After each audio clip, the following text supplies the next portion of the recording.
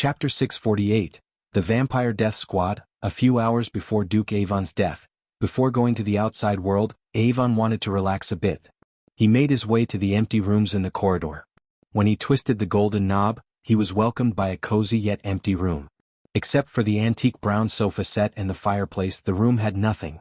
He entered the door, closing the door behind him. Above the fireplace there was a lamp. He pulled the lamp as the scenery transformed. In a blink of an eye, the cozy room changed into a cozy tavern.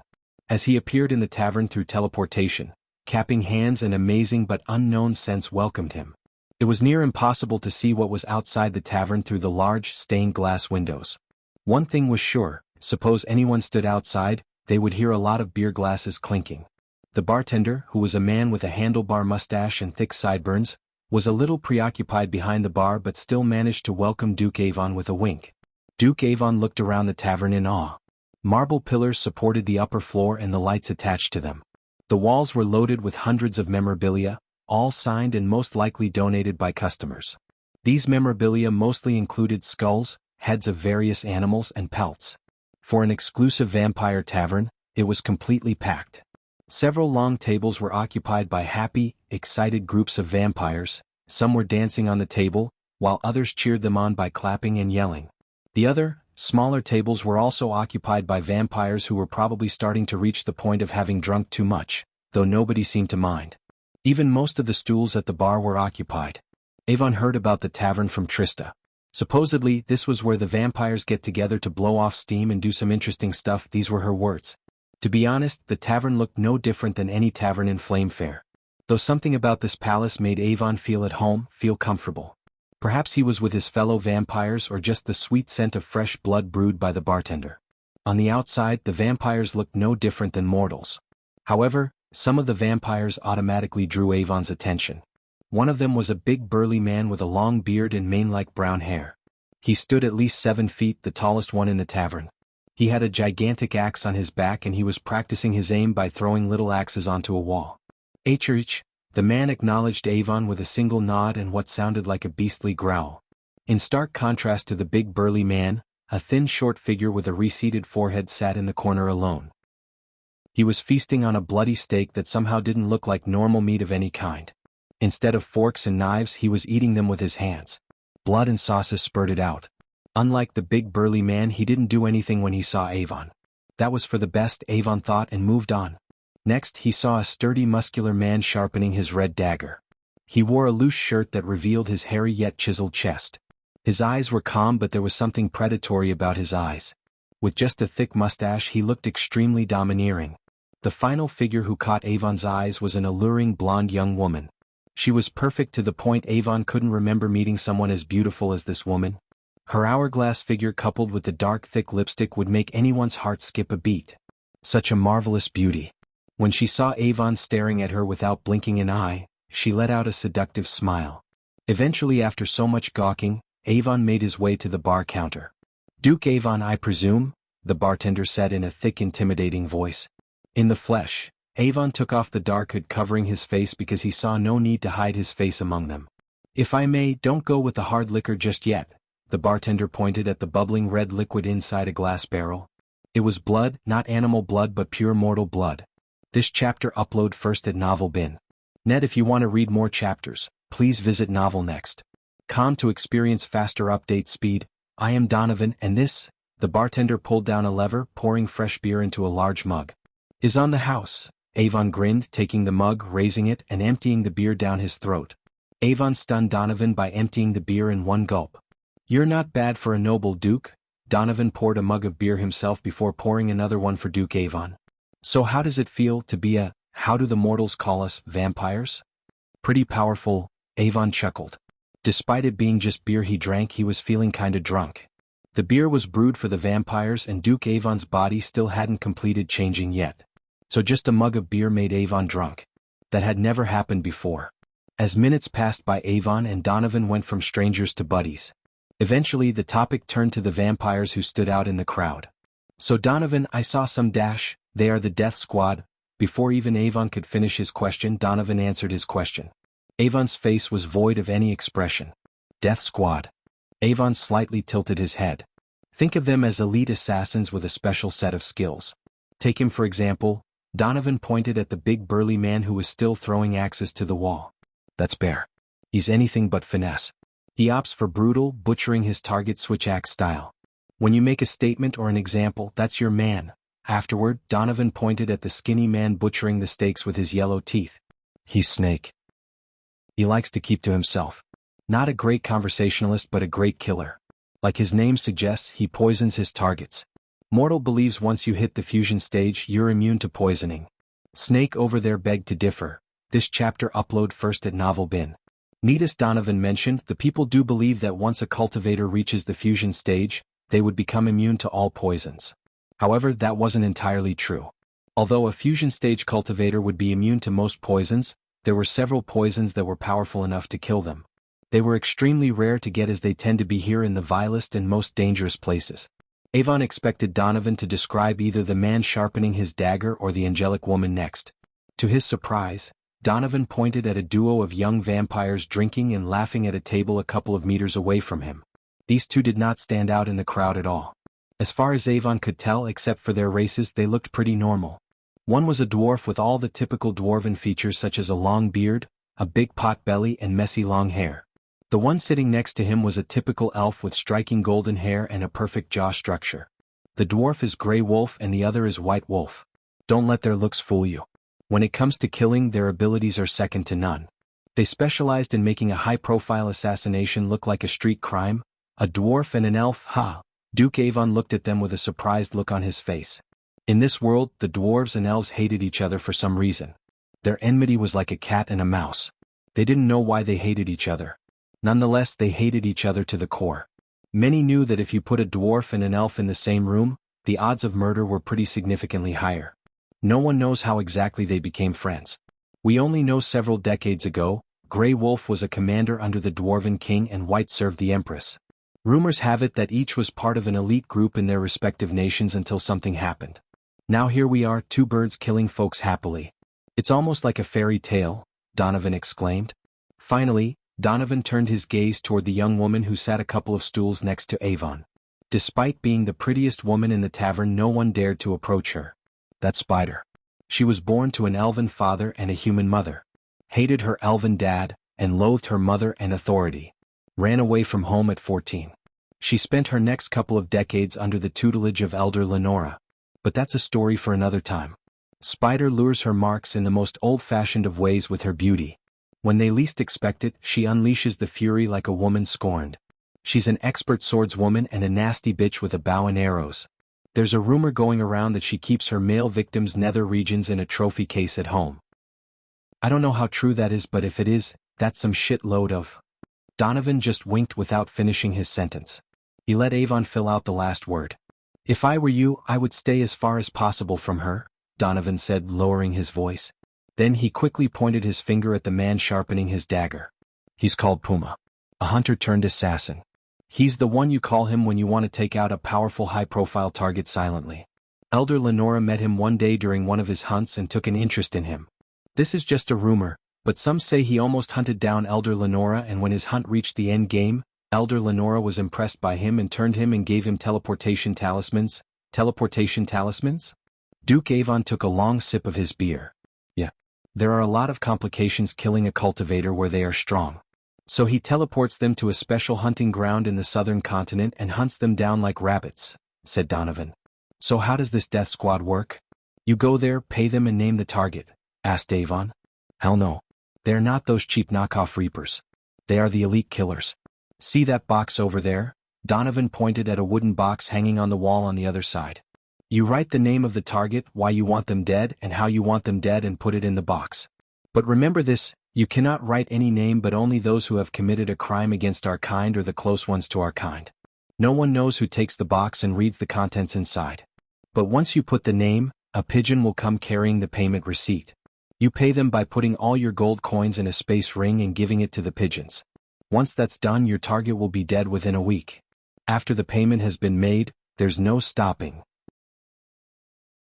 Chapter 649, How Michael Became Ghost Eye. Almost 20 years ago on Earth, the Browning Street was emptier than usual due to all the riots in the nearby city. Buildings on the weather side of the Browning Street looked worn out, as though they would collapse any second. It had been a couple of decades since a building got new paint. The paved stone streets were all broken and messed up. As a result, the streets had more puddles than gray stones. Due to the high crime rate in this part of the city, the street was void of any taxis or crowds. Except for a couple of junkies in the dark alley, there was no one. Despite the afternoon time, the Browning Street looked gloomy because of the dark storm clouds above. The lines of buildings on either side were built to put as many people as possible within. Thus, the architecture looked like buildings made of matchboxes, no style and no class. They were built to reduce the slum population. In one of those buildings, painted with white but now turned gray, a man wearing a fedora looked down the street from the 20th floor. The man was way out of place as he wore a black tuxedo, Oxford shoes, a black tie and a fedora hat. He was neither too young nor too old, probably mid-30s or early 40s. His stubble beard and hazel eyes gave him a friendly charm to any strangers to trust him. He looked at the street below where an old man was lying in a pool of blood. His arms and legs looked crooked as his head was mangled by hitting the ground with such force. Another one down, the man wearing the fedora smiled. He took out a notebook from his inner coat pocket and crossed a name off the list with a pencil. After putting the notebook and the pencil inside, he turned around and left the balcony. Silence fell over the Browning Street. Even up to this moment, no one had seen the dead body lying in the street. The junkies hiding in the dark alley were busy snorting white powder. This chapter upload first at Novel Bin. Net. If you want to read more chapters, please visit Novel Next. To experience faster update speed. Eventually, the man climbed down all the 20 stairs to the ground level. He threw one last look at the dead body before disappearing into one of the dark alleys. To an oblivious man, the man fell from his balcony and died. But only a few knew that it was an assassination.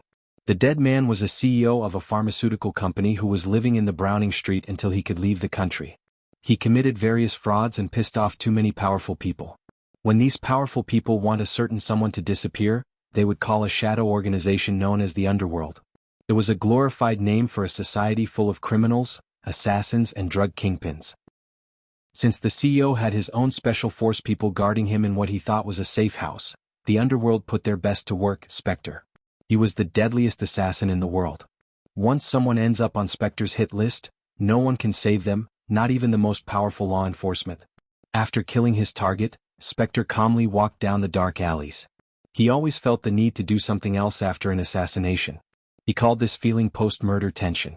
Normally he would take a long walk, go to a park or visit some exclusive escorts.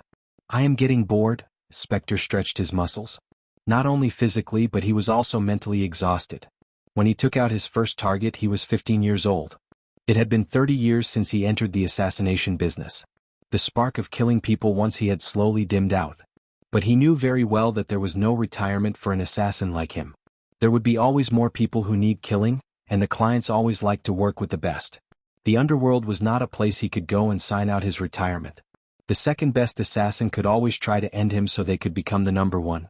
The best way he could come up with was getting a disciple, a murdering protege, or a group of prodigies, train them and let them do his work. That way Spectre could sit back and enjoy his life a bit. He would be 40 next month and it would take at least a decade for him to train someone. Unfortunately, there wasn't a place to get prodigies with murdering brains. He wanted someone young, someone who didn't fear the strong, and someone who would be willing to kill without blinking an eye. As he was pondering about his future, he heard a commotion nearby. His ears twitched. Usually, Spectre wouldn't poke his nose into where it doesn't belong. But for some reason he felt curious. What the heck? Spectre shrugged and followed the sound of the commotion. After taking several steps, he reached a corner. He peeked around the corner, standing in the darkness to see a group of men beating the life out of a young kid. The men showed no mercy to the kid.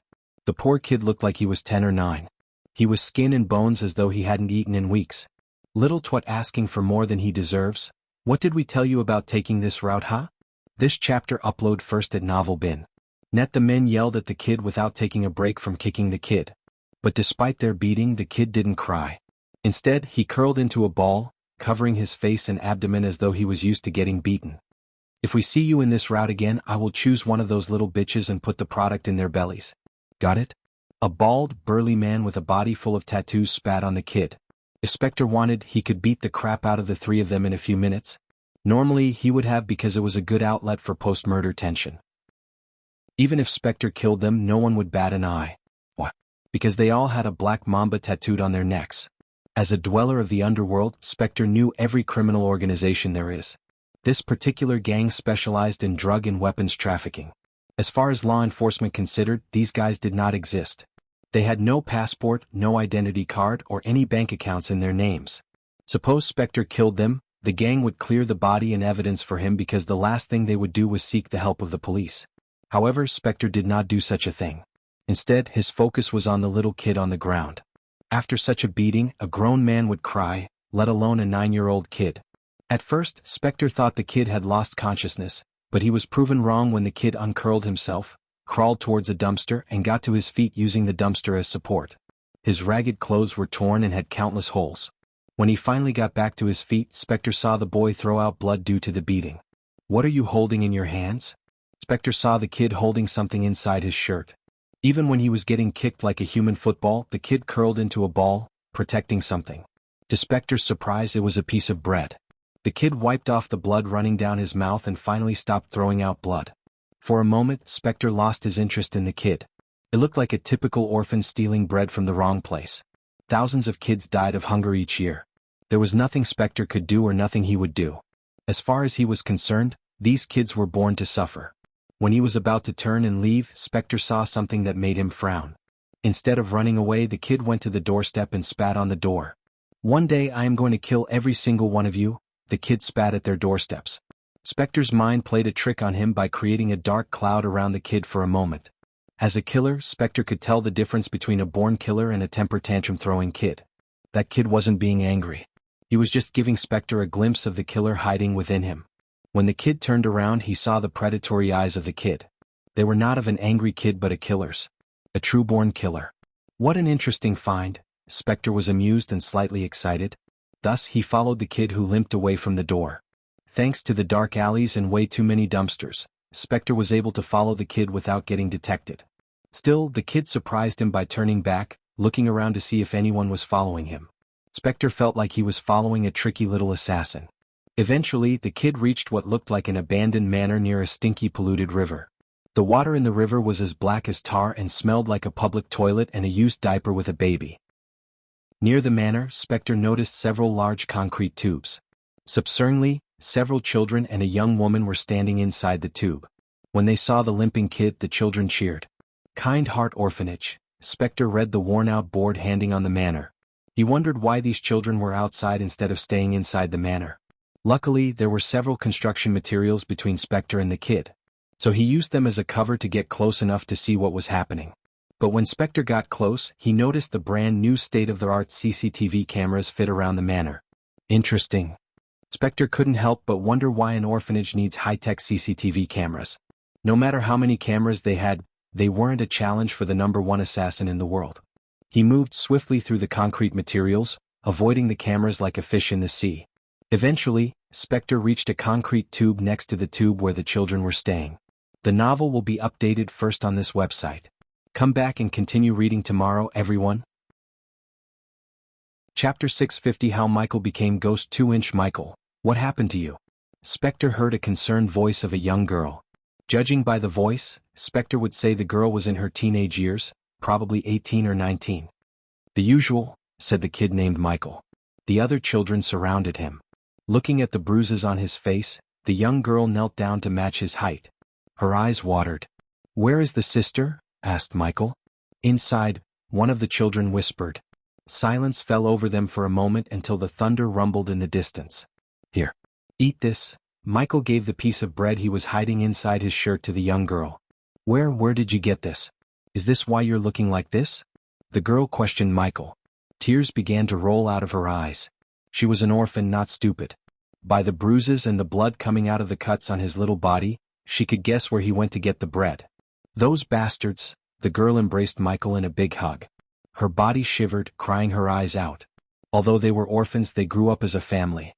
As far as she was concerned, Michael was her little brother, and he thought of her as his sister too.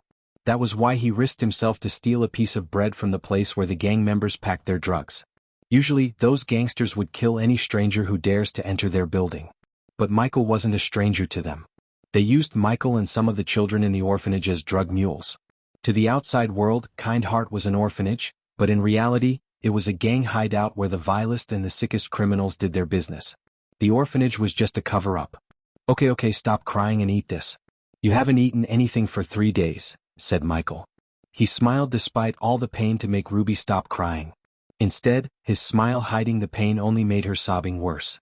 Because of what she did, the thugs kicked them out of the manor as a punishment. One of the vilest creatures went by the name of Orso wanted Ruby to warm his bed. She refused, yet her struggles were futile against him. He abused her despite how many times she begged him. He took pleasure in making her life miserable. A few days ago, he was drunk and wanted to force himself upon Ruby as usual. However, she struggled. As a result, he threw her and the children outside. They were living in the concrete tube for 3 days. They did not even give them water. So whenever Michael trafficked drugs from one area to another through the sewers or dark alleys, he would often make a detour to bring the children some food. One day he would steal from a bakery, and if he was lucky he would find some food in the dumpsters.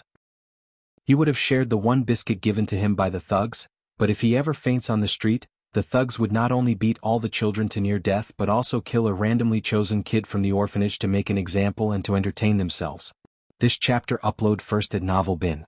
Net. If you want to read more chapters, please visit Novel Next. To experience faster update speed. Of course, they could give Michael more than a biscuit. But they wanted Michael to look as pitiful as possible so the lawman would take pity instead of bothering to search him. More than logic, the thugs went with their instincts to torture them. So they made the lives of the kids hellish. No. You need this more than me. I am not hungry, Ruby shook her head. I'm not stupid, Ruby. Eat this or I will shove it down your throat myself. Spectre almost chuckled, hearing the little man threatening the girl. As for you all, I will go for a run tonight. I will definitely get something from that fat baker. Ruby immediately shook Michael's body. No. The last time you tried to steal from him, he almost killed you, her voice stuttered. To everyone's surprise, Michael just chuckled. But here I am. He beats me, but that fatso doesn't take back what I take from him. A pie might be enough for all of you to share. No, Mikey. You don't have to do this. We are not hungry. Some of the other kids who were old enough to see what was going on shook their heads. Just shut up, everyone. I got this. Spectre was amazed by the kid's confidence and the way he talked. Just by looking at the beating he took, Spectre could tell how the kid's life must be. Still, he was willing to go through a beating again just to bring some food to the others. Even a heartless killer like Spectre felt pity for Michael. Are you going to eat this or not? Michael asked Ruby. Seeing the resolve in his eyes, she knew there was no point arguing with him. Finally, Ruby took a bite out of the bread. It wasn't a big bite as she had to share it with the others. 1 piece of bread for 7 people. It was hardly enough for anyone, but they managed to share it with everyone. The kids even picked up the crumbs that fell to the ground and ate them in hunger. While they were eating the bread, Michael came outside the concrete tube away from the eyes of everyone in it. This chapter upload first at Novel Bin. Net. Spectre peeked outside to see the kid looking at the sky with a wide open mouth. Spectre wondered why he was doing that. In a few moments, Spectre got his answer. The kid was waiting for the rain droplets to go down his throat. Obviously, they wouldn't be able to drink the sewage water in the river, so the only clean water source was rain. Spectre waited patiently, looking at the kid catching the rain droplets with his mouth. Slowly. Seconds turned minutes and minutes turned hours. Eventually, the drizzle became a heavy downpour. Even Spectre, who wore clothes from head to toe, shivered in the cold. So it wasn't a surprising image to see the children shivering in the concrete tube. They only had each other to get some body warmth. At this moment, everyone closed their eyes, having dreams and nightmares except 2, Michael and Spectre. The latter's eyes were fixed on Michael. As an assassin, Spectre had excellent eyesight even in the dark. He could see the kid sharpening a rusty knife. Spectre didn't know where Michael managed to get the knife, but that wasn't the point. He was more curious why the kid was sharpening the knife this late in the night. What are you up to, kid? Said Spectre. He watched Michael like a hawk. Eventually he saw Michael crawl out of the concrete tube. He looked at the manor until the last light in a room snuffed out. After darkness completely surrounded the manor, Spectre saw Michael hasting to the manor. Despite the bruises and lack of nutrition, Spectre saw Michael run and parkour over the concrete materials like an expert runner. It was as though the darkness had boosted the kid's power and healed his wounds. Spectre followed Michael, hardly making any noise, and saw Michael climb up the manor as swiftly as a monkey. Standing on the ground, Spectre saw Michael slowly opening a window as quiet as a ninja. That kid is a natural, Spectre's brows arched. Michael even used the thunderclaps to mask his footsteps and movements. It was simply genius. After Michael entered the manor through the window, Spectre climbed the manor in a few blinks of an eye. He slowly followed the footsteps of Michael into the mansion. As soon as Spectre entered the manor, he was stunned by what he saw. A spacious hall filled with wooden boxes containing high-grade weapons and armor. They had enough weapons to arm a small militia. Every single weapon was military grade worth millions. To Spectre's surprise, there were not as many guards as there should have been. Crouching on one of the ceiling beams way above the wooden crates, Spectre managed to locate Michael and the single guard snoring. Like the other thugs who beat up Michael, the guard snoring also had several tattoos on his body, including the black mamba on his neck. He was a big bald guy with a huge belly who could crush a scrawny kid like Michael with his one arm. Judging by the empty glass liquor bottle around the big thug, Spectre could tell unless a grenade went off near him, nothing could wake up the big guy. Michael slowly crouched to the big thug from behind as quiet as a mouse. Something told Spectre that Michael had done this before. Juror. Suddenly the big man growled, swatting the mosquito on his cheek. Michael halted his steps, hid behind one of the crates and waited for a few minutes to confirm the big thug was still asleep. A few minutes later he resumed his steps toward the big thug. Currently there was at least 5 meters distance between Michael and the big thug. Spectre curiously stared at the scene unfolding. Unfortunate for Michael, there were no knives around him except the one in his hand. Even to this moment, Spectre couldn't figure out where the other guards were. But Michael knew. Once a month, all the thugs would leave the weapon depot for an hour to treat themselves to drinking, whoring, and beating out poor kids in the name of entertainment. He had been waiting for this day for a long time. Finally, it was time to make Rubus' life a little bit better. The closer Michael got to the thug, the more Spectre felt excited. Anticipation was killing him. He couldn't wait to see what Michael was capable of. If Michael really did manage to kill the thug, Spectre wanted to know what comes after the killing. The answer to his question was just a few meters away from Michael and the thug. A large pipe big enough to fit the thug ran from the manor to the river outside. Whenever there was heavy rain, the city would open up the floodgates. Once that happens, the flood would sweep anything in its path to the ocean. Looking at the large pipe and the polythene bag Michael picked up from one of the crates, Spectre figured out the little kid's plan. The novel will be updated first on this website. Come back and continue reading tomorrow, everyone. Chapter 651 How Michael Became Ghost II. Step by step, Michael moved toward the thug, making as little noise as possible. He held the rusty knife in one hand, and a polythene bag used to contain a pistol in the other. When Michael was just a meter away from the thug, he halted his steps, looked around and took a deep breath, calming himself down. He slowly stood up to match the thug's height. Slowly he walked toward the thug before plunging the dagger into the thug's throat as fast as he could. Despite his scrawny figure, his strength surprised Spectre. It wasn't easy for a kid like him to penetrate the thug's thick skin with a rusty knife.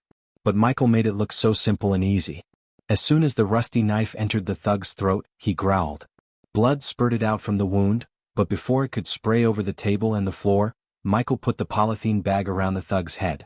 The thug violently struggled. Due to his drunk state, the thug wasn't as strong as he would normally be. Michael wrapped his thin hand around the thug's neck, siding the rusty knife from one end to another. When Michael's knife reached the larynx, his rusty knife met resistance. As an assassin who slit countless throats, Spectre knew how hard it is to actually kill someone by cutting human throats.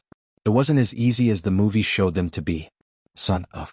The thug tried to turn his head, grabbing Michael by his neck. However, Michael began to stab the thug's eyes. The thug squirmed, frantically shivering.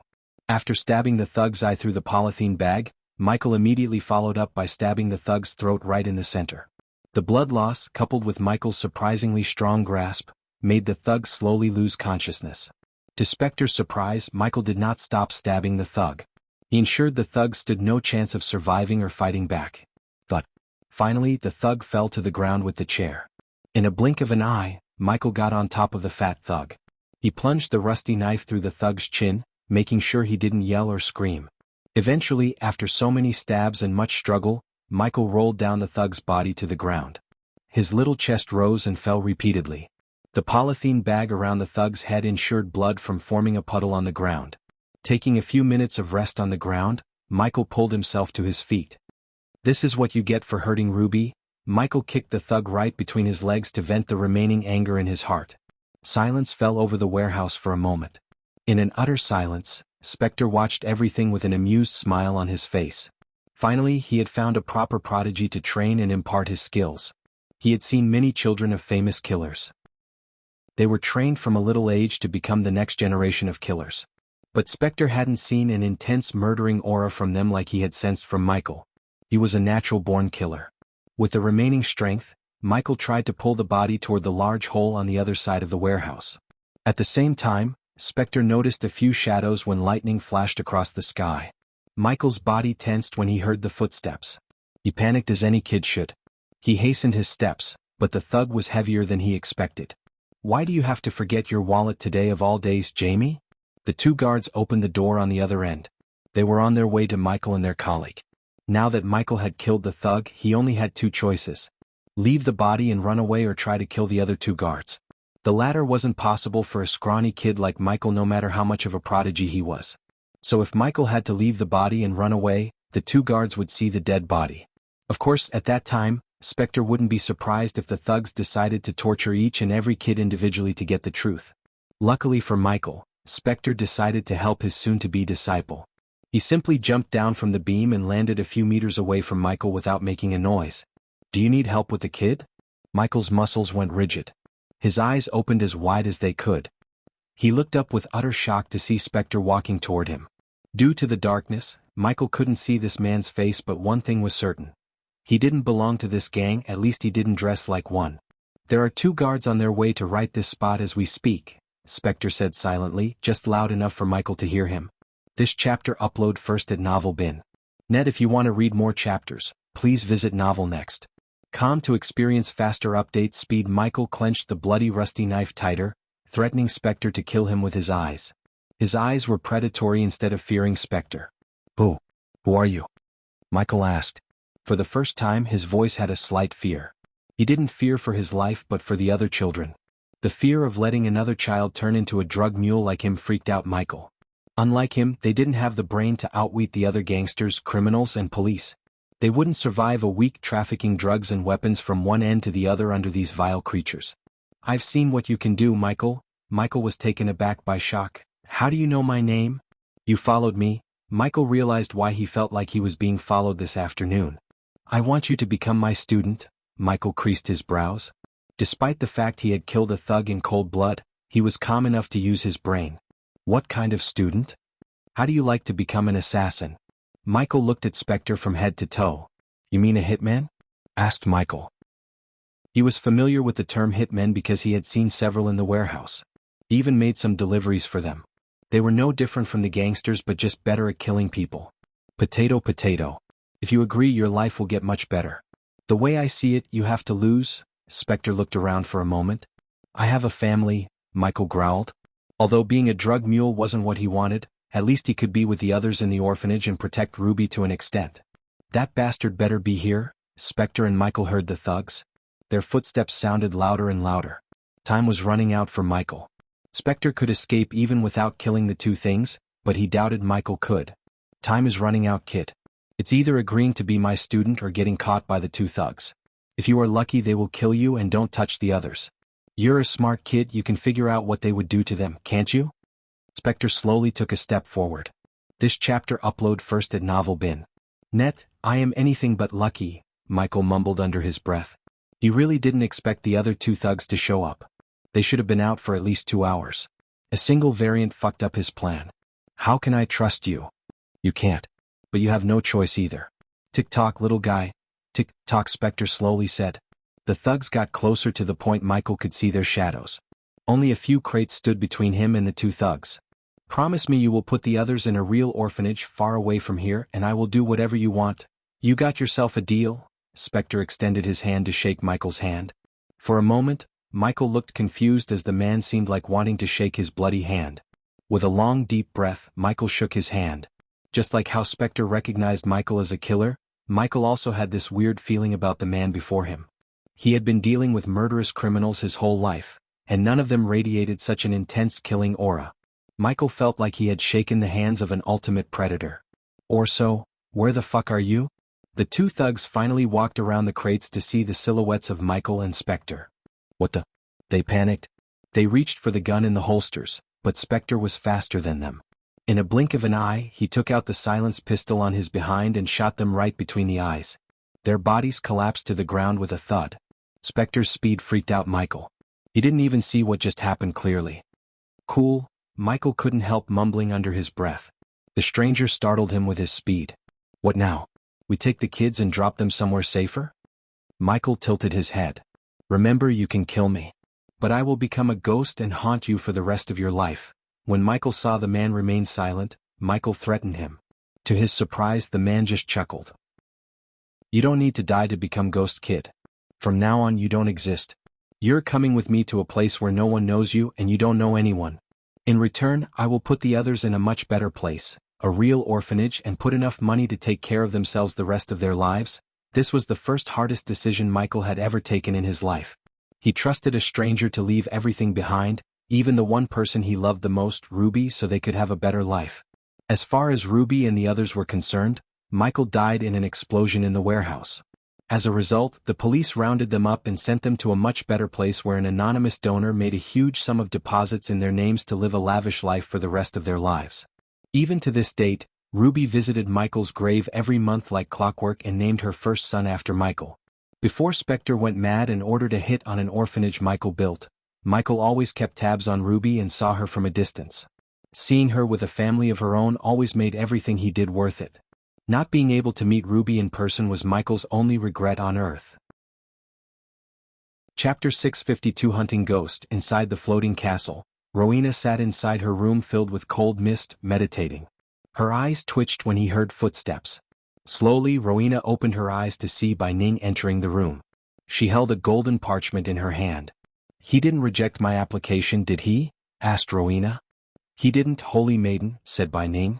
To her surprise, she saw Rowena sighing. I expected that. Rowena rose to her feet with grace. The mist slowly moved toward Rowena as she was sucking all the mist in the room. How long do I have to study there? Asked Rowena. 1 year for each specialization. 4 years, said Rowena. She did not like to waste her time studying, but she had no choice. As a holy maiden, she needed to be proficient in each specialization. Deep down, Rowena knew studying in Mazeroth was not a waste of time. Just she had never attended any secrets or academies before in her life, so it was going to be a new experience for her. You will start your academics in the House of Alchemists. Erase everything you need, Holy Maiden. With a flick of her wrist, Bai Ning took out several items including jade green robes from her space ring. Rowena picked up the silver parchment and opened it. Rubiha? Did you pick this name? Asked Rowena. Her face was void of any expression that Bai Ning couldn't tell whether she liked the name or not. You have to go to Mazeroth in 3 days, Holy Maiden, said Bai Ning. Throwing the silver parchment aside, Rowena locked her gaze with Bai Ning. When were you planning to tell me about the vampires, Bai Ning? Asked Rowena. Until Rowena saw the royal news, even she didn't know about the vampires. But she was sure the Sky Hall knew about their existence. It made Rowena wonder why the Sky Hall elders chose not to reveal their existence to her. For a moment, Bai Ning didn't say a word. Silence fell over them. It wasn't a decision made by Bai Ning. Instead, the elders ordered her not to share the vampire's existence with the Holy Maiden. They wanted the Holy Maiden as far as possible from what was happening outside. This chapter upload first at Novel Bin. Net. If you want to read more chapters, please visit Novel Next. Com to experience faster update speed. Did the elders tell you not to? Bai Ning's heart skipped a beat. Rowena calmly questioned Bai Ning as though she had read the old woman's mind. Bai Ning's silence was more than enough for Rowena to know the answer to her question. When I ascend to the throne, there will be many changes, Bai Ning. Rowena's words were full of authority and dominance. Although Rowena was chosen to be the Holy Maiden, she would get her full power and authority over the elders only after she ascended to the throne. To take that throne, she needed to reach the immortal stage. Until then, she would only be the Holy Maiden in the name. My father almost died fighting an elder vampire. Did you know that? Rowena questioned the old woman again. The old woman has been with her since she was little. However, lately she had started to have so many secrets. To be more precise, Bai Ning was ordered to keep things from her. Rowena hated secrecy, especially from people who were close to her. What Rowena hated most was she had to learn what had transpired on the battlefield from Andrews. Until Andrews told her what had happened, she didn't know her father almost died fighting an elder vampire. She may haven't fought one yet, but she heard how powerful an elder vampire could be. You've been keeping so many secrets lately, Bai Ning, Rowena's eyes turned predatory. The cold emanated from her body, creating a thin crystal layer on Bai Ning. I may not have all the powers, but I can still kill you. Bai Ning took a step back in utter fear. No matter how much resources they poured into swaying her to their side, she always prioritized her family. For Rowena there was nothing more valuable than family. So when something endangers her family, she would bring the wrath of the Holy Maiden upon them against the Elder's wish. As much as she loved her family, she also valued what was wrong and what was right. Otherwise, she would have gone to kill Ghost the moment she learned what he did to Andrews in the tournament. Just like Noah, Rowena also blamed Andrews and felt grateful to Ghost for not killing Andrews when he could have easily. To be honest, Rowena coldly yelled at Andrews for not involving her in his love matter. She could have easily convinced Catherine's father as the Holy Maiden. Who would dare to go against the wish of a Holy Maiden? No one. Simply put, Rowena would go to any length to protect her family and keep them safe. This made the entire Sky Hall fear Rowena and did their best to keep everything about Harriet from Rowena. As a result, every time Bai Ning thought about Rowena learning the truth about her family and what the Sky Hall did to them, she would break into a sweat in fear. When Rowena turned around, Bai Ning sighed in relief. It felt as if a mountain of pressure had been lifted off her shoulder. Ghost, Rowena thought of Michael. She felt grateful to him. This wasn't the first time he had saved her family. First he saved her sister. Then he saved her mother on the same day from an assassination. Finally, he had saved her father from an elder vampire. Her eyes lost the cold murderous intent and showed a tinge of gentleness. She wanted to meet him. Luckily, Mazeroth had given her a perfect chance to meet him. Back in Eve's castle, Michael was cuddling Gaia on the bed. Since the winter would begin in a few days, the night was cold enough for him to light the fireplace and purchase a thick blanket from the system store.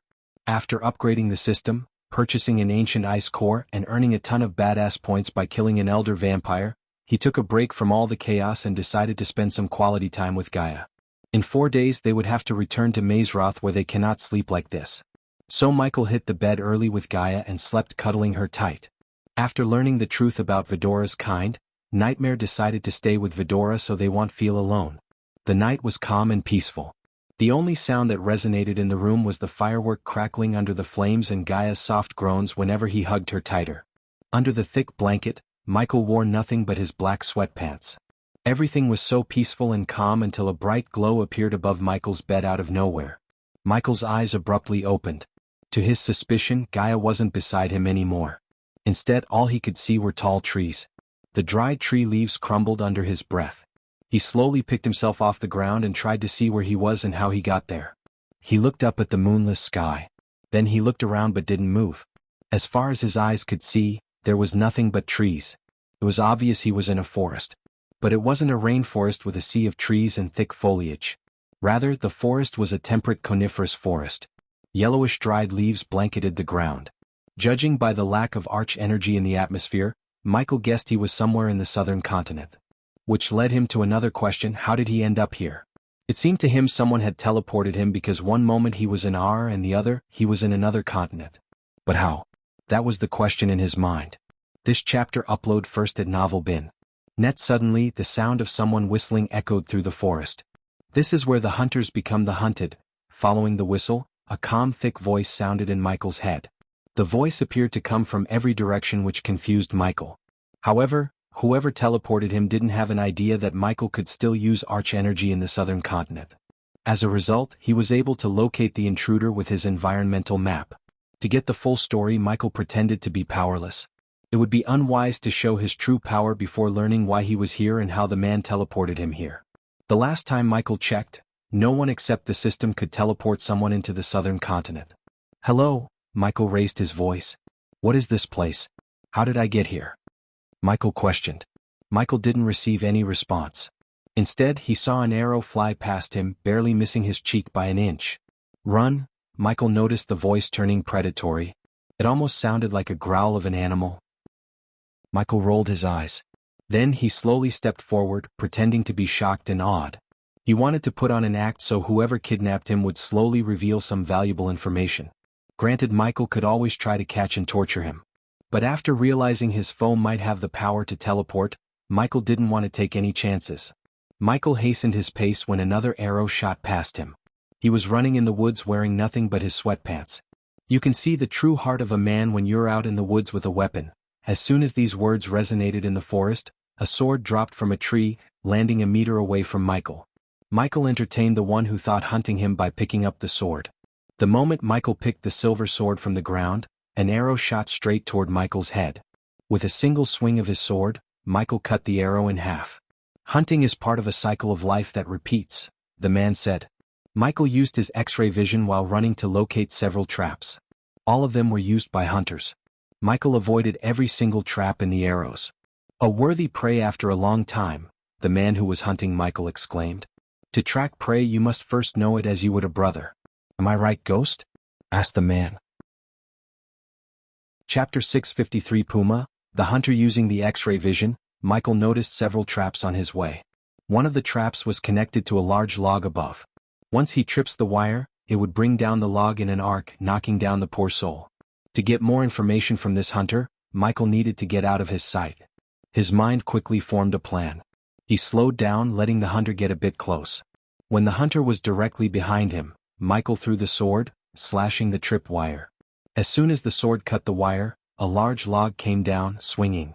With his superior agility, Michael jumped on the log at the speed of a lightning flash and leaped away from its trajectory. The log traveled swinging in the air. For a moment, the hunter's sight moved from Michael. Michael heard a rustling sound. The hunter slid under the log to escape it. Fortunately, the split-second distraction enabled Michael to do something the hunter never had expected. He used the arch energy to get to a treetop with a single leap.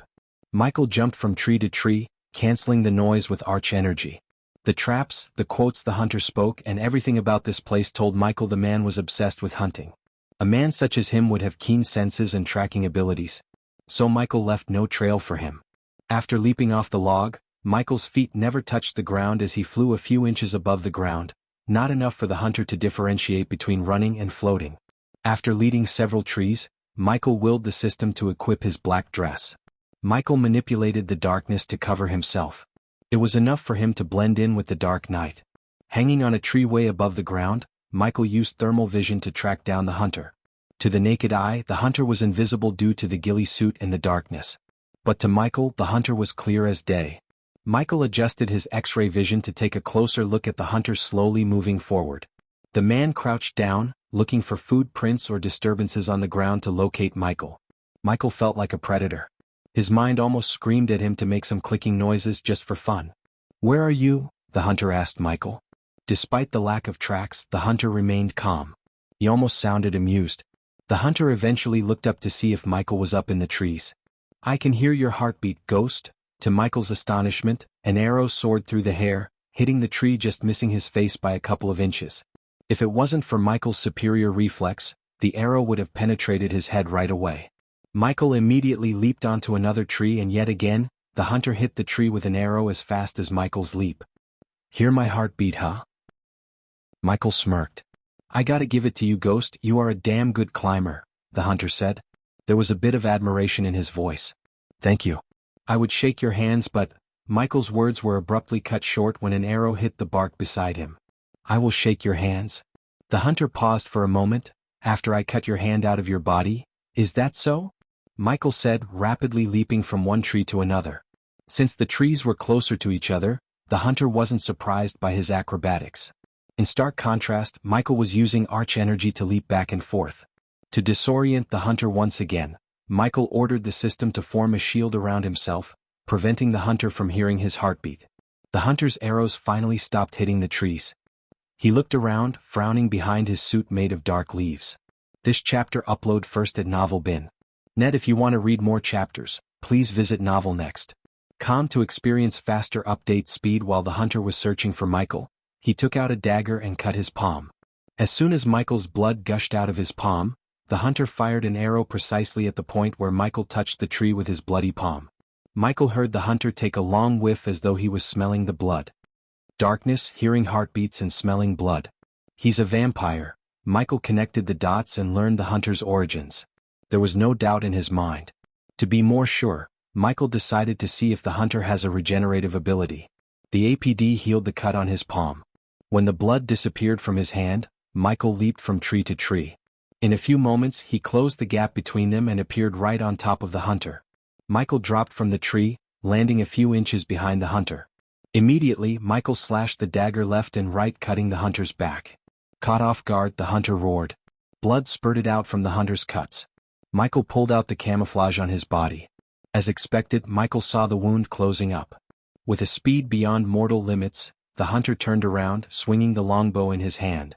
Michael quickly leaped back. "You're a vampire," said Michael. The man before him was tall, muscular with broad shoulders and had a thick mustache. Moreover, his eyes glimmered with killing lust. "Courage," the man roared as Michael saw the two long fangs. Even in the darkness, the two fangs were visible to the naked eye. A slight surprise emerged in Michael's eyes. Compared to Avon, the vampire before him was several times more menacing. The vampire did not attack Michael head-on but throw a smoke bomb at his feet to disappear from Michael's sight. The thick cloud of gas quickly surrounded Michael, preventing him from following the vampire's tracks. The vampire's speed surprised Michael. He did not use arch energy to boost his speed. Rather, it was purely skills honed by probably hundreds of years of practice or hunting. Once again, Michael leaped into the air, reaching the top of a tree. He completely concealed the sound of his heartbeat with the help of the system. "System, scan him. I want to know how he managed to teleport me here," Michael ordered the system in his mind. Full scanning would cost the host 10,000 badass points. "Do it. Keep your eyes on the target until the system finishes the scanning. It will be done in 5 minutes." With a smirk on his face, Michael took out a few vials containing human blood. He was using these vials to brew some potions, but now they were going to help him distract the vampire. He tossed a vial to the other side. When the vials shattered, the vampires fired an arrow. "Life is funny, isn't it?" asked Michael. His voice echoed through the silent forest. "One second you were the hunter and the next you became the hunted." The vampire knew Ghost was using the trees to traverse. So naturally he kept his eyes above. Unfortunately for him, the darkness prevented him from locating Michael. His ears couldn't pick up the sound of Ghost's heartbeat. Coupled with Michael's lightning-quick speed, the vampire struggled to locate him. "Teleporting me to the southern continent, that's a good move," Michael conversed with the vampire. He confused the vampire by tossing the blood vials to another side. "But picking me as your target, bad move?" Michael's voice became cold. "You made several mistakes, vampire." Whoosh! An arrow hit the tree Michael was hanging on. Still, it couldn't hit Michael. He was simply too fast. The vampire was indeed good and almost on par with Gaia in archery. However, Michael used the arch energy to boost his speed. Moreover, it was a dark night when Michael was the strongest.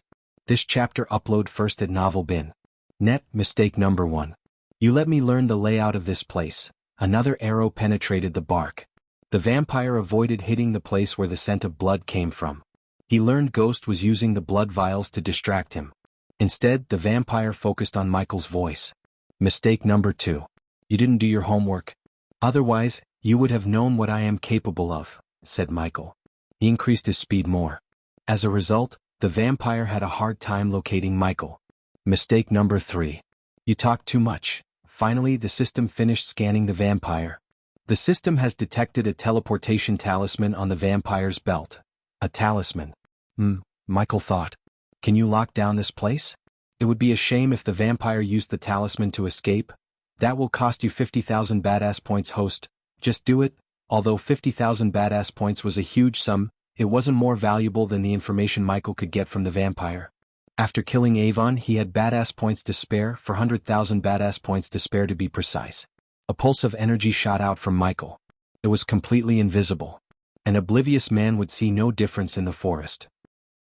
Even the vampire had no idea that Michael destroyed his escape plan. Finally, Michael stopped leaping from tree to tree like a monkey and jumped down. The vampire immediately jumped backward. But to this moment, there was no fear in the vampire's eyes. Instead, Michael only saw excitement. It had been so long since I hunted something worthy, the vampire calmly said. Before we do this, what should I call you? Asked Michael. The two of them had approximately 10 meters of distance between them. At this moment, neither of them made any sudden movements. Usually, I want to indulge my prey by saying my name. But you are different. You earned the right to know my name. I go by the name Puma. Let me guess, Cougar sounded crappy, so you went with Puma? Michael ridiculed the vampire without a shred of fear in his eyes.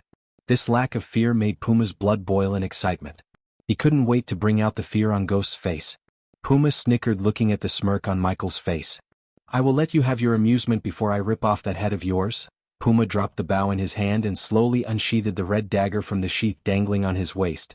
He licked the dagger menacingly. Let's dance, said Michael.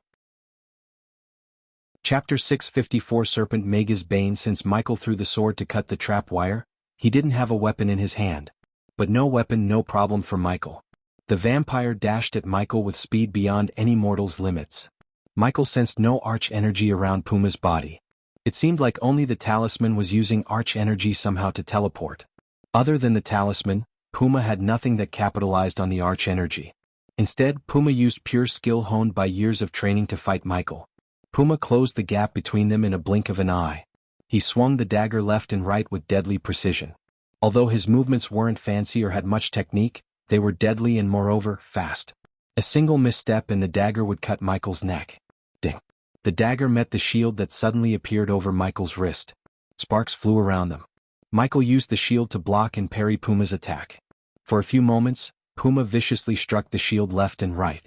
He naturally aimed for Michael's neck, eyes, and gut, but Michael blocked all the attacks with the black shield. The sound of metal clashing echoed through the silent forest. While fighting Puma, Michael did not forget about the traps on the ground. He navigated through the traps without triggering any. After blocking several attacks, Michael swung the shield, parrying Puma. The force of Michael's move made Puma stumble. Michael followed the successful parry with a vicious punch to Puma's gut. Caught off guard, Puma immediately tried to block Michael's punch. However, he was too late. Michael's punch sent Puma several steps backward. Using the opportunity, Michael leaped into the air, swinging his body to land a 540 kick on Puma's head. In the mid-air, Michael boosted his speed with arch energy. As a result, Puma couldn't see Michael's leg until he felt a sharp pain in his head. A tooth flew out of Puma's mouth. He wiped off the blood from the corner of his mouth.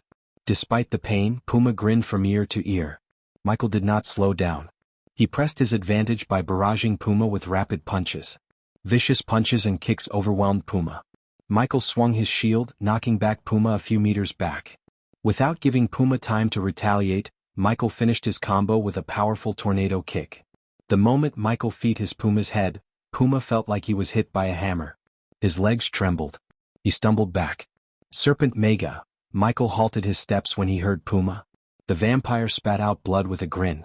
You remind me of the prey I hunted down a long time ago. She too fought just like you. Michael creased his brows. Although Michael knew Puma was buying time to heal himself, Michael didn't attack him anymore. This chapter upload first at Novel Bin. Net. If you want to read more chapters, please visit Novel Next.com to experience faster update speed. But how did a human like you learn the forbidden fighting style of Nagas? Puma tilted his head. During these few moments, Puma's regenerative ability healed his body. Tell me about that Naga you met. Michael's voice became colder. His eyes turned predatory. It's a very good fighting style. But just like any fighting style, it has a bane. Instead of answering Michael's question, Puma stretched his arm, raised his right foot from the ground and placed it on the left thigh. As a result, Puma looked like a Shaolin monk. Puma didn't wait for Michael to make a move. Rather, he dashed at Michael. Michael swung his fist, but Puma blocked his punch, countering Michael with a powerful sidekick to Michael's ribs. Michael's abdomen felt numb. Still, he didn't lose his balance. Michael retaliated with vicious rapid punches. To his shock, Puma blocked every single punch as though he had anticipated the punches. Puma counterattacked Michael with rapid kicks and punches. Thanks to the APD, Michael's organs got healed in no time. Otherwise he would have puked blood. In a few blinks of an eye, Puma landed 50 or so punches and kicks on Michael. The worst thing was Michael couldn't anticipate Puma's attacks. Just as Puma said, his Serpent Mega finally met its bane. Even though Michael practiced and made changes to the Serpent Mega to the point he reached 98% mastery, it was still a fighting style created by Naga in this world. Thus, it wasn't a unique, undefeatable fighting style. Puma leaped into the air suddenly. He swung his body mid-air and shot toward Michael like an arrow. Michael's instinct screamed at him as he raised the shield to block Puma's attack. Surprisingly, Puma leaped over Michael's shoulder, changing his trajectory. He swiftly landed behind Michael. Puma was fast to the point even Michael didn't react in time. The vampire swung his dagger, cutting Michael in the back. Blood spurted out. You're not giving your full focus to me, Ghost? Puma said after leaping away from Michael. He was right. Michael couldn't completely focus on the fight. His mind wondered who the Naga was. Was he talking about Gaia's mother? Michael couldn't help asking himself this question. This time, Puma was surprised to see the wound closing up on Ghost's back. This chapter upload first at Novel Bin. Net, huh? Puma was confused. Ghost was not a vampire. Then how could his body heal without a healing potion? Puma was certain Ghost didn't drink a healing potion. Yet his body healed itself. You are right. Michael finally turned around. He retracted the shield and cracked his fists. I was wondering whether to kill you or catch you alive. Thank you for making the decision easier. Puma heard a low-pitched whistling noise. He saw Ghost's eyes glimmer for a moment. If they had daylight, Puma would have seen Michael's eyes turning pitch black. Darkness shrouded Ghost. Suddenly, 2 black laser beams shot out of Michael's eyes. Puma didn't even have time to react as the 2 black laser beams penetrated through his shoulder. Moreover, the beams contained a force that sent Puma flying onto the tree behind him. Splinters of wood flew. Any man could see the 2 holes in several trees. After the black laser beams disappeared, Michael's eyes radiated a puff of smoke. Michael's face turned serious. He wasn't playing anymore. Immediately, Michael ordered the system to disable if there was any surveillance spell or recording stones around them. Next, Michael dashed at Puma, who was trying to pick himself up from the ground. Since Michael lacked the badass points to empower the dark beams with dark flames, the 2 holes in Puma's shoulders slowly closed up. Seeing Ghost dashing toward him, Puma quickly prepared himself to block his attacks. The imminent threat stopped Puma from wondering what the heck just happened. But his body refused to move, as though an invisible force was shaking his body. When Michael reached Puma, he punched Puma in the face. A sickening crunch resonated from Puma's nose. It looked crooked. Before it could heal itself, Michael snatched the red dagger in his hand. The dark flames engulfed the dagger. Immediately, Michael swung the dagger, cutting Puma's hand clean off of his shoulder. Blood spurted everywhere, including on Michael's face. But Michael did not stop. He cut Puma's second hand. Arghar. Puma screamed as the red dagger turned into an ooze by the dark flames. As expected, the dagger couldn't withstand the heat of the dark flames for longer. It must have been an epic class weapon to last long enough for Michael to keep the dark flames for a couple of seconds. The 2 hands hit the ground with a thud. Puma had never felt such intense pain ever since he was turned by Elder Lenora. The pain was too excruciating. Every fiber in his body screamed in agony. Since his hands were cut off by the dagger engulfed by the dark flames, Puma's body was unable to regenerate the 2 hands. Without playing with Puma, Michael flicked his wrist, taking out a long needle from the system's storage. He stabbed the needle into Puma's neck without wasting any time. As soon as Michael injected the needle into Puma's neck, the vampire squirmed frantically. His body soon stopped moving altogether after a few moments. Silence fell over them once again. Except for the sound of dried leaves rustled by the wind, one could hear nothing. Michel wanted to teleport Puma to the crypt. But he raised his hand and touched the tree behind Puma. Soon, a golden glow appeared in the tree for a moment and disappeared after a second. After placing a rune on the tree to teleport here later, Michael willed the system to teleport Puma and him to the pocket dimension attached to the dark forest. That was where Michael tortured and killed Connors. He used the pocket dimension to interrogate high-priority targets. His instincts told him that Puma was nothing but a high-value target. There was a chance Puma was talking about Gaia's mother. He recalled Gaia telling him that the serpent Mega was taught to her by her mother and only their bloodline knew this fighting technique. If Puma really had met Gaia's mother, he might know something that could help them figure out where Gaia's mother is and, more importantly, what made her fake her own death and disappear. In a blink of an eye, the scenery around Michael changed. Puma was still unconscious. My lord, as soon as Michael appeared in the pocket dimension, he was welcomed by Azazel. The demon butler was surprised to see Michael with Puma. The demon butler was enjoying his time off in the serene view of the waterfall and the small lake at the feet of the waterfall. His break was cut short when Michael appeared. Tie him to the tree. Michael pushed Puma to Azazel and disappeared once again. The novel will be updated first on this website. Come back and continue reading tomorrow, everyone. Chapter 655, Uncovering the Truth About Gaia's Mother. After Azazel tied up Puma against the lone apple tree in the pocket dimension, Michael appeared before him with a potion. Where are you? Michael heard Gaia's voice in his head. Just having a meeting with Azazel, baby, said Michael. He created a dome around him so Puma wouldn't hear him. Initially, Michael thought about informing Gaia. However, he changed his mind as he didn't want to raise Gaia's hopes up in case Puma was lying or talking about another Naga. Luckily, Michael had the truth serum that he used on Victor in the system storage. What is this place? Puma asked Azazel. When Puma turned his gaze to Azazel, his brows arched up. Despite the pain, Puma could feel some strange energy radiation from the man dressed as a butler. Especially the sound of a heartbeat. He had lived as a vampire for almost 100 years, but he had never heard such an abnormal heartbeat. What are you? Puma's fangs grew out. He tried to regenerate his arms, but something prevented his ability to regenerate. Furthermore, Puma wondered how Ghost used arch energy inside the void line. Unless Ghost was a vampire, there was no chance he could have used a spell. But Ghost was no vampire. He saw him walk in the sunlight without wearing any dark cloaks to cover his face. You're probably wondering whether I am a vampire or not, right? Puma heard Ghost's voice. As though Ghost had read his mind, he asked the same question Puma asked himself. I am not a vampire, Ghost answered. There was a peculiar calmness to his voice. But I am something much more.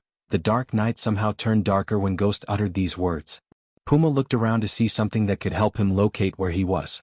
Several questions appeared in his mind. Your kind has been bothering me for some time. Look, I killed one when he attacked me first. Then Duke Avon, he stole something that belonged to me. In these two scenarios, your kind crossed my path. I didn't do shit to you people. Michael walked around the tree with his hand behind his back. Now see, I was back on R sleeping with my girl. I don't spend enough time with her, but does she complain? No. Michael stopped, facing Puma in his eyes. Mitchie placed his hand on Puma's shoulder. So whenever she asks me something, I go to hell and heaven to get that for her. Luckily for you, you have something she wants. Puma growled like a wounded animal. However, continued to converse with Puma. Tell me about the Naga you mentioned earlier. In return, I will let you go and meet your boss for a peace talk, said Michael. Honestly, Michael had no intention of letting Puma go.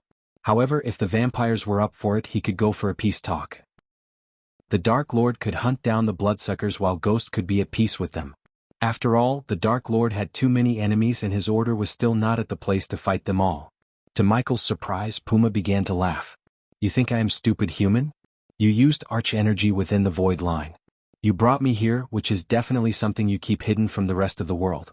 You wouldn't have shown these if you intended to let me go. So go ahead, kill me. A hunter should always prepare himself to be hunted. I won't tell you shit. Puma spat the blood clinging to his throat on Michael's face. I wish you hadn't done that. As soon as Michael said these words, he stabbed Puma's neck with the needle in his hand. He slowly injected the truth serum into his bloodstream. The only downside of using it was that Puma would die in an hour. Azazel stood beside him, looking at Puma growl. He wondered what the vampire knew for his master to bring him here in his ghost persona. Besides, Azazel noticed the cold killing intent in his eyes. As Puma said, Azazel also knew Ghost has no intention of letting him go. But it was a pity that Puma took the hard way. Otherwise, he wouldn't have earned a quick, painless death from his master. Silence fell over them. Except for Puma's groan, they heard nothing. After almost 10 minutes of utter silence, Michael's question broke the silence. What's your real name? This chapter upload first at Novel Bin. Net. If you want to read more chapters, please visit Novel Next. To experience faster update speed. Puma's eyes turned from predatory to submissive. He stopped squirming. Corbin, said Puma. What do you know about the Naga you mentioned earlier? Asked Michael. He wanted to know about the Naga more than who sent Puma after him. A rogue vampire. Elder Lenora wanted me to hunt her down quietly. Michael's veins bulged up under his skin. His eyes immediately turned predatory. Did you kill her? Asked Michael. Azazel saw bolts of golden lightning crackling around his hands, threatening to kill Puma. She escaped, said Puma. Finally, Michael sighed in relief. Tell me more, Michael threatened Puma. Who was she? Michael stared at Puma for his answer. Everything around him seemed to have slowed down. Puma's answer could help Michael find Gaia's mother if the Naga Puma ordered to hunt was indeed Gaia's mother. Adelia Ashton. The Queen of Nagaland. Michael's heart skipped a beat. Shocking was an understatement. How could Gaia's mother be a vampire? Was she turned? Was that the reason Adelia left Gaia? So many questions emerged in Michael's mind. What do you mean she was a rogue vampire? Adelia wasn't a vampire. Michael grabbed Puma's throat. Unknowing to Michael, a layer of darkness appeared around him. Azazel noticed the changes but chose not to say anything in front of Puma. A rogue vampire. They don't obey the clan rules. They are rogues, living with the mortals, doing what they like when they like. Whenever their actions threatened to expose the clan to the outside world, the elders would put a hit on them. That was what happened, said Puma. Who turned her? Asked Michael. This time his voice became demonic. Without using any devices, his voice sounded demonic. Fortunately, Puma wasn't in a state to rationalize or use his brain. I don't know, said Puma. Since he was under the influence of the truth serum, there was no possibility of Puma lying. Still, it was hard for Michael to believe. When did you last see her? Asked Michael. According to Gaia, Adelia died when Gaia was 6 years old.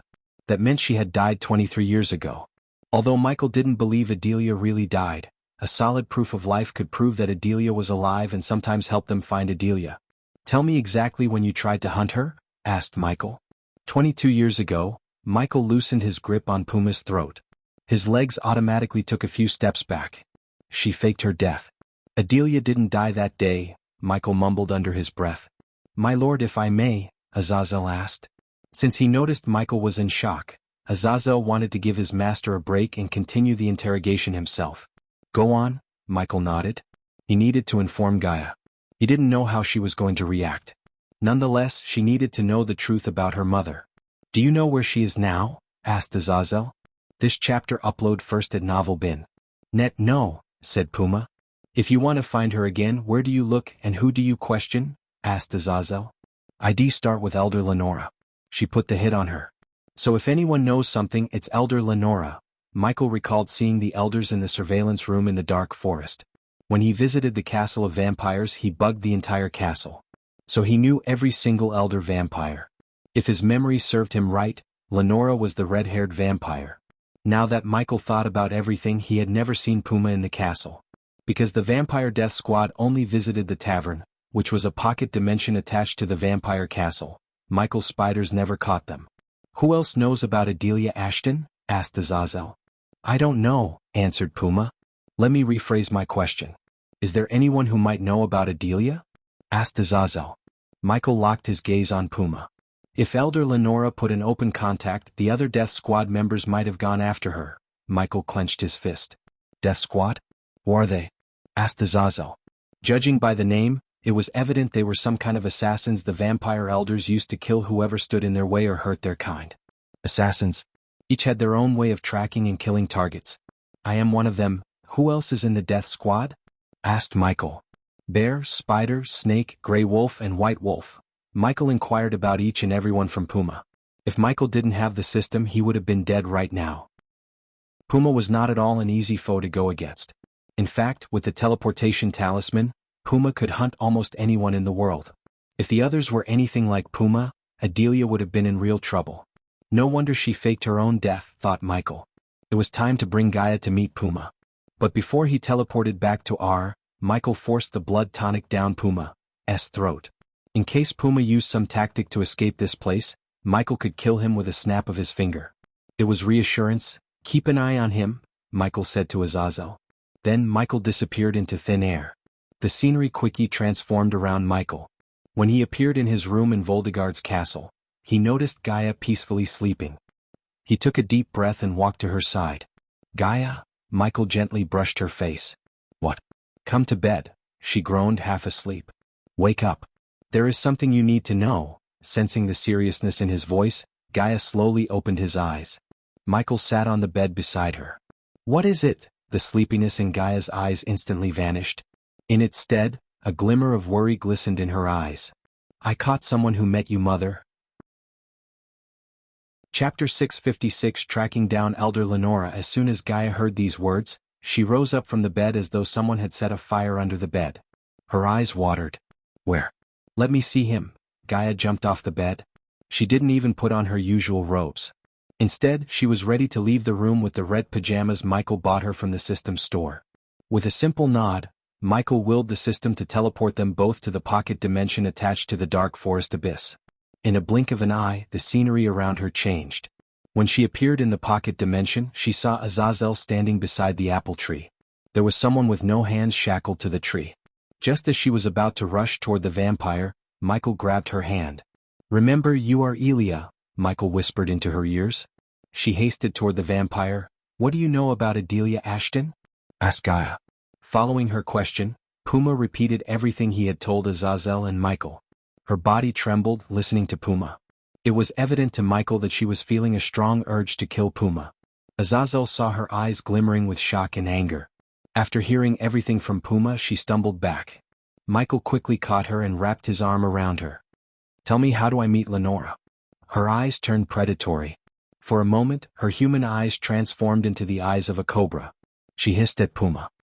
"If you kill a Death Squad assassin and take the head to the Lonely Wyvern Tavern on the outskirts of Kingdom Maven, she will come to meet you," said Puma. But to Michael it sounded so simple.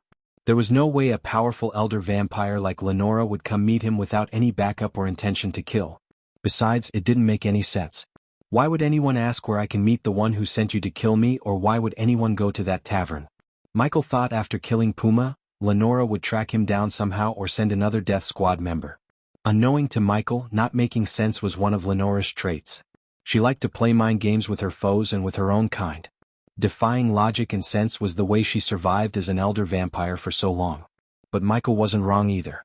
After killing Puma, whether or not he travels to the Lonely Wyvern Tavern, she would track him down. The tavern was there to attract daredevils such as Michael. In a way, Lenora's plan worked because Michael had already made up his mind to visit this tavern. Poch! Blood spurted out suddenly as Michael and Azazel saw Puma's head flying in the air. They turned their gazes at Gaia to see a bloody silver sword in her hand. "I am going to meet her and find my mother. I shouldn't have stopped trying," she clenched her fist. "You're not." "I am," said Michael. "What?" Gaia looked him in the eyes. "I said you are not going to meet Lenora." "I am. Puma was after me. So I'll only make sense if I go to meet her." This chapter upload first at Novel Bin. Net. If you want to read more chapters, please visit Novel Next. Calm to experience faster update speed as Michael expected. Gaia shook her head. "No. I'm not putting you in danger so I can find my mother. You are both important to me." Gaia was firm in her decision and she would fight for it. Michael could see it in her eyes. Honestly, Michael didn't think she was making a decision with overwhelming emotions like anger or sadness. Anyone would do the same in her shoes. After all, Adelia was just a person to Michael, but to Gaia, Adelia was her mother.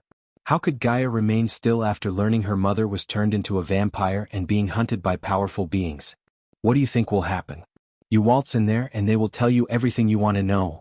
"I will make them," Gaia growled. Killing intent soared through the roof in her eyes. "No you can't," Michael bluntly said. "Think about it. Why does Lenora meet the one who kills her elite puppies? The one who killed her elite was better. So she will most probably turn you, or if you resist, kill you." Michael, who lived 2 lives, knew how people like Lenora would think.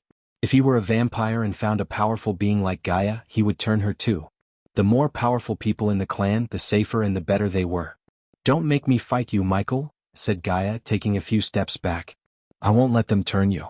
If the price for knowing what happened to my mother is turning into a vampire, I will do that in a heartbeat. But I won't let them put a finger on you. Listen," Michael's voice became stern. "I'm not telling you not to go. I'm telling you not to go alone. I have a way to get everything we want without turning into vampires or dying." Michael stepped closer. Soon, the Dark Lord's armor covered his body along with the Dark Shroud. After turning into the Dark Lord, the area around them grew darker. "How?" asked Gaia. Until now, his plans never failed. Although she didn't want Michael's ghost persona to get tangled with the vampires any more than he already had, she saw no harm in listening to his plan. With his help, she could find his mother faster. What's the vampire's biggest weakness? The sunlight. Let's give them something that could fix this weakness. They will have no choice but to reveal everything in exchange for this fix, said Michael. The current level of the system was unable to create a formula to cure vampirism. However, it was enough to give Michael a potion to protect the vampires from sunlight for a couple of hours. Of course, Michael could enhance the potion and make the effects last longer, but it was enough for the vampires. System, give me that formula. His 400,000 badass points were reduced by half after the order to the system. Eventually, the system engraved the formula into his mind. Fortunately, he had all the ingredients he needed to brew this potion in his personal herbal garden in the Sunrise sect. This chapter upload first at Novel Bin. Net, I have the cure. This way will work, trust me, said Michael. He took a step forward and grabbed her shoulders. You trust me, right? I won't let anything happen to your mother.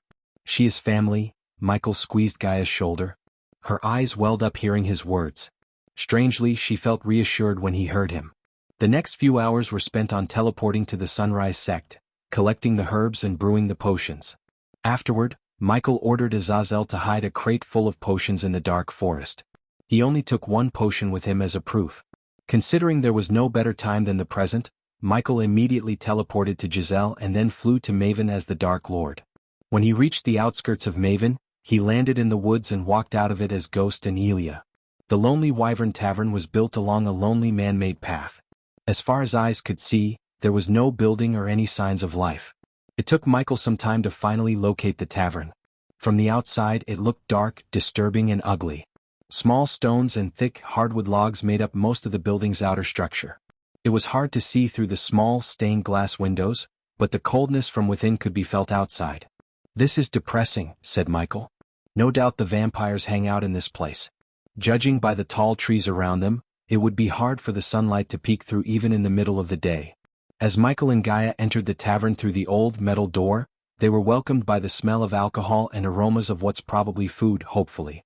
The bartender was neither old nor young but looked like a villain out of a children's book. With his long mustache, the scar on his face, and the eye patch didn't help his personality. He was rubbing a glass with a cloth, though it was not getting cleaner. The man made no effort to acknowledge Michael and Gaia's presence. As expected, it was just as horrible inside as it was on the outside.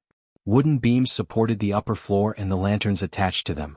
The walls were decorated with mounted animal heads and small animals, though most have become worn and broken, giving the place an even creepier feel. The tavern itself was almost completely abandoned. The few people inside didn't seem like a welcoming bunch. Whoever they were, staying as far as possible from them was better. They were all dressed in creepy black hoods and smelled like blood. Now that Michael recalled, he did hear something about the tavern from Heinberg. Supposedly it was infamous for something, but for the life of he couldn't remember what for. Though judging by everything in this place, it must be something creepy. Michael led the way to the bartender, letting Gaia carry the head of Puma in a sack. To Michael's surprise, he heard the few people in the tavern sniff the air as though they could smell the blood from afar. "Are you lost or something?" The bartender didn't even bother to look at Michael when he talked. "Not lost. Just searching for someone who visits this tavern often," said Michael. He calmly pulled out the wooden bar chair to sit beside Gaia. "Whoever it is, I am pretty sure we don't know them," said the bartender. "Name Lenora ring any bells?" Finally, the bartender looked up at Michael. Michael smiled. It was obvious he was in the right place. Otherwise, the bartender would have looked shocked and the three guys at the back would have stood up, probably to beat them up. "The tavern is closed. See yourselves out." The bartender raised his voice at Michael. "So you do know her?" Michael pulled the glass the bartender placed on the table toward him. He took out a water pouch from his inner coat pocket and poured the water into the glass. "I lost count of how many times I've said this. We can do this the easy way or the hard way." Instead of answering Michael, the bartender signaled the three behind Michael, wordlessly telling them to throw Michael and Gaia out. "The novel will be updated first on this website. Come back and continue reading tomorrow, everyone." Chapter 657 Gaia versus everyone in the tavern. "I got this." Gaia put the sack containing Puma's head on her chair after she stood up. She cracked her fist. Her eyes turned predatory as though of a seasoned killer. It was evident she was not in the mood for playing. Anyone could see the suppressed rage in her eyes. The bartender looked at her for a moment before turning his gaze back to Michael. He couldn't believe the youngster was letting a girl face these killers. As a man who lived in the southern continent for decades, the bartender could easily differentiate cultivators from southerners.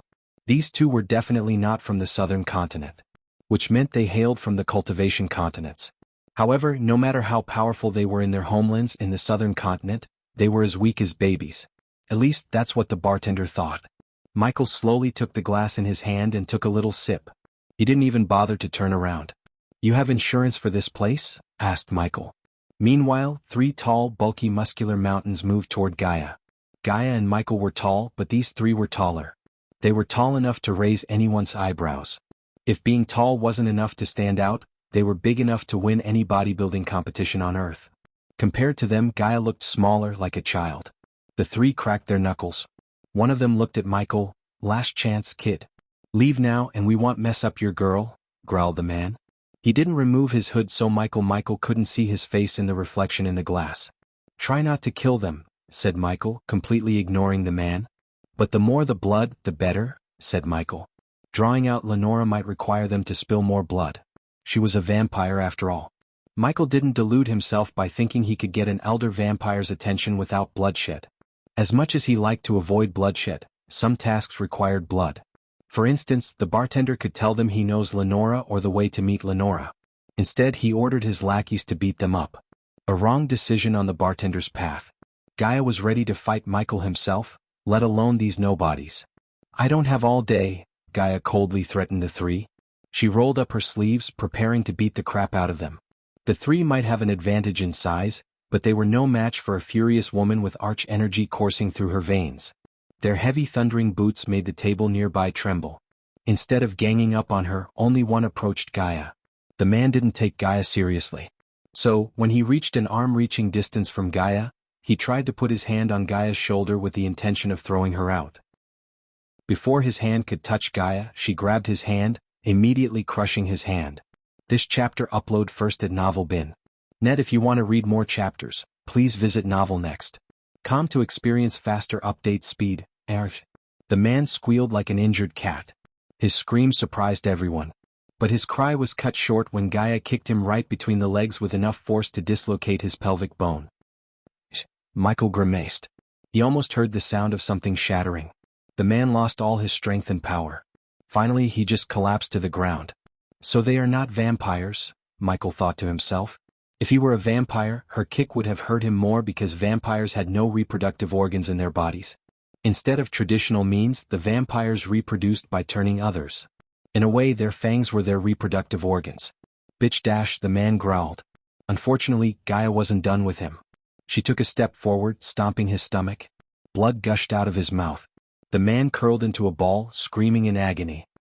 His scream was cut abruptly short by Gaia as she picked up a chair nearby and bashed it on his head. The two behind him were stunned, just like everyone in the tavern. Using their momentary shock, Gaia grabbed the broken piece of the chair in her hand, leaping onto the two behind her victim. The two of them snapped out of shock. Intuitively, they brought their hands before their faces to defend themselves. The wooden leg was no match for the thug's big gigantic arms. Wood splinters flew in all directions when Gaia bashed the wooden leg on the man's arm. Everyone thought Gaia was done for. Unlike the first one, the two were prepared. They thought Gaia wouldn't be able to surprise them with a low blow. Fucking bitch, one of the men threw his fist, cursing Gaia. Once again she surprised them with her speed. She swayed her body to the side, avoiding the punch mid-air, grabbed one of the flying wood splinters, and stabbed the man who threw the fist in the eyes. Wasting no time, she punched the man in the chest, pushing him a few meters back before turning her focus to the other. As she calculated, the man tried to kick Gaia in the gut, leaving himself vulnerable. To everyone's shock, Gaia grabbed his leg and threw him onto the other. The man who got stabbed in the eyes screamed in agony until he collided with his buddy. Her throw had enough force behind to make the two of them fly onto the wall behind. The animal heads hanging on the wall tumbled down due to the force of the collision. Everything from Gaia leaping onto them to sending them flying happened in a couple of seconds. It was too fast for a normal human being to comprehend. The bartender's mind failed to see what had just transpired. She moved and fought with speed and strength beyond mortal limits. She took down 3 muscle mountains thrice her size in a couple of seconds. The 3 served as an outlet for her rage. Without giving the 2 a break, she dashed at the 2. Poor bastards didn't even have time to react. She picked up the antlers that fell off the wall and stabbed the man who had his eyes stabbed. Ah! He screamed. Luckily, his buddy felt the same pain when Gaia stabbed him with the same antler she used to stab the other. Seeing Gaia stabbing them in the legs repeatedly, another 2 decided to step in. They dashed at Gaia to stop her. The bartender was freaked out when he saw the grin on Michael's face. He had no idea why Michael was smiling at his glass. Unlike the 2 who decided to save the 3 were neither tall nor muscular. They were just regular dudes, at least one was a dude and the other was a woman. Hearing their footsteps, Gaia jerked her head around. When the 2 saw the predatory eyes of Gaia, they trembled. Fear clutched their hearts, making them question their decision to stop her. But it was too late for them. Gaia picked up a chair and threw it at the 2. She wasn't stingy with force, so the chair hit them with enough force to knock the 2 out. The blood spurted from her victims painted her face red. Her white robes were drenched in their blood. Thursday, Gaia spat the blood went into her mouth. She grabbed a chair, dragging it toward the 2 who tried to stop her. To Michael's surprise, the tavern didn't seem to have many vampires. This chapter upload first at Novel Bin. Net, tell her to stop. The bartender panicked. He tried to crouch down to pick up the crossbow under his shelf. However, Michael simply grabbed the man by his head and smashed it on the counter. You know, if she doesn't vent her anger on those guys, she will be cranky. I don't like her being cranky. So why don't we just sit back and let her do what she does best? Michael whispered into the bartender's ears. Next time when two strangers come asking for information, give them what they want. You are making a big fucking mistake, the bartender growled. What mistake? Michael bashed the bartender's head against the table yet another time. The few bottles lined up on the counter fell off to the ground. Glass shattered into tiny bits and pieces, momentarily taking everyone's gaze from Gaia to Michael. No. On the other hand, the lady who tried to stop Gaia screamed, seeing Gaia raise the chair. Unfortunately, Gaia didn't stop. She brought down the chair with all her might upon them. The two of them were instantly knocked out cold by Gaia. Now tell me, where the fuck is Lenora? Gaia roared. Her mighty roar shook the entire tavern like an earthquake. Seconds passed, turning into minutes. 30 minutes went by in a blink of an eye. At that moment, the tavern was in ruin. All the customers were bleeding on the ground and groaning in pain. There was not a single table that remained intact. She went a little overboard. When she was done, the place reeked of blood and old ale. Standing in the middle of the tavern, Gaia looked like a demon incarnate. The blood of her victims oozed down from her body from head to toe. Finally, Michael let go of the bartender. Once he saw the state of his tavern and the customers, his face lost all color. The man trembled. Demon, that was the first thought that appeared in his mind when he noticed Gaia. Michael slowly placed the glass on the table. He rose from the chair, turning around. First he just adjusted his robes and then he picked up the sack with Puma's head. Is this enough? Michael asked, throwing the sack to the dark corner of the tavern. An oblivious man could see nothing but darkness. For Michael, however, the figure hiding in the darkness was clear as day. Gaia turned her gaze to the corner. Surprisingly, she saw a figure stepping out of the darkness. Lenora, Gaia growled. The novel will be updated first on this website. Come back and continue reading tomorrow, everyone. Chapter 658. Meeting Elder Lenora. Michael bashed the bartender's head once last time, knocking him out cold. Then he came to Gaia's side. He squeezed her hand, wordlessly telling Gaia not to do anything. The figure who Gaia thought Lenora slowly removed her dark hood. It was a brown-haired woman in her late 40s. With an oval face and big round eyes, she looked way different than Elder Lenora. For a moment, Michael thought Lenora was in disguise. However, he was proven wrong when the woman introduced herself. I am Elder Lenora's maid. You have something for Lady Lenora. The maid tilted her head, directing her gaze at the sack lying in the ground a meter away from her. Open and take a look at yourself, said Michael. She slowly bent down, slightly opening the sack to see Puma's head staring at her with wide eyes. I want to meet your elders, including Elder Lenora. What makes you think you can get what you want, ghost? Snickered the maid. He could hear Gaia's teeth grinding against each other. I want peace and information about someone your kind has put a hit on. In exchange, I will give you something that will change the fate of your entire kind. The maid looked a bit surprised by his words. For a moment, she deeply pondered what Ghost had just said. Only the painful groans challenged the silence until the woman decided to speak up. What is it? Asked the maid. Don't waste my time. I will give it only to your elders, not to a maid like you. Take me to Elder Lenora. Michael's voice became stern and cold. He wasn't in the mood to negotiate with a maid. The maid remained still without uttering a word. She will meet you here this Friday at the same time. For your sake, I'm hoping you have something really interesting, said the maid. To Michael's surprise, she faded into thin air. Where is she? Gaia dashed forward to catch the maid, but it was too late. Friday, Michael mumbled under his breath. This Friday was the last day of his Mazeroth holidays. He had to return to Mazeroth. There was no way Michael could postpone meeting Elder Lenora. For Gaia's sake, he had to meet her. If finding Gaia's mother meant he would have to return to Mazeroth a few hours late, he would do it in a heartbeat. Gaia frantically looked around the tavern to locate the maid. Michael intervened to stop her from looking like a crazy person. 2 days, said Michael. This chapter upload first at Novel Bin. Net. If you want to read more chapters, please visit Novel Next. Com to experience faster update speed. In 2 days, we will find out what happened to your mother. It took Michael some convincing to take Gaia out of the tavern instead of traveling to the vampire castle as the Dark Lord and the Dark Queen. Unnecessary complications could arise if Michael entered the vampire castle as the Dark Lord. Thus Michael chose to wait 2 days. Michael used these 2 days to brew more potions for his majestic, including the plague cure. Then he visited the Sunrise sect to meet with Claire and the elders. They were surprised to hear Michael's request to abolish the king's rule and implement a round table of ministers to rule the kingdom like in the southern continent. Of course, to the outside world, Bradford was ruled by Sunrise sect elders. In reality, however, Michael would make decisions and rule the kingdom from the shadows. This way his enemies wouldn't target Bradford to hurt him. After signing the required parchments, Michael collected the necessary herbs to brew the potions for the vampires. He gave the potion crate to Azazel and ordered him to bury it somewhere in the dark forest. After everything was said and done in the Elon continent, Michael returned to Voldegard Castle.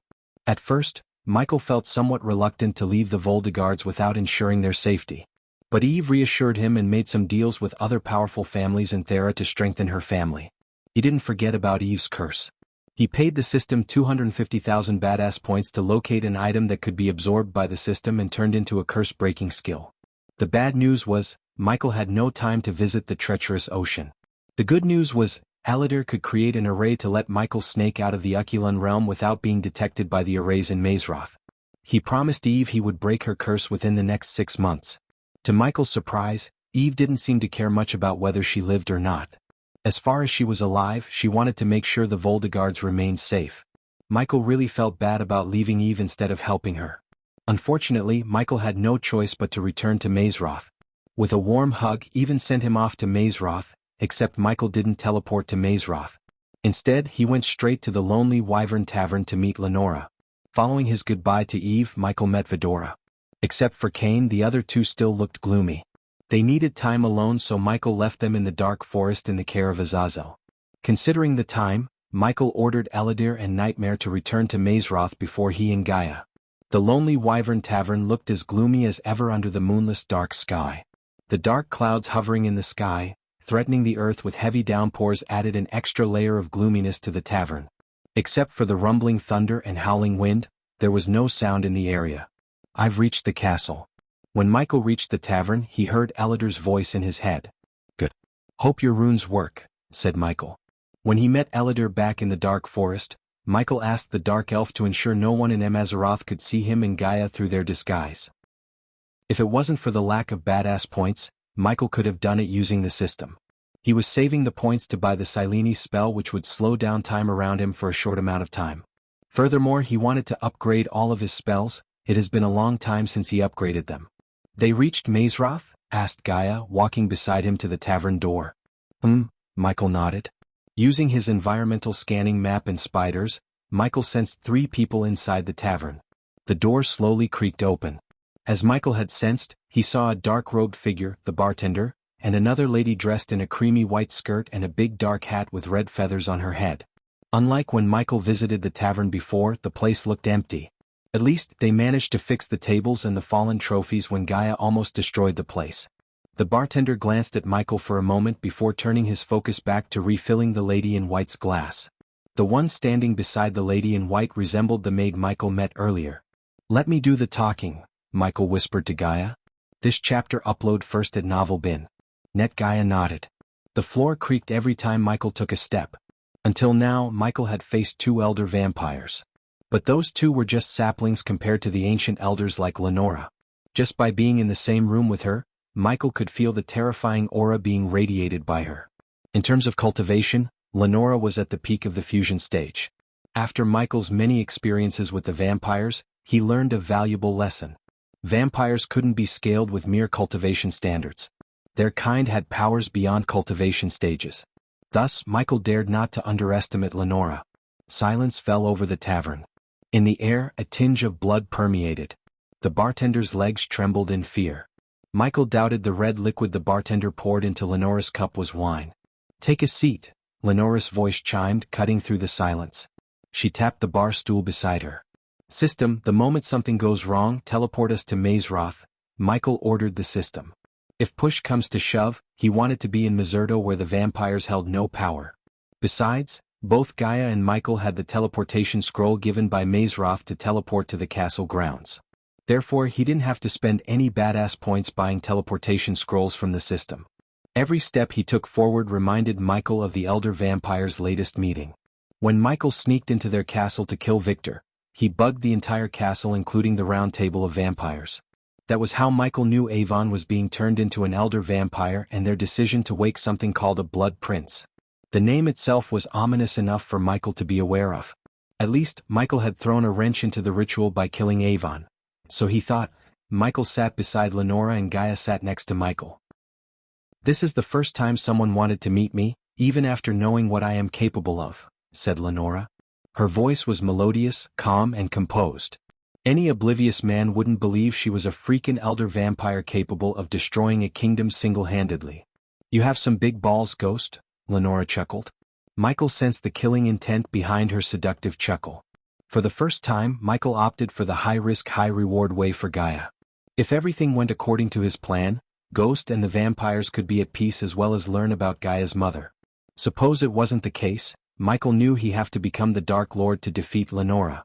Dark flames and the anti-vampire potions were the only two things in his arsenal that could hurt and probably kill an ancient elder like Lenora. "I like Puma. He served me and my kind well." Lenora took a small sip and slowly put the glass on the table. "You tortured him, didn't you? How else could you have known my name?" Her voice became colder. The temperature around them dropped by several degrees. Nonetheless, Michael showed no signs of fear in his eyes. Torture is a strong word. Let's just say I'm very persuasive. Michael's calmness shocked the bartender and Lenora's maid. Lenora felt something off about the human. She couldn't put her finger on it, but something was definitely strange about Ghost. "I wonder what made you reach out for me," said Lenora. "I want to know about someone you ordered a hit on, Adelia Ashton." As soon as Michael said the name, Lenora clenched her fist. Every single glass bottle shattered into smithereens. The entire trembled tavern. Her eyes turned bloodshot for a moment. Finally, Lenora turned her head to look at Michael. "Adelia Ashton. The Queen of Nagaland, * because it's Diwali festival in my country if you don't know what it is, only one chapter of HBS today. The schedule will be resumed as normal from tomorrow. The novel will be updated first on this website.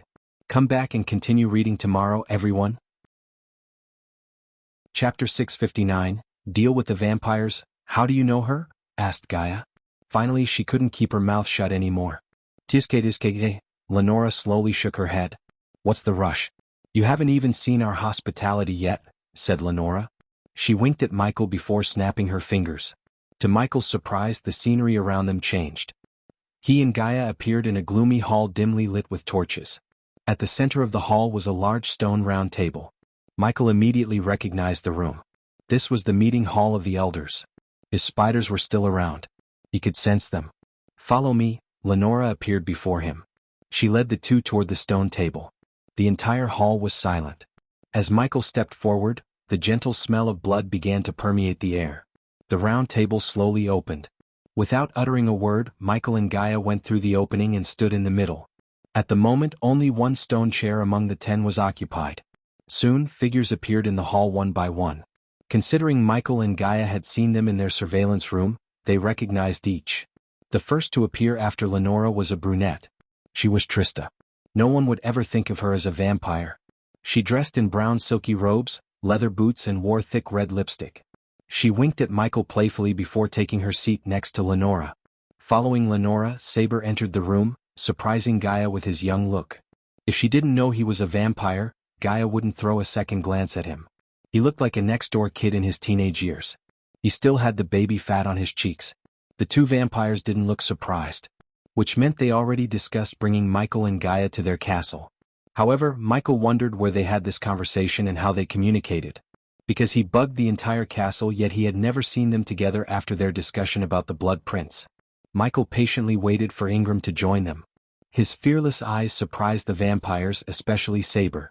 Just like Lenora, he also felt something strange about the human before him.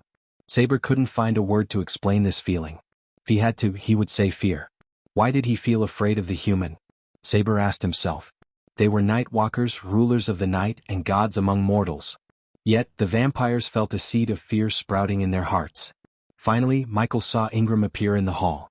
The dim torches illuminated his calm-looking face. His ashen hair was neatly tied into a ponytail. Unlike the other elder vampires, he was in armor made of both leather and metal.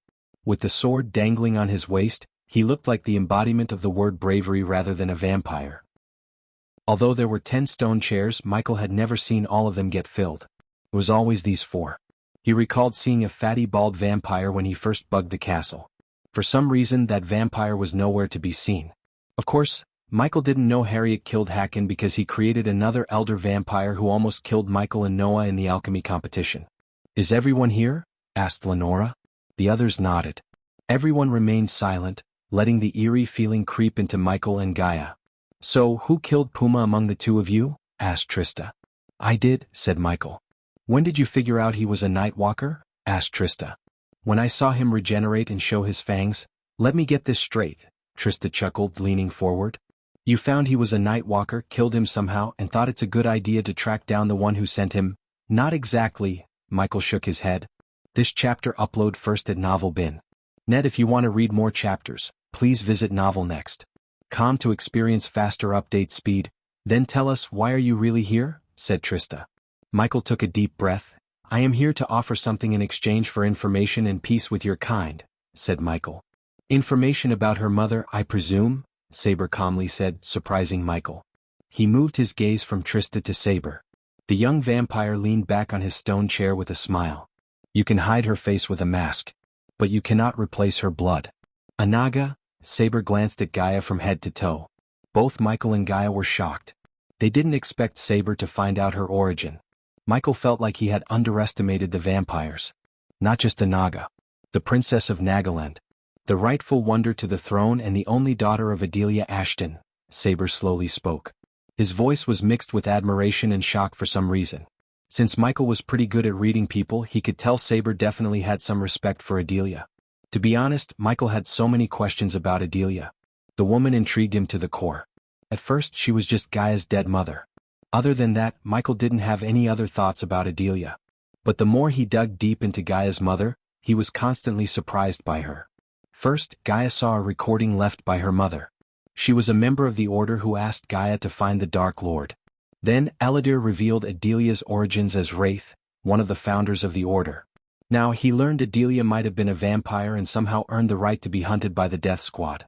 There were so many mysteries around Adelia. It was like peeling an onion. Secrets kept coming one after another. "You don't seem crippled to me," said Ingram. "Tell me about my mother. Where is she?" Gaia ignored Ingram and questioned them all. Michael tried to stop her, but it was too late.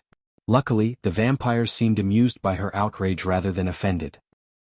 "You may have misjudged the situation, Your Royal Highness," Lenora chuckled. "You're alive because we felt somehow curious about Puma's death and his strange request to meet us," said Lenora. "In other words, you're walking on a line between life and death, so you better keep us curious," said Trista. There was a hidden murderous intent in their voices. Michael stepped forward. "Elders, I am going to show you something." Michael glanced at the elders. They nodded after a while. Finally, with a flick of his wrist, Michael took out a sparkling gold potion. The position glistened and sparkled like liquid gold. "This is what you were talking about? A potion?" Lenora looked a little bit disappointed. However, Saber felt a strange energy from the potion. "Not a potion, Elder. I found this in the treacherous ocean. It was left by a 6-star alchemist," said Michael. The vampires possessed the ability to tell whether someone was lying or not by sensing their heartbeat and facial signs. Thanks to the system, Michael was able to fool the vampires. Along with the parchment, unfortunately, the parchment crumbled due to time. However, I remember the words. "May thy rulers of night rule the day." This chapter upload first at Novel Bin. Net. The vampires were taken aback by surprise.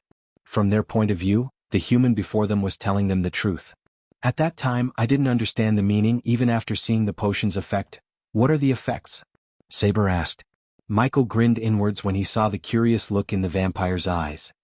"Offer protection against the sun. Until I learned about the night rulers, I didn't think of this potion as much. Are you telling us this potion will protect us from the sun?" groaned Lenora. Her normal playful voice disappeared. Instead, she talked in a cold voice. "If my calculations were right, this potion will protect you for at least an hour and a half. With time and resources, you can find a way to make the potion's effect last long." Suddenly, Saber waved his hand. An invisible force snatched the potion out of Michael's face. If this didn't work, Saber didn't finish his sentence but let Michael imagine the outcome. You can do whatever you want with me, said Michael. With a nod, Saber disappeared from the hall. Following Saber's disappearance, silence took over the hall. Michael and Gaia remained still. Michael squeezed her hand, wordlessly reassuring her. If his peaceful way didn't work, he wouldn't blink an eye to slaughter the elders. Gaia had never begged him for something. But for the first time she cried for his help. There was nothing he wouldn't do to find Adelia. He must find her. After all, Adelia wasn't just Gaia's mother but a founder and a member of his order. If she was alive, it was his responsibility as the Dark Lord to take care of his loyal followers. Besides, Adelia was family. After a couple of minutes, Saber returned to the hall. This time he wasn't alone. He had an elf dressed in a fancy noble dress with him. The elf looked terrified and Michael could see the sweat beads on his forehead. What happened? Lenora asked Saber. She failed to hide the curiosity in her heart. I survived, the elf said, shivering. Except for Ingram, the other elders looked bewildered. Even the usually calm and composed Saber couldn't hide the excitement. His hand trembled, holding the vial with a few drops of golden liquid in it. Instead of answering, Saber appeared in front of Michael in a blink of an eye. He grabbed Gaia and Michael by his neck, lifting them up off the ground. Despite Saber's scrawny look, he was able to lift Michael and Gaia without breaking a sweat. Tell me, where can I find more? Saber loosened his grip just enough to let Michael barely utter the words. Tell me about Adelia and agree to call off the death squad. If we don't get back to where we came from alive and unharmed, the potions are good as gone, Michael grinned. The information Michael had was crucial to the point that it could change the entire vampire's fate. In other words, Saber can't kill him even if he wishes to. Phase 1 of shocking the vampires with the potion had been completed. Next phase, get the protection of one of the elders and learn about Adelia. Chapter 660, The Blood Prince's punch. Saber clenched his fist. Seeing Saber lose his calmness stunned the others. Trista and Lenora had never seen Saber like this before, which led them to believe the potion really worked. To their surprise, Saber released the two of them. Michael and Gaia coughed, running their throats for a moment. It worked. Saber turned around and responded to everyone's curious looks. For a moment, Trista and Lenora couldn't believe what they had just heard. No matter how powerful they were, the sun was their ultimate bane. Even the elders were unable to survive the sunlight for a couple of minutes, let alone the minions. It was the only weakness they had besides primordial flames. At least with primordial flames they could somehow kill the flame wielder. With the sun they had no choice. Hence, they never dared to step outside their castles during the day. How many more do you have? Asked Saber. The others were kinda in shock to question Michael, except for Ingram. Michael couldn't read what was going on in Ingram's head. He remained without showing any signs of emotions on his face, as though the potion meant nothing to him. 20, said Michael. What stops us from killing you after you gave us the location? Finally, Lenora snapped out of her shock and questioned Michael. Nothing, Elder. But I'd rather die instantly than live looking over my shoulder my entire life. So here I am taking a leap of faith, said Michael. Besides, I don't see any other way to find Adelia. The elder vampires took a few moments to weigh their options. Although they were brutal and cruel, they were not dumb. These vampires survived all these years by capitalizing on opportunities and working with valuable assets like Ghost. At this moment in time, the Ghost was far more valuable to them as alive than dead. Compared to the potion he gave them, the lives of two half-baked elder vampires and Puma who were stupid and weak enough to get killed was nothing. Moreover, Saber had other plans for Ghost. Saber looked at the others for a moment before nodding at Lenora. Finally, Lenora decided to share what she knew about Adelia with Ghost and Gaia. The one who put the hit on Adelia was Elder Kragan. He's dead. Gaia's heart skipped a beat. But the last time I heard, Adelia ventured into the treacherous ocean, searching for the wise dragon. If I were you, I'd start my search with that dragon. Lenora didn't bother to explain the dangers of venturing into the treacherous ocean. He was just a human. But, since he had given them something crucial and asked them for their mercy, she would call off the death squad until he messes with her kind one more time. How do I know you're telling the truth and not leading us into a death trap? Asked Gaia. Lenora burst into laughter. You don't. But you have no choice either. This chapter upload first at Novel Bin.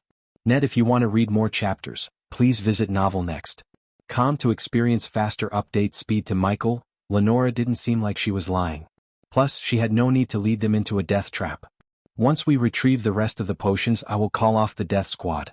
But make no mistake, if you ever kill one of my kind again, I will personally come for your life, Lenora threatened Michael. I will not dare to, Michael bowed slightly. Now the location, asked Saber. Michael slowly moved his hand into his inner coat pocket, making no sudden movements. He was about to retrieve the parchment when a sudden thudding sound made the entire hall tremble. The torches were snuffed out by an invisible force. Darkness fell over them. Saber conjured an orb of light, sending it to hover over them. But the orb could hardly illuminate the place. Something sucked all the light, making the place gloomy. Everything went silent. Echarim, a demonic growl cut through the silence. Immediately, Michael's neck hair stood up. A powerful being just appeared in the hall. He sensed the being with his environmental scanning. However, Michael couldn't pinpoint the being's exact location. He tried to move but failed to do so. His body simply refused to move. The hall continued to tremble with each thud. Little by little, the thudding sounded closer and closer to them. Michael's nose twitched due to the overwhelming stink of blood in the air. The orb of light could hardly illuminate the place with its dim red flames. Michael glanced at the elders to see a bewildered look in their eyes. He quickly tried to access the spiders around the hall. To his shock, he sensed no spiders around them. Every single one got destroyed. Warning! Warning! Warning! Suddenly, several red warning boxes blocked his vision. The system screamed inside his voice.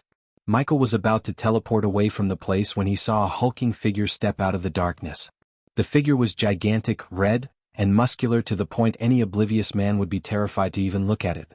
Even the elders looked puny in front of the towering 8-feet humanoid monster. 2 dark horns protruded out of each side of the monster's head. The figure looked like the embodiment of the word demon. The figure snarled, revealing its 2 long fangs. Blood Prince, Michael heard Trista take a step back, sweating from head to toe in utter fear. System. Michael immediately shouted at the system in his mind. At the same time, the Blood Prince dashed at Michael, destroying the stone table between him and Michael. Unfortunately, the Blood Prince's speed was beyond the limits of Michael and everyone in the room. Even the system wasn't fast enough to teleport Michael in time. As a result, the Blood Prince was able to punch Michael in the chest just before Michael disappeared from the hall. Teleportation. Humph, the Blood Prince snickered. His voice resembled the voice of the Dark Lord but several times more demonic, evil, and threatening. The Blood Prince snapped his finger as the orb conjured by Saber shattered into pieces. Once again, pitch-black darkness surrounded them. Usually, vampires could see in darkness. However, the darkness created by the Blood Prince blocked their vision, blinding them completely. No, no. No. A sudden scream from Lenora stunned the elders. Her scream was abruptly cut short as they all heard the sound of flesh getting ripped apart. The elders weren't strangers to this eerie sound. But when it happened to one of them, they all trembled in fear. After a while, silence returned to the hall. The elders remained until the torches around them flickered. Finally, a torch lit up, and when it did, the elders almost screamed in terror. This chapter upload first at Novel Bin. Net. The Blood Prince sat on a throne where Michael and Gaia were. He was gnawing on a big piece of meat that resembled a human thigh. Their hearts pounded against their chests. Slowly, their gazes swept across the Blood Prince. In his hand was a head, Lenora's head. Blood trickled down from Lenora's neck. Welcome to the new age of Nightwalkers. The Blood Prince crushed Lenora's head with his bare hand. It created a sickening crunch followed by a burst of evil laughter. The system immediately teleported Michael and Gaia to the Mazeroth castle grounds. The force of the Blood Prince's punch sent them flying even after appearing in the castle ground. They both hit the ground, crashing through the grass field for a few minutes until they came to a halt. Gaia jumped back to her feet since she wasn't hurt. As soon as she got to her feet, she looked at her side to make sure Michael was all right. To her shock, he was on the ground, shaking. His chest smoked as though someone had set fire to his clothes. Human! Gaia screamed. Her knees turned to jelly as she collapsed to the ground beside Michael. One could clearly see the large fist on Michael's chest. The Blood Prince's fist left a clear burning mark on his chest. Furthermore, the wound ate through Michael's skin. Gaia noticed Michael spurting a dark foam out of his mouth. Sudden panic clenched her heart. She emptied a bunch of healing potions into his mouth, hoping they would heal him. However, the healing potion had no effect on Michael. Even after emptying the 3rd bottle into his mouth, his chest still smoked, radiating a strong scent of burning flesh. Professor Steinmeier, Gaia's head jerked aside to see Gilrine. When he noticed Michael on the ground, the smile on his face froze. He rushed at Michael. What happened to him? Gilrine panicked. I don't know. I found him like this. Gaia didn't even know how she was able to answer Gilrine. Her mind was blank in shock. We need to get him to the infirmary. Now. Gilrine took Michael in his arms and stood back to his feet. Gaia didn't see any other choice. They were about to turn around when Gaia saw another figure stepping out of the darkness. With the long black robes and hair, Professor Lane blended in with the night like a chameleon. Professor Lane. Gilrine shouted. Professor Lane came to Gilrine's side. Oh my God, Professor Lane mumbled under his breath. The infirmary cannot save him. Bring him to my office now, Professor Lane instructed Gilrine. For the first time, Gilrine heard Professor Lane show a slight fear in his voice. Gilrine did not waste any time as he ascended into the air. What's happening to him? Gaia couldn't control the tears from flowing out of her eyes. Blood Prince, Professor Steinmeier. He was punched by a Blood Prince. You don't happen to know that, right? Professor Lane questioned her expressionlessly. Professor. Gilrine's shout saved Gaia. They quickly looked up at Gilrine to see Michael's body frantically shaking. Chapter 661. Holy Maiden Rowena's help. The office of Lane was a gloomy and dimly lit room located in the dungeons. The shadowy walls were lined with shelves of large glass jars filled with slimy, revolting things, such as bits of animals and plants, floating in potions of varying colors. The office had a fireplace. At the moment, it was dark and empty. In a corner, Professor Lane kept his private stocks of alchemy ingredients in a cupboard. When Gilrine, Gaia, and Lane reached the office, Lane waved his hand. The runes on the door glowed for a moment before slowly creaking open. Put him there, Lane said, pointing his finger at the empty oak table in the center. As Gilrine placed Michael's shaking body on the table, Lane opened his cupboard and picked up a few potions from the shelf. Gaia held Michael's hand as tight as she could. Her eyes kept forming tears seeing Michael's condition. They both didn't expect the Blood Prince to be there. Furthermore, the Blood Prince was at half-immortal stage. There was no way they could have defeated the Blood Prince. At least, not with their current cultivation stage. Open his mouth, Lane ordered Gilrine. The big man squeezed Michael's jaw, opening his mouth big enough for Lane to pour a green slimy liquid into his mouth. Professor Lane. Is he going to survive? Asked Gilrine. It's a miracle he's even alive, said Lane. Where the hell did he meet a Blood Prince? Gilrine heard Professor Lane before. He was unlucky enough to know about those vile creatures. Unlike Lane, Gilrine never had to face one thanks to the gods. Without answering Gilrine's question, Lane just glanced at Gaia. She remained silent, letting Lane treat Michael. She couldn't even cry out loud or show her care for Michael. It would lead the others to suspect her relationship with Michael, which might lead to catastrophic consequences. Professor Lane, Gilrine called out for Lane. He noticed Ghost's entire body smoke as though someone had set a fire under him. The temperature in the room increased by several degrees. Gilrine felt the heat radiating from his body. What's happening? Gaia panicked. Michael's hands began to burn hers. They were hot enough to make Gaia release his hand.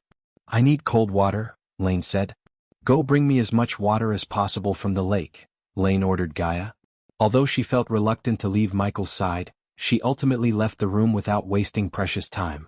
After she left the room, Michael's body began to tremble violently. His body was burning hot. Smoke emerged from every part of his body. Shouldn't we inform Headmaster Wulfric? Asked Gilrine. To Gilrine's surprise, Lane shook his head. No. The headmaster has enough on his plate. A Blood Prince is the last thing he needs right now, said Lane. But Professor Lane, there is no cure for a wound caused by a Blood Prince. If we don't get all the help we need, he's going to die. Gilrine lowered his voice. Usually Lane would agree with Gilrine. There was indeed no cure for a wound caused by a Blood Prince. That was what made the Blood Princes the ultimate force of nature. Just a single touch from a Blood Prince could poison a cultivator's body from within and turn them into a puddle of blood. The Blood Princes were the pure breed of vampires.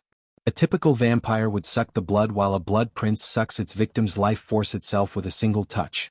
This chapter upload first at Novel Bin. Net. If you want to read more chapters, please visit Novel Next. To experience faster update speed. It was extremely rare for someone to survive a Blood Prince. But even if they did, once the Blood Prince touched the victim, only death awaited. Luckily for Michael, he had almost 1 million badass points after killing Duke Avon in front of the two armies. He ordered the system to heal his body. Otherwise Michael would have died by now. Still, his survival depended on his willpower and Bodhi's ability to withstand the corrosion. When Gaia finally returned to the room, carrying a wooden barrel filled with cold water, she saw the smoking body of Michael. She almost dropped the barrel. With a quick wave of his hand, Lane sucked all the water out of the bucket, forming a large blob of water above Michael. He slowly let the water trickle into Michael, cooling his body. This continued for an hour. They had used almost 10 barrels of water, completely drenching Michael in the water. Despite their efforts, his body refused to cool down. As time passed, his skin slowly turned grayish. What's happening? Gaia felt a lump forming in her throat. She couldn't help blaming herself for Michael's state. If it wasn't for her and her pursuit of her mother, Michael wouldn't have gone to the vampire castle. He took the risk solely for her. "We need something colder," said Lane.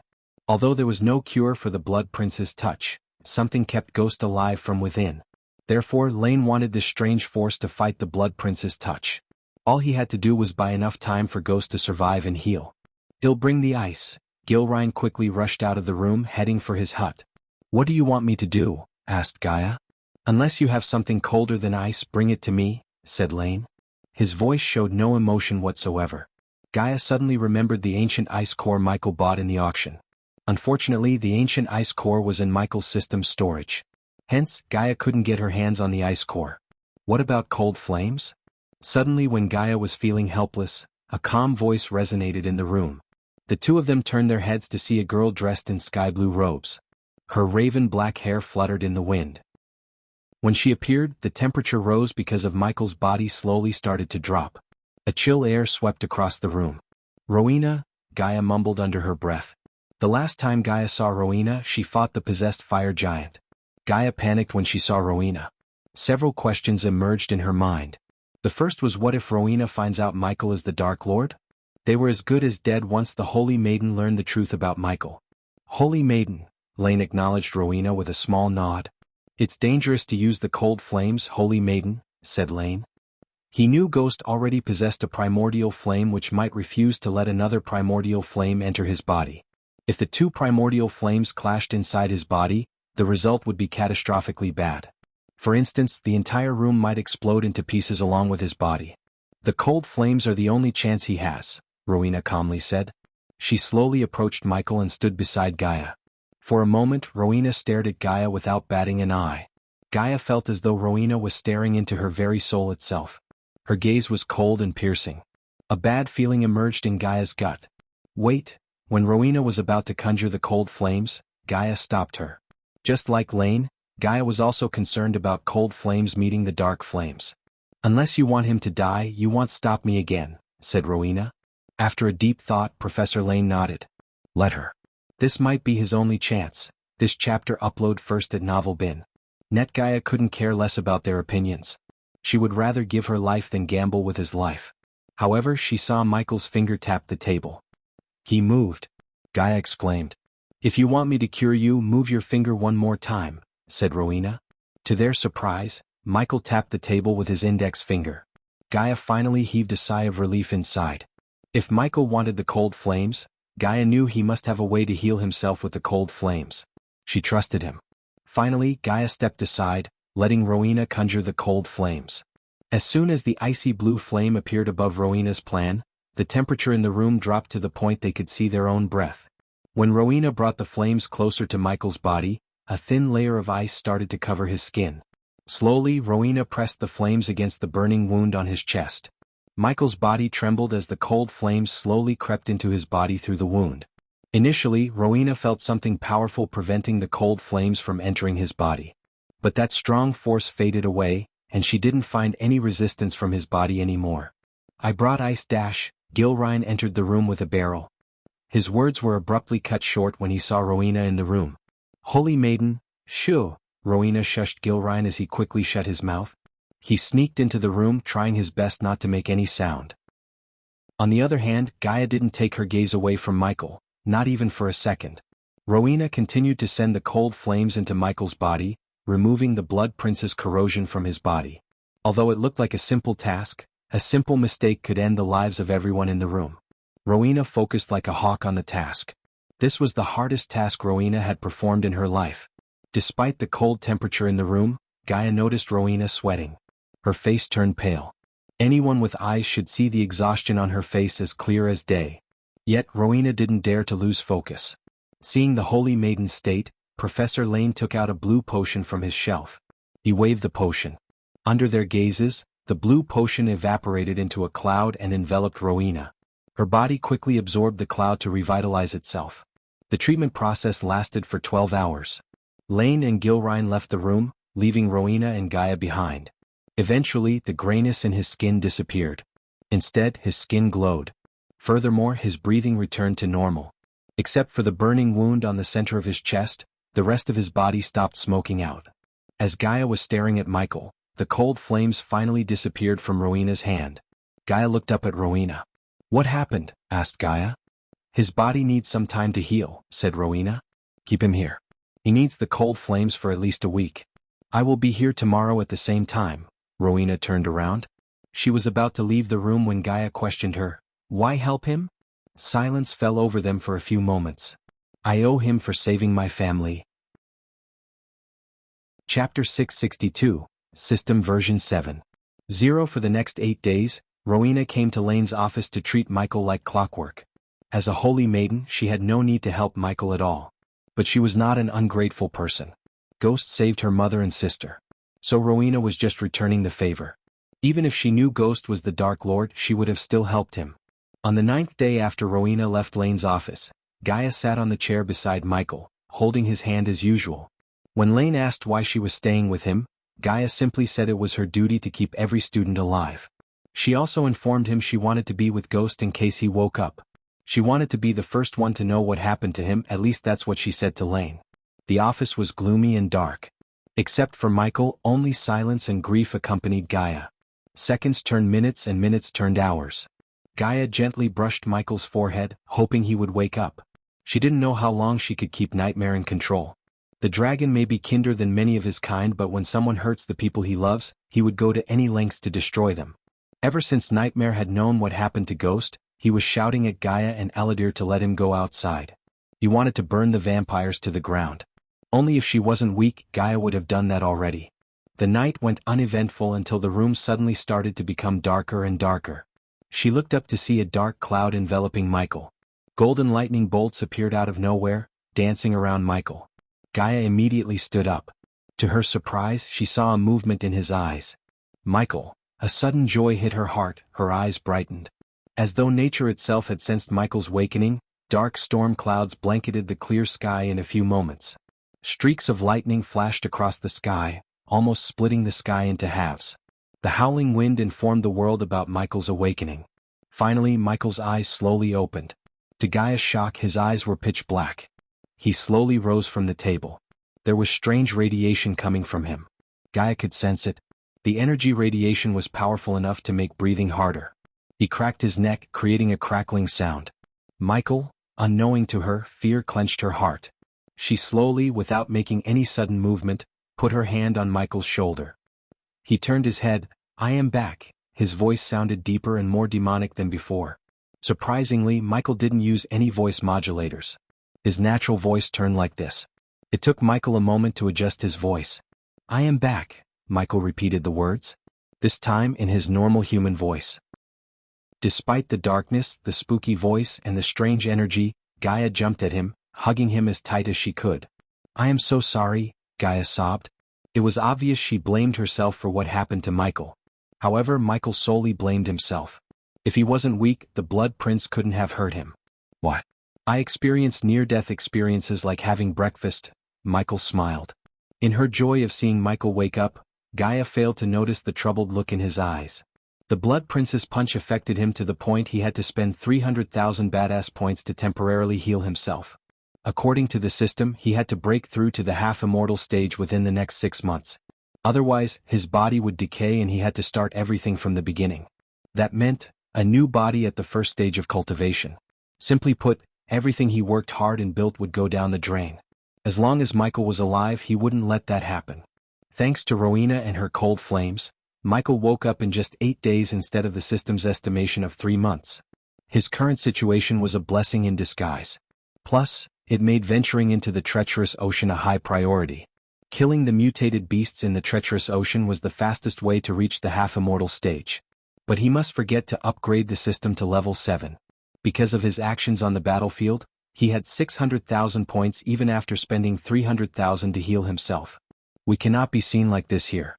They'll be here until morning. You make sure Elides is all set in my room to activate the array, said Michael. After a long moment of thinking, Gaia eventually decided to leave him. The moment Gaia left the room, Michael willed the system to show how many gold coins he had in the system's storage. His total net worth at this point was 25 million. He kept 11 million with him in the storage and the rest in the Grand Spire Bank. The latter was his backup funds. Without a second thought, Michael ordered the system to convert the entire 11 million into badass points. I am sick of this slow-paced journey of mine, Michael mumbled. He played too safe and it resulted in him getting his ass kicked. The number of enemies he had grew by the day. To be honest, Michael became sick of it. This chapter upload first at Novel Bin. Net, if you want to read more chapters, please visit Novel Next. To experience faster update speed, it was time to remove some heads and root out some pests in his life. Conversion completed. The host has received 440,000 badass points. Michael took almost 8 months to upgrade the system from version 5 to 6. In stark contrast, he decided to upgrade the system to version 7 in just 2 weeks. All because of his actions on the battlefield. He almost wished for more wars in this world so he could earn millions of badass points in a single day. System, upgrade yourself. Wow. That's really fast. I wish there are more blood princes out there to knock some sense into you, host. The system ridiculed Michael. The system upgrade will take 6 hours. You won't be able to use the system during the upgrade process. I expect a free spell token from you, system, said Michael. He was still sitting on the table. If you ask nicely, the system might give you one. Michael jumped to the ground from the table. Please. To Michael's surprise, the system gave him no response. It began to upgrade itself while Michael laid back on the chair Gaia was sitting on. Since there was nothing else to do until the system finished its upgrade process, Michael closed his eyes to meditate. 6 hours flew by in a blink of an eye. Michael opened his eyes when he heard the system's notification in his mind. The system upgrade is completed. Current system level 7, 0. The host can now have up to 35 subordinates. The host has received 1 free spell token as a gift for upgrading the system. You'll take the Silene spell, please, Michael said. He didn't even bother to take a look at the spells in the store. Ding, the host has successfully acquired the level 1 Silenes. This chapter upload first at Novel Bin. Net, the bubble lasts for 5 seconds. The area of effect is a 0. 5-meter radius. Michael heaved a sigh of relief. His next task was to get enough experience points. Michael had 2 plans to raise his level. To get the first plan running, Michael contacted Azazel. My lord, Azazel, initiate plan Dark Sweep. Start with the heads of the 3 big sects. Can I coordinate with Lady Kaplan, my lord? Asked Azazel. Yes, plan Dark Sweep was Michael's quick way to get experience points. Up to this moment, Azazel watched the feeds in the surveillance room and listed potential targets for the order of death to kill. Now that Azazel had a physical body, Michael was able to send his butler to kill some of the targets, starting with the sect masters of the 3 big sections. After their deaths, there would be a power vacuum. Hopefully, this power vacuum would destabilize the sects enough for Elder Ella and Claire to take over the sects entirely or bite a chunk out of these sections. Once the 3 heads were dead, Michael could not only receive experience points, but the status of the Sunrise sect would also rise beyond his expectations. Use the Molten Plague with care, Michael instructed Azazel. Before leaving for Amazaroth, he gave Azazel a few crates of Molten Plague, just to use in a situation like this. I will, my lord. I received information about a secret meeting between the 3 heads from Lady Kaplan. It's a good opportunity to kill all the 3 heads. When is this meeting? In 12 hours, answered Azazel. Then I expect the good news in 12 hours. Azazel, don't get caught. I want, my lord, Azazel calmly answered Michael. Confidence reeked in his voice instead of any uncertainty. After cutting the communication with Azazel, Michael quickly took a glance at his status. Since he had upgraded the system, the experience level cap for level up in the fusion stage reduced from 1 million to 800,000. Killing a fusion stage cultivator would give him 500,000 experience points. He roughly needed 3 dead fusion stage cultivators to level up. Lucky for him, each sect leader was at the fusion stage. You're up, Michael heard Lane's voice from behind. Michael slowly turned around to see Professor Lane enter the office with his usual expressionless face. "Thanks to you, Professor. Sit." Professor Lane pointed at the chair before the oak table before sitting on his chair. Although Michael had reached Professor Lane's cultivation level and was just a few items away from reaching 6-star alchemist, he respected the man. His knowledge and experience was a droplet compared to Professor Lane's ocean-like knowledge. Professor Lane might be the first man Michael looked up to as a mentor after Spectre. "Usually, I don't poke my nose into students' business. I simply don't care," said Lane. Judging by his tone, Michael could tell it was indeed the case. "But your matter is different. You endangered Mazeroth by almost bringing a blood prince to our doorstep. What do you have to say for yourself?" The novel will be updated first on this website. Come back and continue reading tomorrow, everyone. Chapter 663.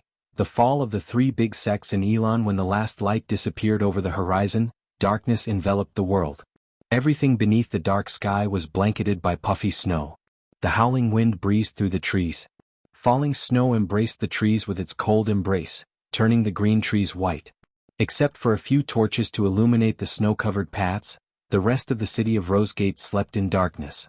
Rosegate was one of the 4 duchies in Kingdom Kethen and also the only kingdom that didn't participate in the recent war between Icefair, Pentown, and Flamefair. Almost everyone in Rosegate was sleeping peacefully inside their homes except for the 3 sect leaders.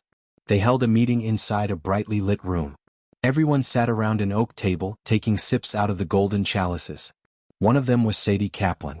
She accompanied the sect leader of Silvermoon, Ursula Colt. She was the prettiest woman in the room.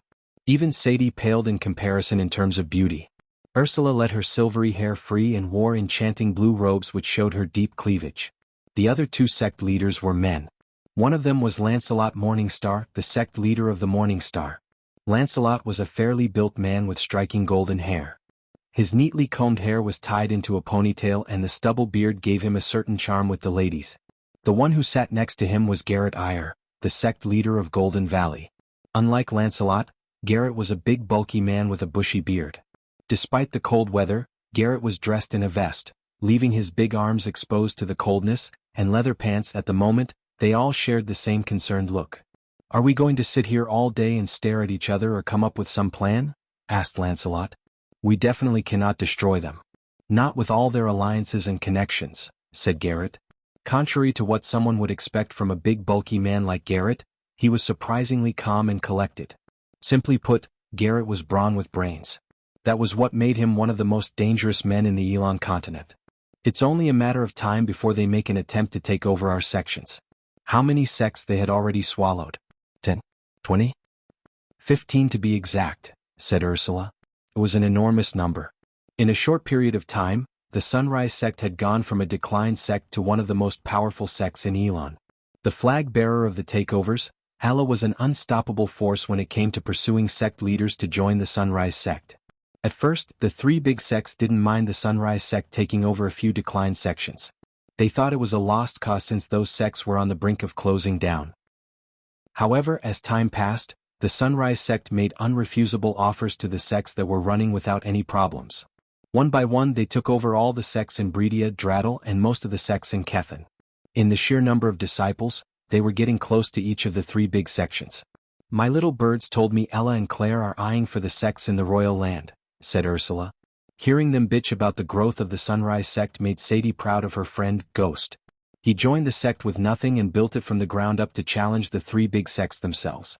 Of course, Claire, the elders, and Ella played a big role in the rise, but Ghost was the one who started everything. "There is only one thing we can do at this point, make counteroffers to those sections. In other words, we take over sects before the Sunrise sect could," said Garrett. "No," Lancelot banged the table with his fist.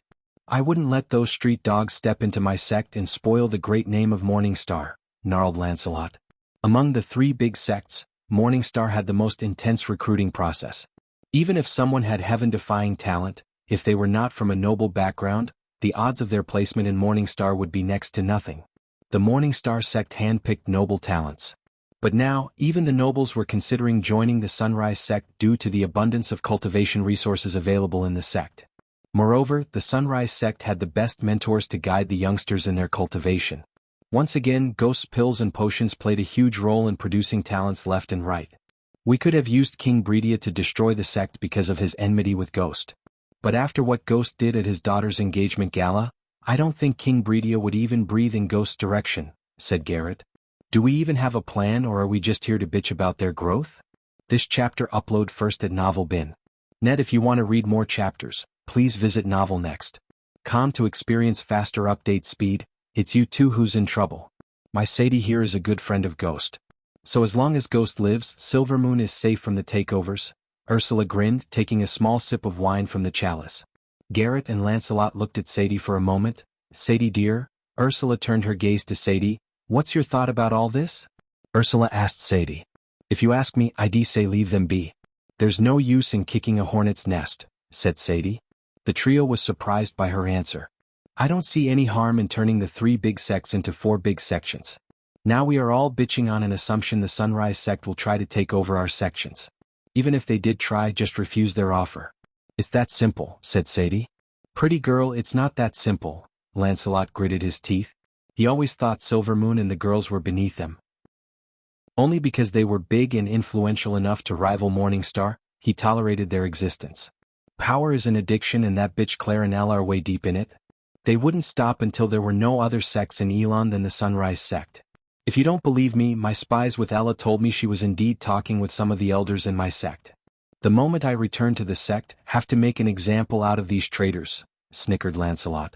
So they had already begun the takeover of our sects, Garrett sighed. It's not that I don't believe your spies, but if what they said was true, we have a reason to wage war against them. They might be powerful, but they cannot win against the 3 of us combined, said Ursula. Lancelot, Garrett turned his gaze to Lancelot. Don't kill the elders. Make them record their shady deals with Ella in a recording stone. We use that as leverage to ask Claire's hand in marriage for someone worse. We force Claire to kill him. Use that as an excuse to wage a war against them. It's a classic way that works every single time, chuckled Garrett. Sadie sighed inwards, almost feeling pity for these fools. Although Sadie seemed to be in cahoots with Ursula, Sadie hated Ursula to the core. She had turned the Silvermoon into a whole house. The entire continent called the Silvermoon girls bitches due to their cultivation style and the task they performed under the order of Ursula. She picked up poor little girls and turned them into harlots when they came of age. With the Dark Lord's help, Sadie could finally take the Silvermoon in a different direction. For that to happen, Ursula had to die first. Lady Kaplan, it's time. Suddenly, Sadie heard Azazel's voice in her head. Her heartbeat slowly increased. Taking a deep breath, Sadie put her hands under the table and took out a vial of the molten plague from her space ring. She released the vapor into the air.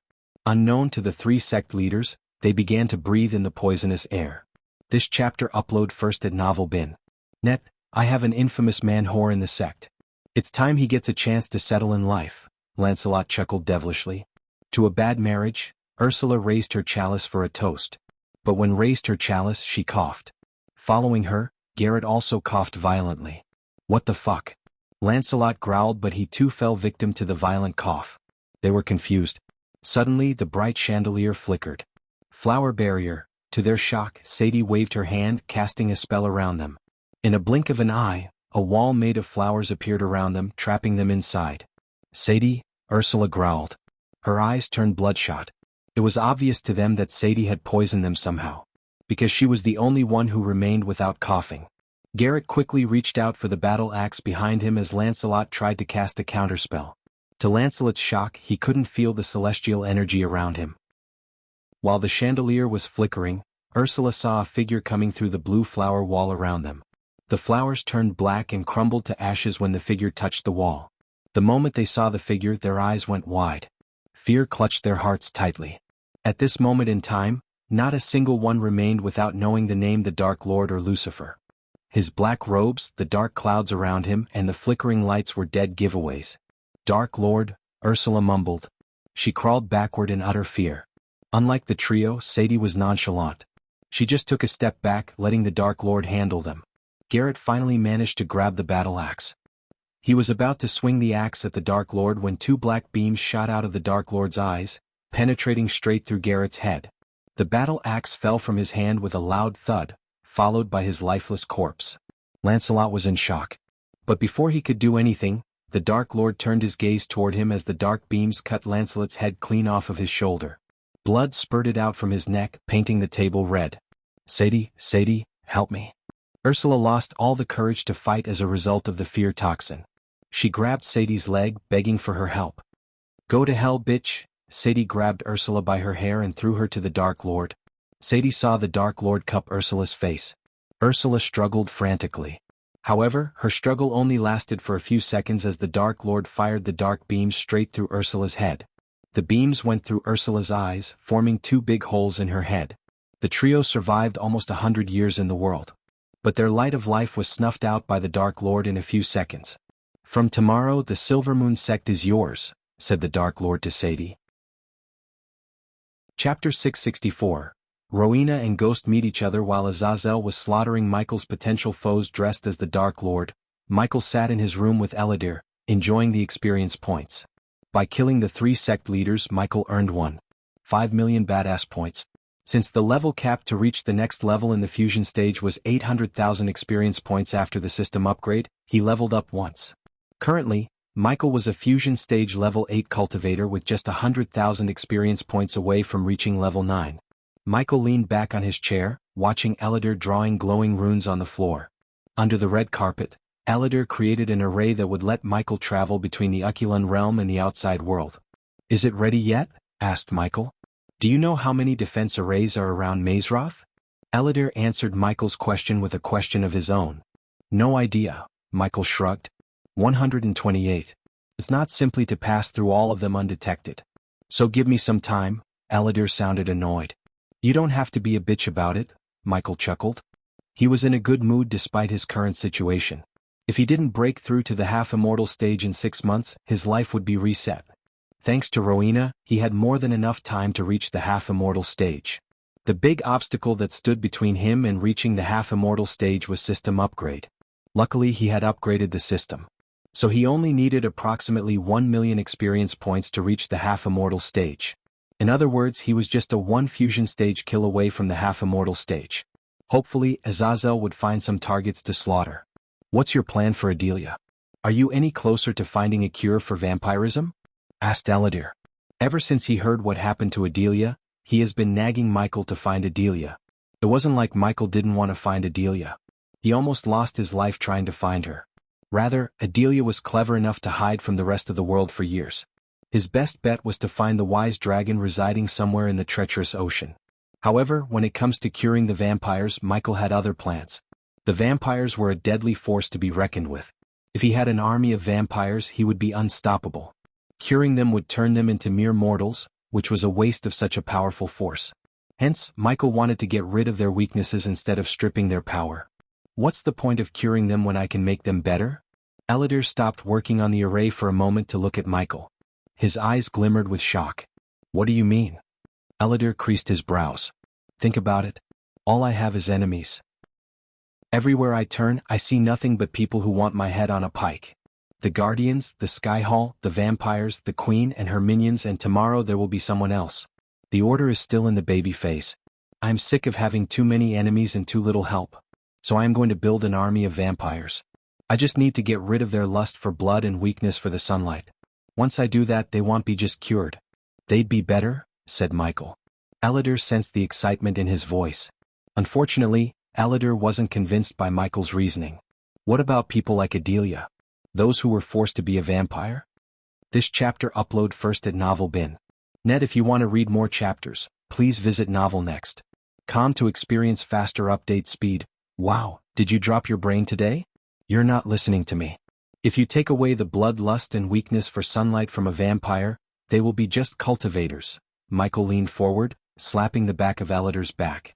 In other words, I am curing them, said Michael. As long as they don't have any side effects. After all, she is your family, Eladir hissed. I almost died for her. That's not enough? Michael slowly shook his head. Come on, let's go. We have a damn class to attend. I feel like a school kid. Michael rubbed his temples. He was frustrated thinking about attending classes, especially the useless ones like close combat, spell casting, and history of cultivation. The only subject that interested Michael was alchemy, unlike almost all the students in the House of Alchemy. They all hated Lane. Speaking of Lane, Professor Lane interrogated Michael about the Blood Prince and how he came into contact with one. Although Michael was an excellent liar, he didn't take the risk of lying to Lane. Thus, Michael told him everything except the part where he met the vampires to find Adelia.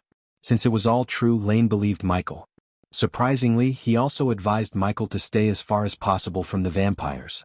Furthermore, he also asked a few things about Voldegard's. Michael still couldn't believe Lane was Julian Voldegard's uncle. Apparently, Lane left the family for some reason after a fallout with Julian's father. If Lane didn't leave the Voldegard family, Lane would have been the family head, not Julian's father. Since Michael and Lane were close, Michael told Lane about Eve's curse. A partial reason for telling Lane about the curse was to change the topic from the vampires. Because of Michael's decision to tell Lane, as the head of House Alchemists, Lane granted Michael 2 weeks' leave. So could leave Azeroth for the treacherous ocean whenever he wanted. He was just waiting to reach fusion stage level 9. Then he would leave for the treacherous ocean. Unfortunately, Gaia had to stay in Azeroth, to avoid raising suspicion. Michael was still figuring out how to tell Gaia to stay. When it comes to her mother, she was an adamant person. Soon, Eladir and Michael navigated through the corridors and reached the combat classroom. Many of the House Alchemist students greeted Michael with waves and fist bumps. As usual, Michael and Elodie went straight to the last bench and put down their books and quills on the table. The two of them leaned back against the wall, closing their eyes to take a short nap. In the entire classroom, only they liked to sit on the last bench and nap during Gaia's class. The others were too scared even to bat an eye once she had entered the classroom. 30 minutes passed in a blink of an eye. Many thought Professor Steinmeier missed the class. Even Michael wondered where Gaia went. His train of thought was cut short by a gentle voice. "Excuse me," Michael heard a girl's voice. At first, he thought the voice was coming from the table next to them. He was proven wrong when someone tapped his shoulder twice. Eladir was long asleep to the point he was snoring. Michael, on the other, slowly opened his eyes. A blonde girl with bubbly eyes stared at him. She held the books against her chest and wore emerald green robes, which meant she was an alchemist. But Michael had never seen her before. "Can I sit here?" she asked. Michael looked around the classroom and found several empty benches, especially among the girls. So Michael wondered why the hell this girl wanted to sit next to him on the last bench at that. "Knock yourself out," Michael sighed and slid aside. After all, he didn't own the classroom to tell the girl to scurry off. To Michael's surprise, the girl smiled after sitting next to him and extended her hand to shake his hand. "I am Ruby, this chapter upload first at Novel Bin." Neat. As soon as Michael heard the name, it flooded his mind with memories he had buried deep in his head. Ruby, the images of Ruby in Michael's orphanage flashed across his eyes. She was like a big sister to Michael. He killed for the first time in his life to protect Ruby. Even before transmigrating to this strange new world, Michael visited Ruby to ensure she was happy. For a few moments, Michael's mind was filled with the memories of Ruby. He remained silent until the girl waved her hand before his face. "Hello," Michael snapped back to reality. "We don't actually say our names here," said Michael. The girl grimaced. "Ah, I completely forgot about that. Keep this between ourselves, okay?" said the girl. Michael nodded. He had zero clues that the girl was none other than Rowena Winston. The spell she cast on herself was too powerful for the environmental scanning or the X-ray eyes to see through her disguise. After saving Michael with the cold flames, she decided to spend some time with the person who saved her family not once but 3 times. Furthermore, she felt some strange connection with Ghost when she sent the cold flames into his body. She wanted to find the root cause of this strange new feeling. "Is he always like this?" Ruby asked, looking at Eladir. Michael smiled. "Pretty much," said Michael. "I am not very good at alchemy," said Ruby. "So, will you be able to help me if I'm stuck at some point?" Michael looked at her. She seemed genuinely asking for his help. Usually, Michael would avoid teaching anyone except Olivia, but the name Ruby was kinda his weakness. So Michael sighed inside and nodded. "Will do." Once again, Michael and Rowena shook each other's hands without knowing the truth. This was the beginning of Rowena and Michael's relationship.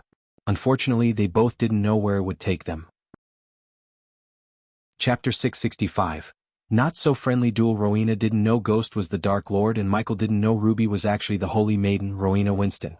Without knowing each other's secret identity, they conversed like old friends. Since both of them were siblings, they became friends more quickly than one would expect.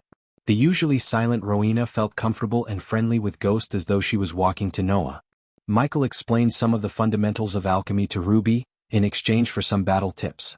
To Michael's surprise, Ruby seemed very competent in battle arts. She talked about war formations, battle tactics, and controlling flames to great extent. Their conversation went on for almost 15 minutes until Gaia finally entered the classroom. Her glance swept across the hall. She slowly walked behind the ceramic table located before the green board. After staring at the students for a while, she flicked her wrist as a silver parchment appeared in her hand. She opened it up for the students to see, but except for the front row students, the others couldn't read the words. "I have in my hand the second-year Battle of the Houses circular," said Gaia. She amplified her voice with arch energy for every student to hear her. "Many of you may know about this, but if you don't, let me give the gist. Each student in each house has to pick a challenger from within their house or from the other to engage in a friendly tournament. It's not a battle tournament. Instead, you will be given a flag when your challenger accepts the challenge. Defend the flag from your challenger. That's it. If you are a daredevil alchemist who wants to challenge someone from the warrior house, you have to defend yourself using potions, spells, begging, anything. If you're a rune master, you will use runes to defend your flag.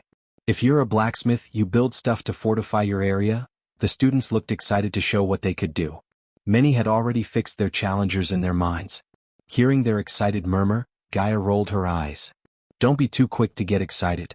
Since the headmaster will be watching the duel, I decided to spice things up. I allowed the seniors to participate in the duel. So you better pray you don't get a challenge from a senior. Of course, you have the right to decline the challenge, but it won't look good on you. Chicken." Gaia ridiculed those who wanted to back off if a senior issued a challenge to them. However, Michael felt excited. There was no one in his current batch who could defeat him. Not that the seniors could defeat Michael, but battling seniors would make him get more badass points when he mops the floor with them. The last time he faced a senior named Diego, he almost killed the guy. Michael wondered whether he still holds a grudge against him. "Professor Steinmeier," an elven girl raised her hand. "What is it?" asked Gaia. "How many challenges one could get and issue?" asked the elf. "As many as you like. If you feel daring, be my guest, challenge anyone you want how many times you want. The duel will last for 3 days, so everyone should better be ready," said Gaia. "You seem happy." Rowena turned her head to see a smile on Michael's face.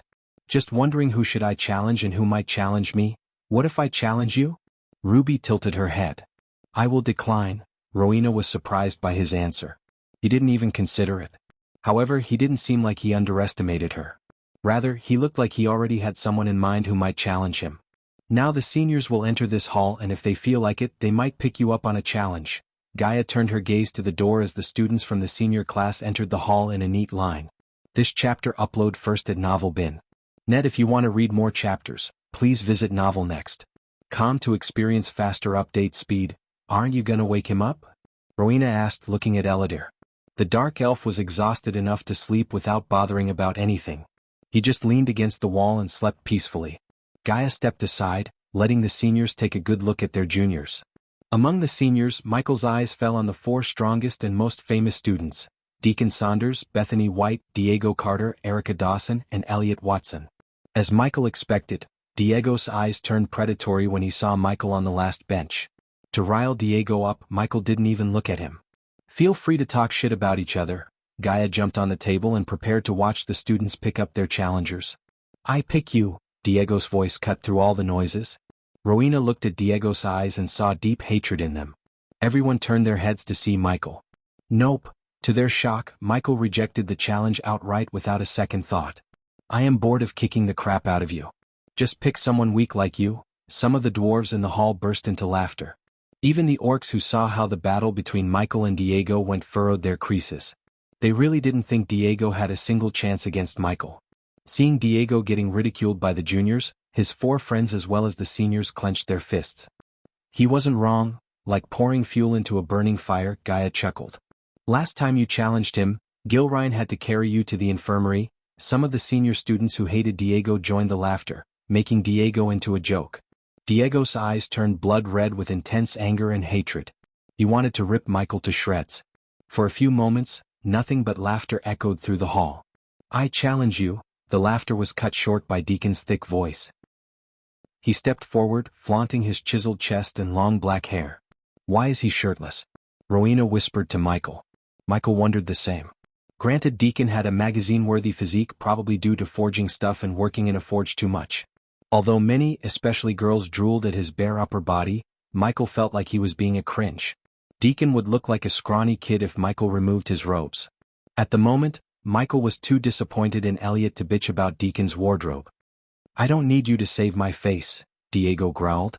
"I am not saving your face, I am saving our class." Deacon shut Diego up. The students looked between Michael and Deacon. "I accept," said Michael. "If you have any weird manly bets, go crazy," said Gaia.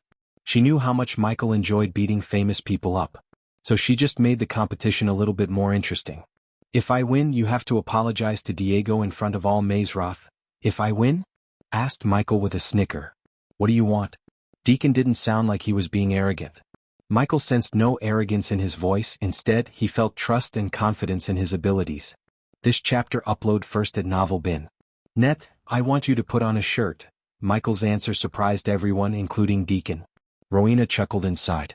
The dwarves were the ones to first laugh and clap for Michael. The dwarves really started to like Michael despite their racial differences. For a moment Deacon didn't know whether to laugh or cry. But eventually he nodded. Following their dramatic challenge, the students went on picking whoever they wanted to battle. Many alchemists played it safe by picking a fellow alchemist instead of someone from the other houses. It made sense and was a perfectly logical decision. Not everyone was Michael. To Michael's surprise, Ruby got picked by an elf in the warrior house. She accepted the challenge without even giving it a second thought. Eladir on the other hand picked by an orc who got irritated by Eladir's lack of focus on the class. Because Eladir was asleep when the orc issued a challenge, Gaia accepted the challenge as a punishment for sleeping in the class. After everything was said and done, Gaia finally announced when the duel will start. "You have 3 days to prepare. Each house will have its storeroom open for you. So knock yourselves out. The duel will begin sharply at 8 o'clock in the morning at the arena. Bring your games with you." Class dismissed. Gaia left the hall before the seniors and the other students. Since the professor went outside, the seniors remained in the class for a while. Diego shoved Deacon aside to make his way to Michael. "Hey, wake up." Michael didn't notice Diego as he was trying to wake Eladir up. "Look." Rowena nudged Michael in the hand with her elbow. Michael turned and saw Diego approaching him with gritted teeth. His 4 friends followed him behind as Bethany tried to stop Diego from reaching Michael. She didn't want to cause a ruckus again. Among the students, Victoria and Edith stared at the scene with pure curiosity, especially Victoria. She wanted to witness how Ghost was going to handle Diego. If it wasn't for Deacon, Victoria would have challenged Ghost, just to see who was the most powerful among them. When Diego reached the last bench, he slammed his fist on the table, waking up Eladir. "What the heck is happening?" The dark elf yawned, stretching his muscles. Then he noticed Diego staring at Michael with eyes full of killing intent and hatred. Michael didn't react much. He just leaned back. "You made a huge mistake, pal," growled Diego. Most of the students stopped their chit-chatting to focus on Diego. "That is?" Michael dragged his words as though he had no idea what Diego was talking about.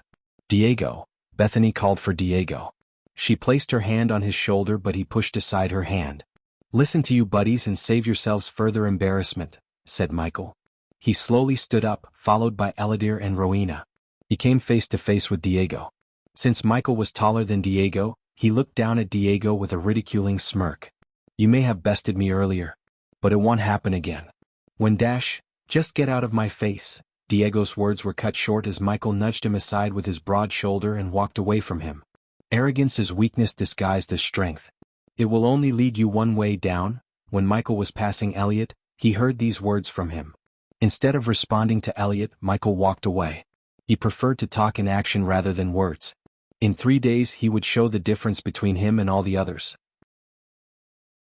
Chapter 666. Nightmares. Question. 3 days flew by in a blink of an eye. In the 3-day, Azazel, Arya, and Sadie ended Michael's potential foes who planned to interrupt the Sunrise Sect's rise.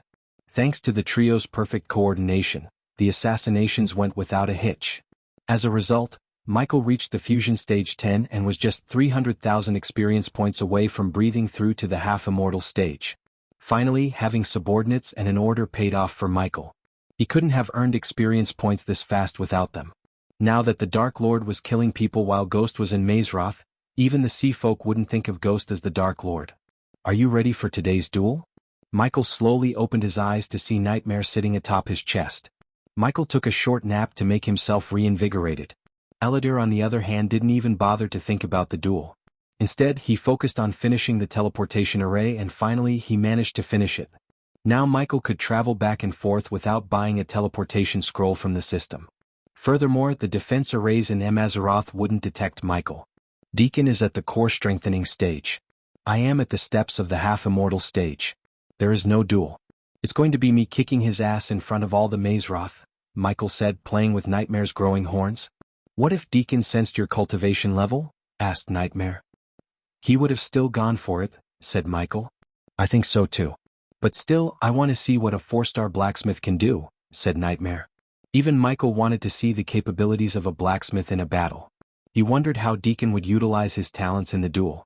The more amazing things Deacon does, the more badass points he would receive by defeating him. Aladir. Michael turned his gaze toward Aladir. The half-elf was sitting before his work table and busy trying to create some new runes. He finally slowly turned his head around after Michael called him. Don't make it look too easy. Apparently the headmaster will be there. So we have to play it safe. Wulfric, that old bastard. You know him? Michael rose from the bed with a tinge of curiosity in his eyes. He grabbed Nightmare gently and kept the dragon on his lap. He took Nightmare's front legs and made him do a little dance while talking to Aladir. The gesture showed Aladir of the Dark Lord's playful side. The more time Aladir spent with Michael, the more he realized that Skyhall pushed Michael to be the Dark Lord. If he was left alone, Aladir knew he would have lived his life peacefully. By stripping the Dark Lord of everything, the Skyhall dug its own grave. His powers grew by the day. Aladir sensed it. Although he acted calm and composed when he was with Michael, Aladir was afraid of the Dark Lord deep down. He couldn't even imagine how powerful the Dark Lord would be after stepping into the half-immortal stage, the start of the Dark Lord's godhood. I do, Aladir nodded his head. Tell me about him, asked Michael. You know the usual. An orphan with immense talent. Chosen by the Mazeroth when he was little. He studied, taught, and became the headmaster. No one has a clear idea how old he is. All I know is he must be an immortal. Speaking about? What are the stages above half-immortal? Asked Michael. Immortal, half-celestial, celestial. After the celestial stage, your body can leave this world and venture into the universe out there. This chapter upload first at Novelbin. Net, if you want to read more chapters, please visit Novel Next. Com to experience faster update speed. Why would anyone do that? Asked Michael. He was genuinely curious to see what's the point of leaving this world when it has so much to provide. As far as Michael was concerned, he wouldn't go out until he fully controlled this world and got bored with it. He wasn't a fan of going somewhere else, starting from the beginning and working his way up again and again. To find a better world, I think. Nightmare almost burst into laughter. Can't they make this world a better place? Asked Nightmare. To do that, you have to go through the Skyhall. That, my little dragon, is no small feat. When you end up on Skyhall's radar, you're doomed to live a miserable life. No offense to you though, Aladir said to Michael. Michael shook his head. None taken. You were right. They did make my life miserable. The Skyhall took something from me and I will take everything from them. His eyes turned predatory. Deep hatred and killing intent radiated from his body. Both Nightmare and Aladir sensed it. But Michael quickly controlled his emotions so the room wouldn't grow darker. He got slightly better at manipulating the element of darkness after almost nearly dying at the hands of the Blood Prince. Have you met him? Asked Michael. When Michael asked this question, Aladir's mind went blank. He couldn't think of a single place or time he had met Wulfric. No matter how hard he thought, he simply couldn't find a memory of Wulfric in his meeting. Are you all right? Asked Nightmare, looking at the bewildered look on Aladir's face. Yeah. I didn't meet him. So who imprisoned you? Do you think Wulfric knew about your imprisonment? After all, you spent centuries in the Aculun realm. It made sense for Wulfric to know about his imprisonment. However, Aladir couldn't find any memories of Wulfric's involvement in the imprisonment. How could he? Wulfric removed all the memories related to him before Michael saved Aladir. I don't think so, Aladir shook his head. Bullshit, rebuked Michael. You were under his nose all the time and you're saying he doesn't know about it? No way. Time must have degraded your memories, said Michael. Silence fell over them. After long deep thinking, Eldri opened his mouth. There is a chance someone from the Skyhall had removed specific memories, said Aladir. Shock and surprise emerged in Nightmare's eyes. If that's the case, what memories didn't they want you to have? Must be something pretty important. Michael rubbed his chin. You created the ritual to send me to Earth, right? What do you remember about that? You were in prison when they performed the ritual. So who performed the ritual? What were the requirements for this ritual except for the one that my mother gave me up willingly? Asked Michael. After learning that his mother gave him up willingly, Michael didn't bother to investigate the ritual because there was no need to. He saw no point in dwelling in the past or trying to decode the ritual. But he felt curious when he realized there might be a chance they messed with Elidor's memories. If they did remove Elidor's memoirs, he wanted to know which one. Blood of Celestial Phoenix Ashes. This chapter upload first at Novel Bin. Elidor listed out everything needed for the ritual. But none of them seemed out of the ordinary. They were nothing but typical rare things to perform the ritual.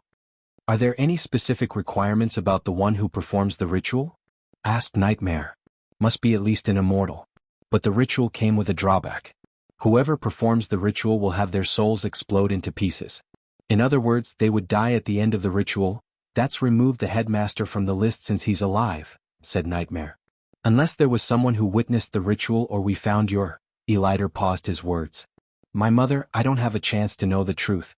But if they were able to remove memories, it's possible that woman didn't even know she gave birth to me. Michael's hatred ran deep. Hence, he used the words that woman instead of mother. He hated his real family to the point he didn't even bother to find them. If a powerful organization like the Sky Hall forced him to give up his child, Michael would either kill them all or die rather than give up his child. No amount of torture could make him do such a thing. Well, I will get my answers when I burn the Sky Hall and the Guardians to the ground, said Michael. Do you remember asking me about the God of Light? Elidor suddenly asked Michael. Yeah. I think Noah might be one, answered Michael.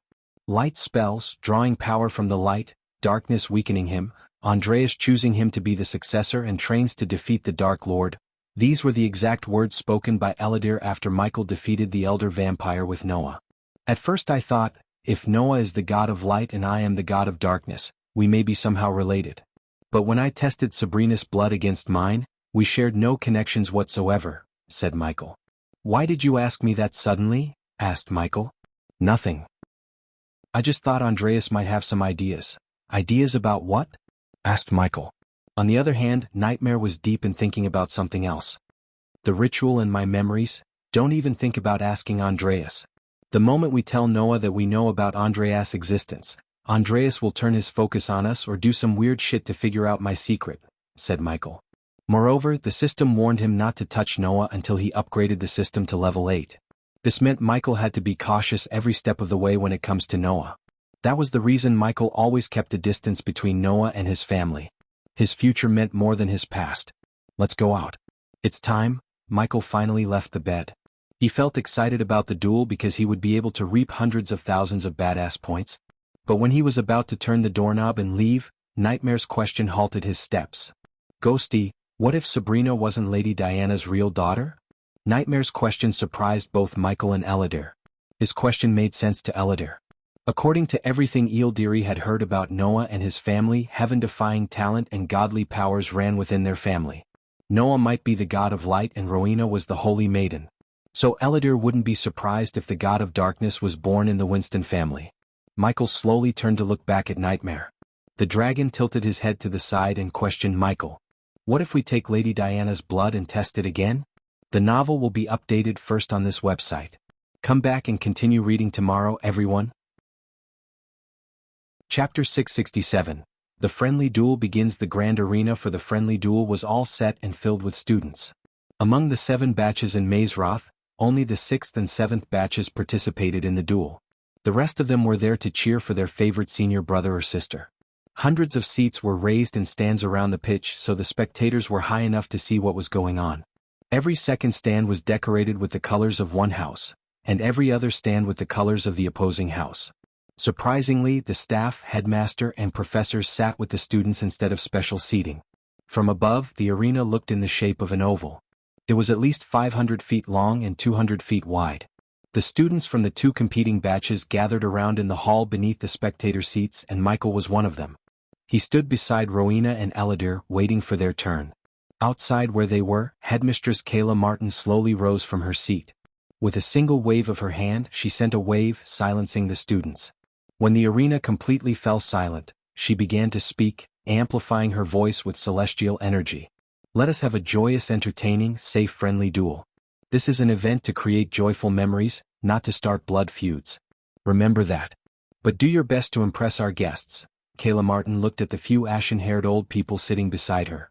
They might offer you an invitation to join the most prestigious organization in the world, the Sky Hall. As soon as Kayla Martin uttered these words, many students gasped in shock.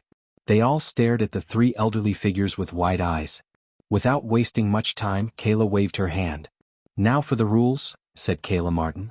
The two doors on each side slowly opened. The one who walked out of the door was none other than Gaia. She leaped from one side and landed in the center of the arena in a blink of an eye. We have placed several defense and healing arrays in the arena to ensure the students' safety. Rules are simple. One student will have a flag and the other will have to take the flag and go through this hoop. As she said, Gaia flicked her wrist. A golden hoop materialized in the sky. If you defend the flag from your opponent for 5 minutes, you win. You can use everything at your disposal. To make the duel fair, your cultivation stage will be suppressed to the core formation stage, said Gaia. The rules seem simple. Because everyone would be forced to fight and defend as a core formation stage cultivator, many lost their advantage. As a result, the duel became fair for all. Every student had to rely on their specialization to win the duel. Students, please step through the door according to your numbers, Michael heard Gaia's voice. They all received a silver card with a number etched in red before entering the arena. The two who held number 1 were Ruby and an elf from the House Warrior. Good luck, said Michael. This chapter upload first at Novel Bin. Net if you want to read more chapters, please visit Novel Next. To experience faster update speed, tell that to the elf, Ruby calmly said before walking through the crowd. The moment Ruby and the elf stepped into the arena, the feet of the arena materialized above the students. In the mirror they could see Ruby and the elf making their way to the center. Gaia floated near the golden hoop. When the two competitors reached the center, Gaia threw a tiny blue flag to the elf from above. Since he challenged Ruby, he had to defend the flag from her. After the elf caught the flag, Gaia clapped her hands together as two bright lights appeared almost 50 meters away from the golden hoop. The emerald green light symbolized the alchemy house while the silver one symbolized the House of Warriors. Go to your designated areas, said Gaia. With a simple nod, the elf and Ruby went to the glow and stood, basking in the light. You have a minute to prepare yourself, instructed Gaia. Warriors. Warriors. Warriors.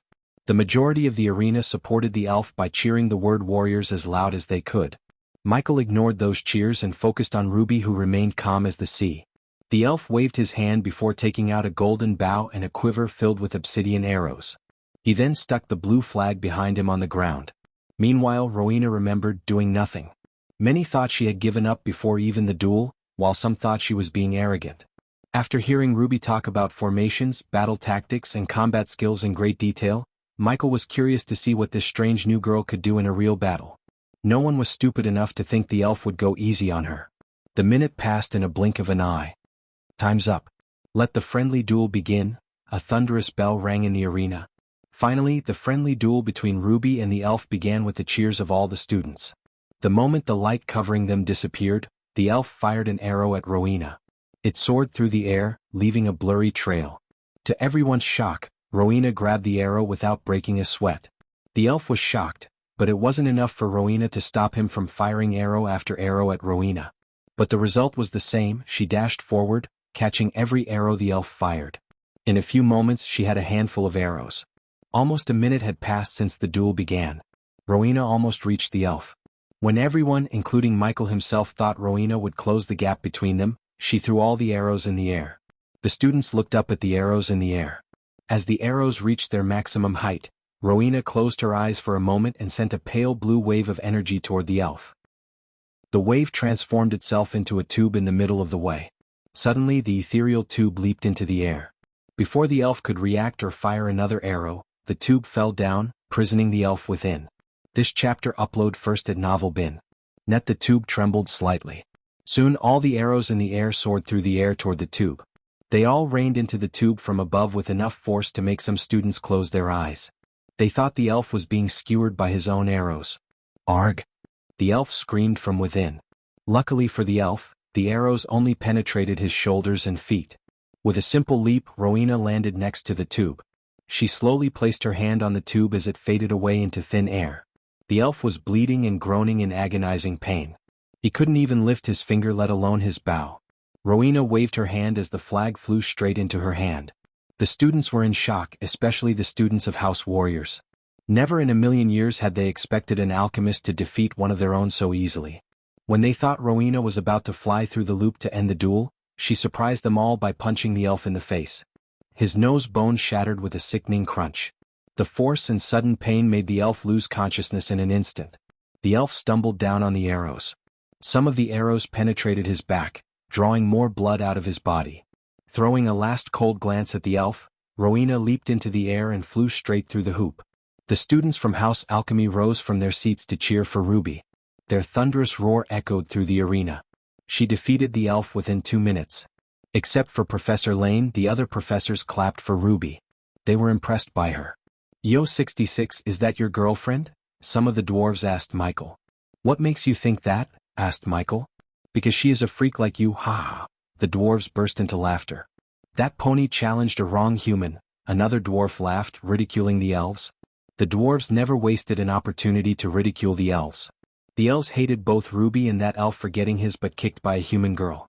Judging by the look in their eyes, the elf would definitely receive another beating from the elves when he returns to his room. The alchemists are really icing the warriors, but this year, the dwarves continued to rile up the elves. They had a good laugh. From the corner of the hall, Diego stared at Michael with eyes full of hatred. Following Ruby's victory, the students saw several duels where the warriors outshined everyone. Only some of the runemasters and blacksmiths managed to defeat the students from warrior houses.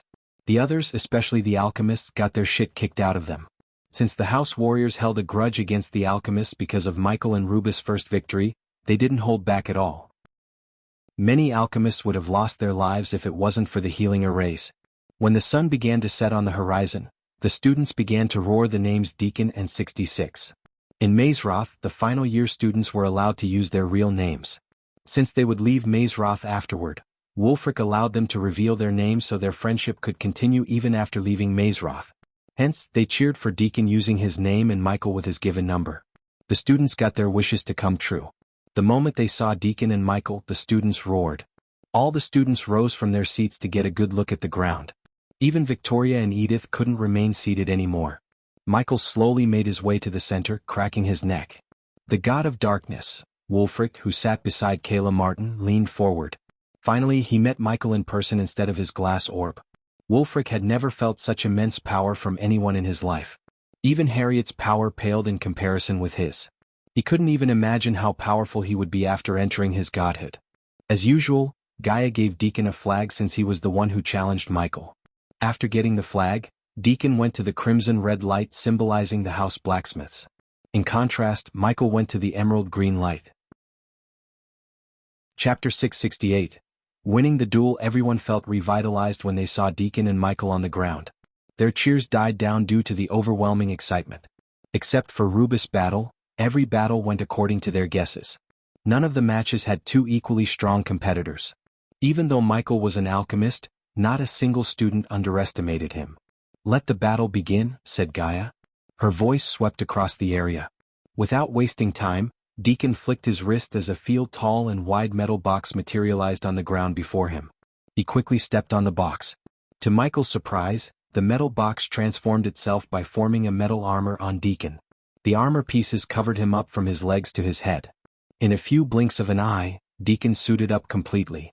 The silver plate armor didn't leave a single place on Deacon's body exposed. After adorning the armor, Deacon looked a foot taller and wider. Slowly he raised his hand, taunting Michael to come closer. The armor and the way Deacon suited up surprised Michael. It was like in the Iron Man movie, except Deacon's armor resembled a typical knight armor rather than Iron Man's armor. In addition to the armor, Michael noticed several runes glowing in various colors. Bethany White, Deacon's fiancée, and Diego's love enhanced the armor's attributes by placing several runes. Since she was a 4-star rune master, the runes on the armor were pretty powerful. Many thought Deacon's odds of defeating Michael went way up. That was badass. Michael couldn't help admiring Deacon's suit of armor. But despite everything, Michael felt excited. Defeating an armored Deacon would get him more badass points than Deacon without armor. Thanks to Deacon's badass suit-up action, Michael could be more badass by winning this duel and their bet.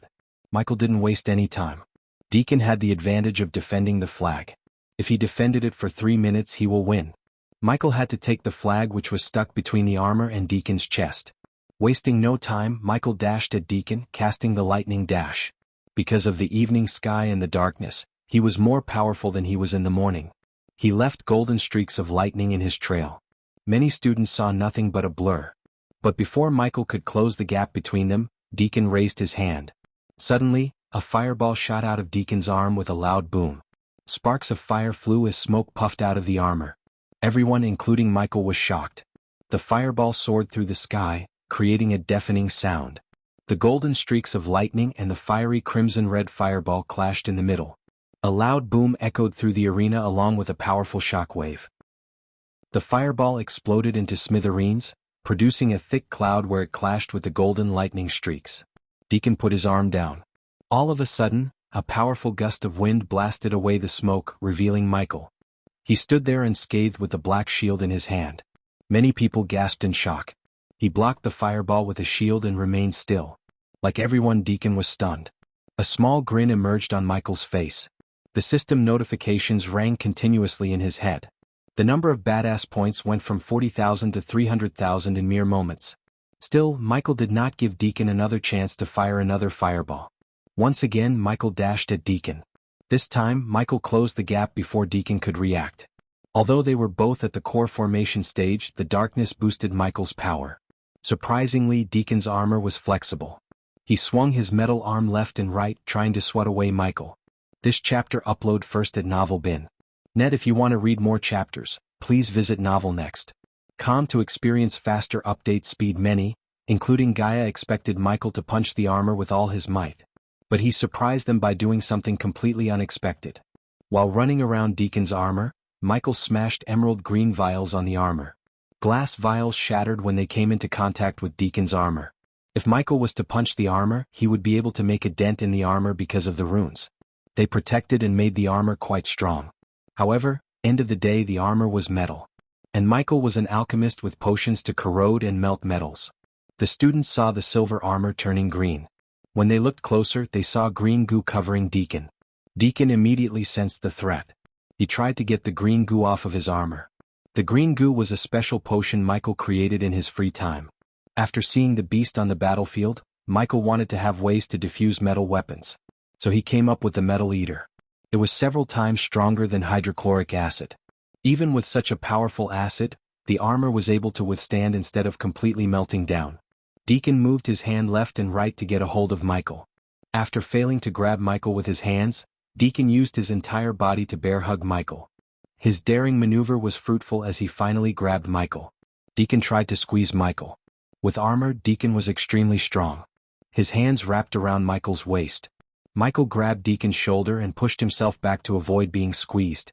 Although he was able to stop being squeezed, the acid got onto his emerald green robes. Time was running out. Suddenly, Michael headbutted Deacon. The force of the hit stunned Deacon for a moment. Without giving Deacon time to retaliate, Michael used his feet to push himself out of Deacon's grab. At the same time of the push, Michael cast the wind blast. The sudden blast of wind pushed Deacon backward while throwing Michael out of Deacon's hold. "How does it feel like to taste your own medicine?" Deacon snickered. Michael couldn't see his face through the metal helmet, but he could feel the arrogant smile on Deacon's face. The acid ate through Michael's robes in a few blinks of an eye. Under everyone's gazes, Michael grabbed his robe and tore it away, finally revealing his bare upper body to the crowd. The students were stunned, especially the female students. They almost drooled at his chiseled body.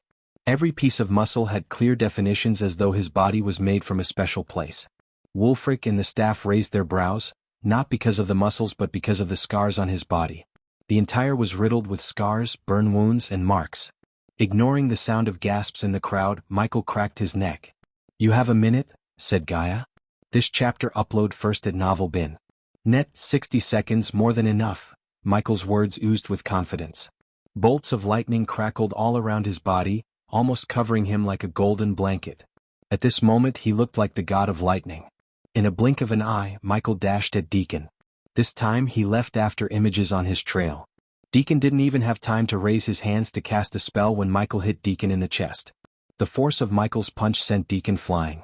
The heavy metal hit the ground with a loud thud. Deacon left a trail of dust for several meters. Michael didn't give any time for Deacon to pick himself up. He landed on Deacon's chest with a single leap. The emerald green alchemy flames covered his hands. Since Wulfric was here, Michael didn't use the dark flames. Using his flame-covered hands, Michael grabbed Deacon's chest plate. Arg! Michael's biceps flexed up as he roared, tearing the chest plate in half. With a final thundering roar, Michael completely tore off the armor and took the flag from Deacon's chest. Michael threw the flag into the air before smashing Deacon's head between the two ripped metal pieces. Deacon felt his head being smashed by two hammers. Everything turned dark as he got knocked cold. After knocking out Deacon, Michael shot to the sky like an arrow. He grabbed the flag in the mid-sky. Throwing a final glance at Deacon, he flew straight through the golden hoop, finishing the duel. Everyone clapped and let out thunderous cheers for Michael. The alchemists were extremely proud of Michael. Today, Michael had become a role model for many first-year alchemists. He proved that an alchemist could defeat anyone. First, he defeated Diego, and now he crushed Deacon, a 4-star blacksmith. The orcs, dwarves, and even some of the elves clapped. They couldn't help admiring Michael. Meanwhile, Michael was extremely happy. Not because he defeated Deacon, but because of the 1 million badass points he received. He handed over the flag to Gaia. She gave an approving nod. Eventually, under the thunderous cheers, Michael went through the door that he came from to join the others. After Michael's battle, a few of them battled it out, but none were as entertaining as Michael's battle. Eventually, the first day of the friendly duel came to an end. Michael returned to his room, laid back on the bed, and started to ponder how to spend the million badass coins. What to do? Michael asked himself. He thought about buying new spells for a moment, but after taking a look at his status window, he chose not to. Instead, he decided to upgrade the existing spells as much as he could with the points he had. His instincts told him to strengthen himself before venturing into the treacherous ocean. As the first step, Michael upgraded the Eyes of Doom, Energy Devourer, and Soul Eater. They were the low-level spell in his arsenal. In a blink of an eye, he spent 400,000 badass points. The 3 spells had reached level 5 after the upgrade. That was a simple task. The difficult one was which spell to upgrade next. He was in deep thinking. After a while, Michael decided to hold on to the points so he could upgrade whichever spell he needed the most in the treacherous ocean or use them to buy something else. Finally, Michael closed the system and his eyes for a good night's sleep. He wanted to get some sleep before venturing into the treacherous ocean again. Who knew how many dangers he would face this time? Chapter 669, Meeting of Michael and Victoria Barnes. The next day, when the first light appeared on the horizon, dark chilly clouds blanketed the sun. Snow pure as an innocent child blessed the earth with its puffy whiteness. The trees shed their leaves, welcoming the winter with a warm embrace. The winter brought black and whiteness along with a bone-chilling coldness. Everything in Mazeroth looked white. The Black Lake resembled a floor made of obsidian. Mazeroth castle towers wore puffy snow-like hats. The students, especially the first years, rushed outside to play in the snow. Several students showed their imagination through various statues made of ice. Another group showed their lust for destruction by destroying those statues.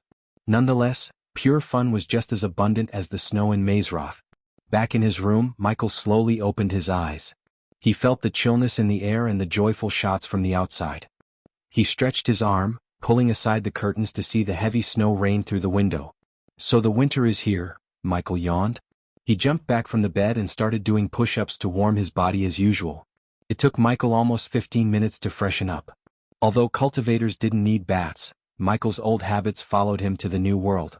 Hence, Michael had never started a day without taking a bath and brushing his teeth. Wondering how to convince Gaia to stay behind while he ventures into the treacherous ocean, Michael walked out of his room. He was on his way to the arena so he could watch how Eladir fared in the duel. To Michael's surprise, the common room was filled with a crowd. Why is everyone here? Michael thought to himself. Usually, the alchemy students would greet Michael with wide grins and fist bumps. But at this moment, none of them dared to move an inch. They all stood around something. So no specialization is inferior to another one. You cannot compare one with another. If you reach the top of your specialization, you won't have to fight. Michael heard a calm voice. Immediately the voice made Michael think of a wise old man. But he didn't sense anyone in his environmental scanning. He glanced at the room to find Ruby. She wasn't in the room. Learn to make the world a better place. Do not let the power corrupt you, my children. For some reason, Michael felt like these words were directed at him. Michael was curious. He wanted to see the voice's owner. That's all the time I have now. If a higher force allowed us, we will meet again.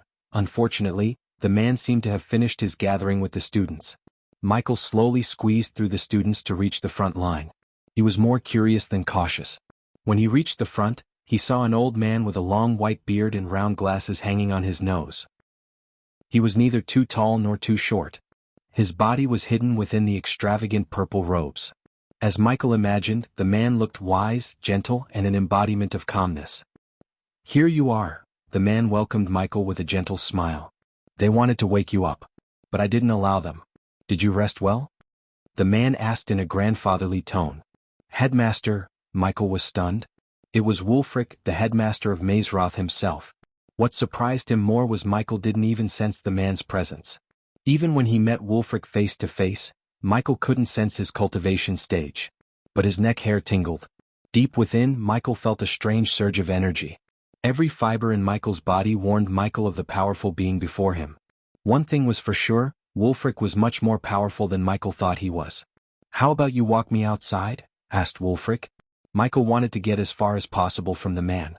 However, he didn't have a choice but to nod. "It'd be my pleasure, headmaster," said Michael. The students around Michael felt jealous. He got to talk to the headmaster alone. Only Michael knew the danger he was in. Having no other choice, Michael walked beside Wulfric. "Among the 4 seasons, winter might be my favorite. What about you?" asked Wulfric. "I think I like all of them, headmaster," said Michael. "Do you know why I like winter? It's the perfect balance of light and darkness, as all things should be. Don't you agree?" Michael felt a chill running down his spine. Despite the cold, Michael sweated beneath his robes. Silence fell over them. They both walked through the corridor in silence. "Balance, yes," Michael nodded, breaking the silence. He didn't want to make things awkward. "This year might be Mazeroth's golden age. We will receive yet another talented alchemist," said Wulfric. Michael creased his furrows. This chapter upload first at Novel Bin. Net. If you want to read more chapters, please visit Novel Next. To experience faster update speed. Noah Winston. You might have heard about him. Although Michael expected this deep down, it was still a bit surprising to hear it from Wulfric. "I do know him, headmaster," said Michael. "Are you a friend of his?" asked Wulfric. "We just know each other." "It's a small world, headmaster." Despite everything, Michael remained calm. Luckily, Wulfric and Michael reached the outside, where Wulfric stretched his arm to collect some of the falling snow. Even the strongest blizzards start with a single snowflake. Just like a long blood feud or lifelong friendship start with a single decision. Wulfric patted Michael on the shoulder before ascending to the sky. Michael waited until Wulfric completely disappeared from his sight. As soon as he disappeared, Michael turned around and rushed back to his room. "Hey, what did the headmaster say to you? Did he give you any pointers?" Several students questioned Michael when they saw him back. But Michael ignored all of them. He rushed to his room. "Gaia?" Michael immediately contacted Gaia. "Eladir, Nightmare." Without waiting for Gaia to respond, Michael contacted Eladir and Nightmare. "I am in the middle of a class. Are you all right? You sound worried." Michael heard Gaia's voice in his head. "Drop everything you're doing and get back to my room ASAP," said Michael. "Anything happened?" asked Gaia. "No time to explain. Do what I say now." He also ordered Eladir and Nightmare to come to his room. While waiting for them, Michael upgraded the environmental scanning and paid the system a sum of badass points to strengthen the Eyes of Darkness. The moment the system finished upgrading the spells, Michael closed his eyes. He spread his senses around him. His eyes abruptly opened. Shock and panic glimmered in his eyes. The room grew gloomier as a dark shroud enveloped Michael. He looked up. Suddenly, the sound of something shattering resonated in the air. The level 8 environmental scanning exposed the surveillance spell put on Michael. "System, can you trace the origin of that surveillance spell?" asked Michael. The system sensed the origin is from somewhere in the Aculon realm. But system version 9 required to pinpoint the exact location, said the system. The system's words confirmed Michael's suspicion. Michael spent 200,000 badass points to increase the darkness manipulation from 28% to 36%. As a result, his Eyes of Darkness received an ability to see through disguises. After meeting Wulfric and learning about the surveillance spell put around him, Michael had a feeling there might be people of Sky Hall around him in disguise. "How can I be this careless and stupid?" Michael punched the wall, creating a fist-size hole in the wall. "I was being watched all this time," Michael gritted his teeth. This chapter upload first at Novel Bin. Nady's anger was cut short by someone outside his door. Michael sensed a core formation level cultivator knocking on the door. Judging by the outline of the silhouette, it was a female. System, if something goes wrong, do whatever you want and get me, Gaia, Elodie, and Nightmare the hell out of here. Noted host. Even the system sounded serious. Michael slowly made his way to the door and opened it. To his surprise, it was Edith who stood outside his door. What do you want? Michael was not in the mood to entertain Noah's girlfriend. Hence, his tone was not his usual friendly calm one. Edith was slightly surprised by his response. But she didn't show any emotion on her face. After all, she was here to ask Ghost about something important, not to pick a fight with him. Someone is waiting to meet you. I don't have time for this. If they want to meet me, ask them to come here. Michael was about to close the door when Edith put her hand on the door, stopping Michael. Sorry for this, Edith snickered. The next moment, Michael felt the space around him distort. In a blink of an eye, the scenery around him changed from his cozy room to a mountain top. Michael saw several floating mountains around him. He could tell he was in the Ukulun realm, but not exactly where in the Ukulun realm. My sincerest apologies, Ghost. You left me with no choice. Michael looked over his shoulder and saw Edith. She's a good girl. Just a little bit stubborn, Edith chuckled. Her best friend was the prettiest and on the way to becoming the most powerful woman in the world. Who wouldn't like her? Edith doubted Ghost would be an exception. Who? Asked Michael. He controlled his impulse to rip Edith to shreds for teleporting him without his consent. She was lucky to be Layla's younger sister. You will see. Follow me. Edith led Michael through the snow. There was nothing but snow around him as far as he could see. Michael remained calm. He didn't want to do anything stupid before knowing what was happening. After following Edith for a couple of minutes, Michael almost reached the edge of the floating mountain. He was above the clouds. He could see the puffy clouds stretching endlessly around him. The alchemist robes he wore fluttered chaotically in the wind. After a while, Michael got annoyed and willed the system to equip his black robes. Finally, Edith stopped walking and turned around. Nice, you need to look your best. Edith gave an approving nod. What are we doing here? Asked Michael. You are really lucky, Ghost. Throughout these years she has received proposals in hundreds. She rejected them all. But for the first time she showed interest in you. So it's only fair you two meet each other. Michael creased his brows. I know it's sudden. But please stay here and meet her. You will like her, Edith said in a gentle tone. Happiness was visible in her eyes. Michael felt so annoyed and irritated by Edith.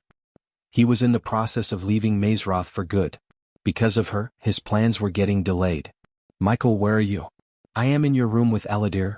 Michael heard Gaia's voice. I'll be with you in a minute, Michael said, turning around to leave. He was about to take a step forward when he sensed a powerful being in his environmental scanning. You asked me who asked you to meet her, right? It's her. Edith looked up. Victoria Barnes. The Princess of Thusia. The novel will be updated first on this website. Come back and continue reading tomorrow, everyone. Chapter 670. Meeting of Michael and Victoria Barnes 2. The moment Michael heard these words, his mind went blank. A ringing sound continued to resonate in his head. Everything from the images of Abra's first meeting with Victoria to the sanctuary burning in front of his eyes flashed across him. His body and hands shivered in pure rage. Meanwhile, Victoria landed near Edith. She looked at Ghost's back, having no idea who was in front of her. Lila, said Michael. The name immediately put a frown on Victoria's face. She used the name to infiltrate the sanctuary. Except for Abras, some elders in the sanctuary, General Booth and her father, no one outside knew the name she used. But somehow Ghost uttered the name. Edith, on the other hand, thought he had said her elder sister's name. Michael slowly turned around. His eyes were bloodshot. All the veins on his face bulged up. Edith also noticed him shivering. Victoria still didn't figure out his identity because of Michael's beard. With a flick of his wrist, Michael took out a dagger. Edith's body tensed up, but Victoria remained calm. Do you remember me, Lila? Asked Michael, surprising Victoria with his question. His voice was cold. Any oblivious man could sense the deep hatred in his tone. But Victoria had no idea. As far as she knew, he was Ghost. Seeing Victoria have no response, Michael pressed the dagger against his face, slowly shaving the beard. Victoria's heartbeat steadily increased. When Michael shaved his beard completely, her heart skipped a beat. The face of Ghost reminded Lila of someone she had forgotten long ago, Abras. She simply couldn't believe what she was seeing. Abras, Victoria mumbled. The last time she saw Abras, she stabbed him in the heart. There was no way he could have survived the slaughter. But not only had he survived, but he also became a heaven-defying prodigy. In the corner of her mind, she doubted that Abras used the cosmic stream somehow to survive and cultivate. Victoria remembered Abras as a naive, weak and love-stricken boy from a group who kept the cosmic stream for themselves instead of using it for the betterment of this world. However, Ghost was the exact opposite of Abras. That was the reason Victoria even considered meeting Ghost and thought about marrying him. He was the perfect suitor and the prince for Thusia. He was brutal, cold and merciless to his enemies. Abras. Edith took a step back. She recalled everything Victoria told about the sanctuary and what the Thusians did to the people who converted the cosmic stream. If Edith was right, Abras was the young man Victoria pretended to be in love with and killed in the end. A necessary action. That's how Victoria justified her actions. Edith was still unclear about how she felt about what Thusians did to the sanctuary.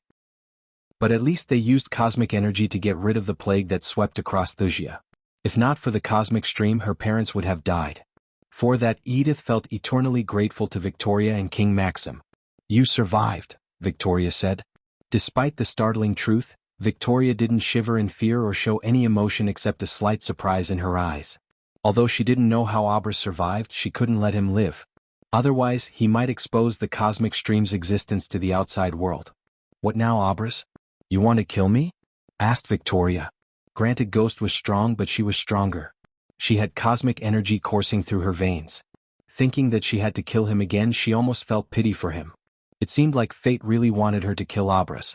The least she could do for him was end his life painlessly. This time, she didn't have to betray him but look him in the eyes and end his life personally. "Kill you? Haha." To her surprise, Ghost burst into devilish laughter. He threw the dagger aside. "If I wanted to kill you, I would have done it a long time ago." "No, no, no." Michael shook his head. "You took something from me. Now I am going to take everything from you." His words sounded awfully murderous. Even from a distance, Edith could feel the killing intent. On the other hand, Victoria creased her brows. She stepped forward as sparkling blue energy formed a sword in her hand. The sword made of pure cosmic energy. There was no metal or weapon that could withstand the cosmic energy. She had slain hundreds of enemies using the sword, and it was time to put Abras to rest. "To do that, you have to be alive," Victoria scorned. She was about to dash forward when Michael surprised her by dashing toward Edith. Victoria didn't expect Michael to target Edith because Edith had done nothing to him. "Arg!" Edith didn't react in time. His speed caught Edith off guard. Without giving both the girls any time to react, Michael stabbed Edith in the neck with a needle. "Get away from her." Victoria raised the sword to cut down Abras. This chapter upload first at Novel Bin. Net. If you want to read more chapters, please visit Novel Next. To experience faster update speed, but suddenly Edith collapsed to the ground, screaming in agony. "What did you do?" Victoria's instincts told her to stop. Edith rolled on the ground. Her scream echoed through the floating mountain. Michael laughed. Victoria rushed toward Edith. When she squatted beside Edith, Michael snapped his finger. To Victoria's surprise, Edith stopped screaming. Michael circled around him like a predator stalking its prey. It took a great effort for Michael not to slaughter Victoria right here and then. Victoria helped Edith up. Edith's face was completely pale. A second again, she felt an excruciating pain in every corner of her body. It was like she was being stabbed with hundreds of nails at the same time. But the pain disappeared as soon as Michael snapped his finger. Michael finally finished a full circle around them. "This is just a glimpse of what I am going to do to you and all your loved ones, Lila," said Michael. Victoria clenched her fist. She wanted to cut Abras into pieces. She would have given him a painless death, but now she wanted to make him suffer. "I want you to see everyone you care about suffer. Brick by brick, one by one, I will dismantle your beloved Thusia in front of your eyes. I will raze everything you built to the ground." Michael slowly said these words. "You will beg me to kill you and your suffering. But I won't grant you any mercy. I will kill your family slowly and painfully. Just like your people did to mine." "Leave her out of this," Victoria growled. Michael tilted his head, staring at Edith for a moment. He then slowly walked toward Victoria. He came close to the point Victoria could feel his hot breath on her. "Why?" whispered Michael. "She had done nothing to you." "She's innocent," Victoria snarled. She wanted to punch him in the chest, crushing his heart. However, she was afraid that would kill Edith. And she was right. Michael injected Edith with the blood tonic. If he wished, he could end Edith's life with a single snap of his finger. Michael didn't hide this. He let both of them know what he had done to Edith. I put something of my own inside her. All I need is to snap my fingers to end your friend's little life. Victoria gritted her teeth as Michael coldly smiled. Or if I wanted, I could enjoy some screaming music. Michael simply moved his brow as Edith collapsed to the ground once again, screaming and rolling in pain. Finally, Victoria couldn't see her friend suffer. She clenched the cosmic sword tighter. She wanted to cut down Abras. This chapter upload first at Novel Bin. Net tsk. Michael shook his head. Patience, Lila. Do you think I only hold your friend's life in my hand? How's Her Highness, Valeria? Victoria's mind went blank. Abras, Victoria growled like a wounded animal. Her eyes turned blood red in anger. You coward. Release my friend and settle this like a man, said Victoria. But Michael laughed. I'm not a man. I am the fucking consequences of your actions. Michael glanced at Edith. He willed the system to shut down the nanites in her body. As a result, Edith's pain disappeared. You have no idea what we are capable of, Abras. I destroyed your home once. It won't take me long to do it again. Michael heard Victoria while he was walking away from Victoria. He was afraid he would lose control and slaughter Victoria right on this floating mountain. He didn't want that. As he explained, he wanted Victoria to suffer. Although killing Victoria was as easy as snapping his finger, he had other plans for her. I will destroy Bradford and everyone in it. Then you better pray you can protect your precious cosmic stream from all the great 8 clans in the Sky Hall. Because the moment you raise a finger against me, I will expose your dirty little secret. Michael turned around with a devilish grin. Then I will make your friend and your mother scream to death. That'd be just a glimpse. Michael slowly ascended to the sky. Now go tell your entire kingdom death is coming. Michael's figure disappeared from Victoria's sight. Silence fell over them. Edith shivered in fear. When she looked into Victoria's eyes, she saw a sign of dread for the first time. Michael may have bluffed about poisoning Valeria. But the moment he leaves Amazaroth, he plans to order Azazel to inject Valeria with the blood tonic. It'd be difficult, but using the spiders and drones, it wasn't an impossible task either. Azazel was more than enough to finish the task. Moreover, Michael's threat to expose the cosmic stream rendered Victoria helpless.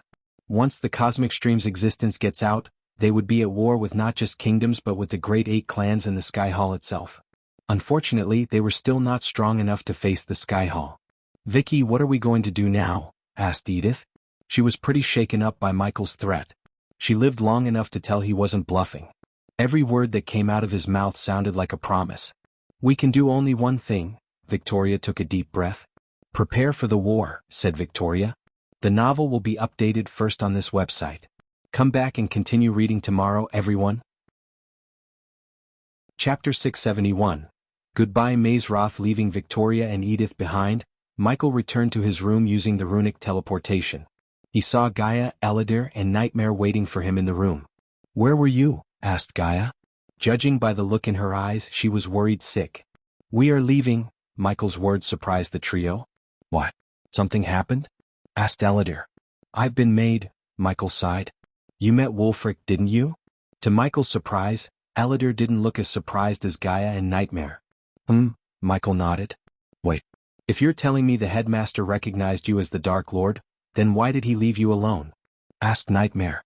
I don't know why. But we cannot stay here any longer. Michael was adamant about the decision. It was too much of a risk to stay in Mazeroth any longer. Gaia remained silent. They all turned their gazes toward her, wanting to know her thoughts.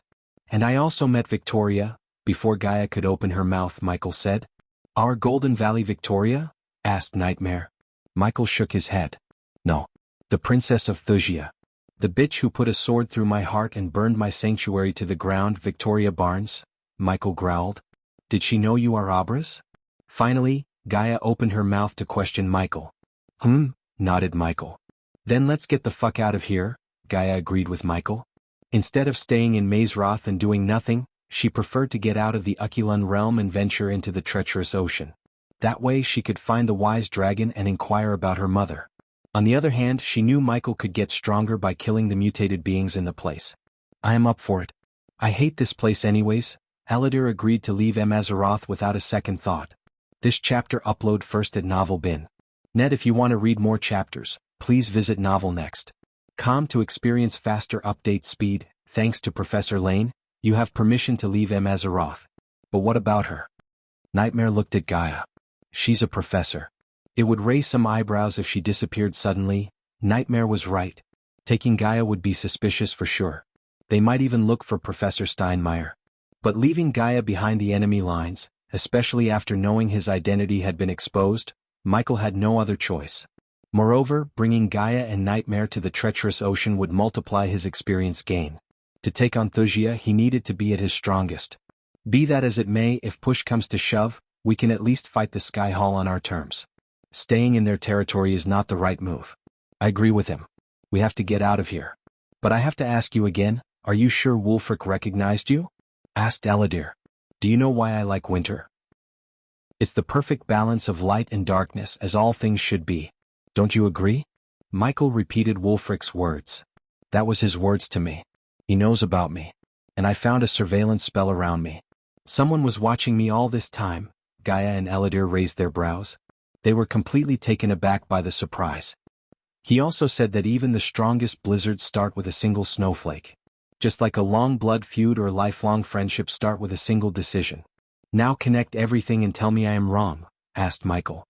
The longer we stay here, the more we are putting ourselves in. So come on.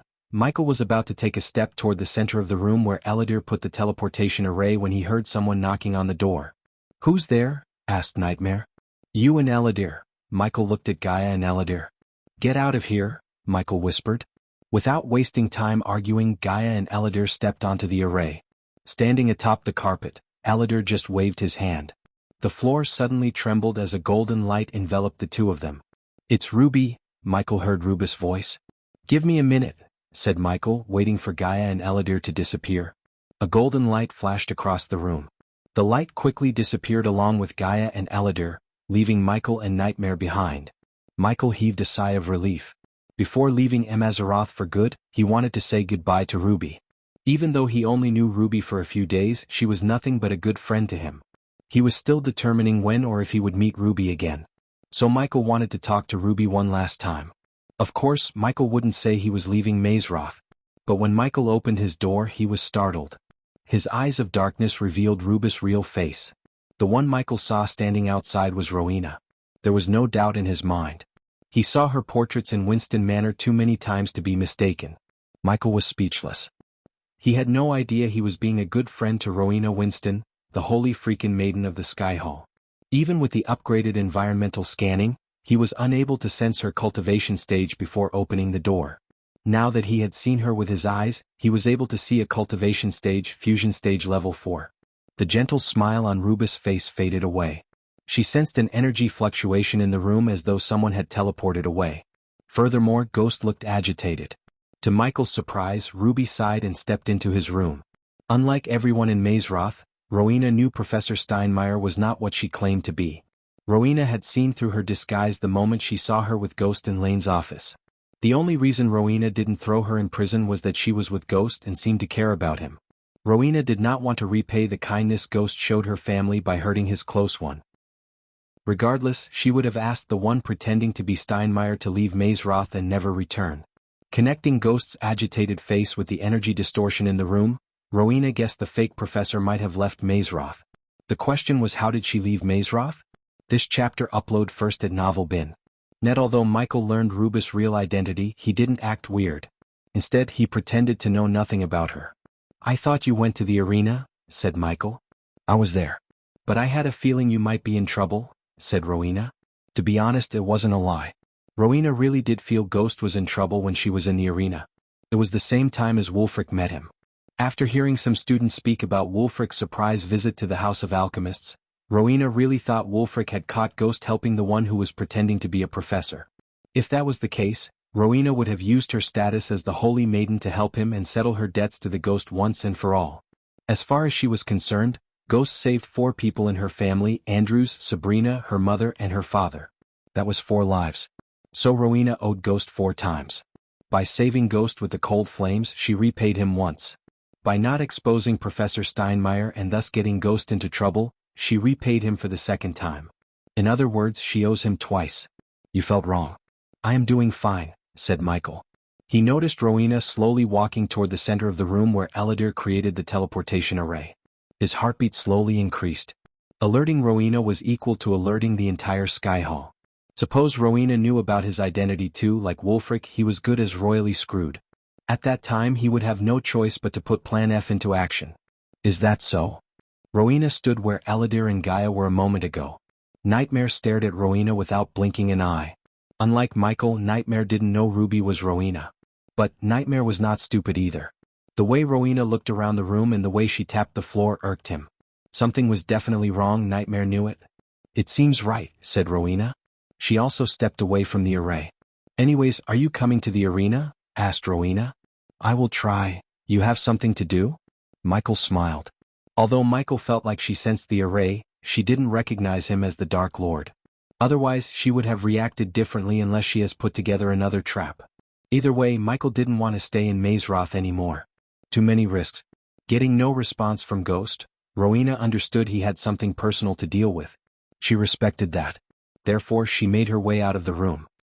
I will see you soon then, Rowena said after stepping out of his room. She nodded at Michael. After giving him a gentle smile, she walked away. Phew, Michael deeply exhaled. Without wasting time, Michael shut the door. He grabbed Nightmare and walked toward the array. The moment we get out, destroy the array without a trace, Michael ordered the system. He looked at his room and couldn't help feeling a bit of sorrow. If he was a normal guy, he could have cherished this Mazeroth life like the others have. Being the Dark Lord caused him to lose so many things in life. The only way to fix everything was to destroy the Sky Hall once and for all. Now that he had spent some time with Rowena, going against her made his heart heavy. She may have pretended to be Ruby, but his instincts told him she didn't have any ill intention toward him. She was genuine. Besides, she could have left him to die in Lane's office. Instead, she saved him. Michael simply couldn't understand Rowena. But, for now, understanding Rowena wasn't on his to-do list.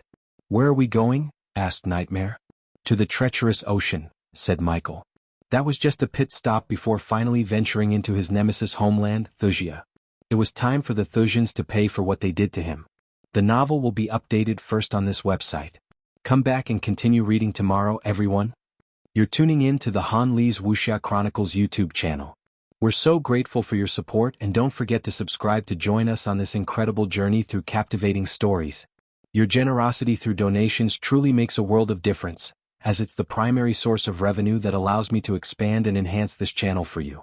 Thank you from the bottom of my heart for being a part of this adventure.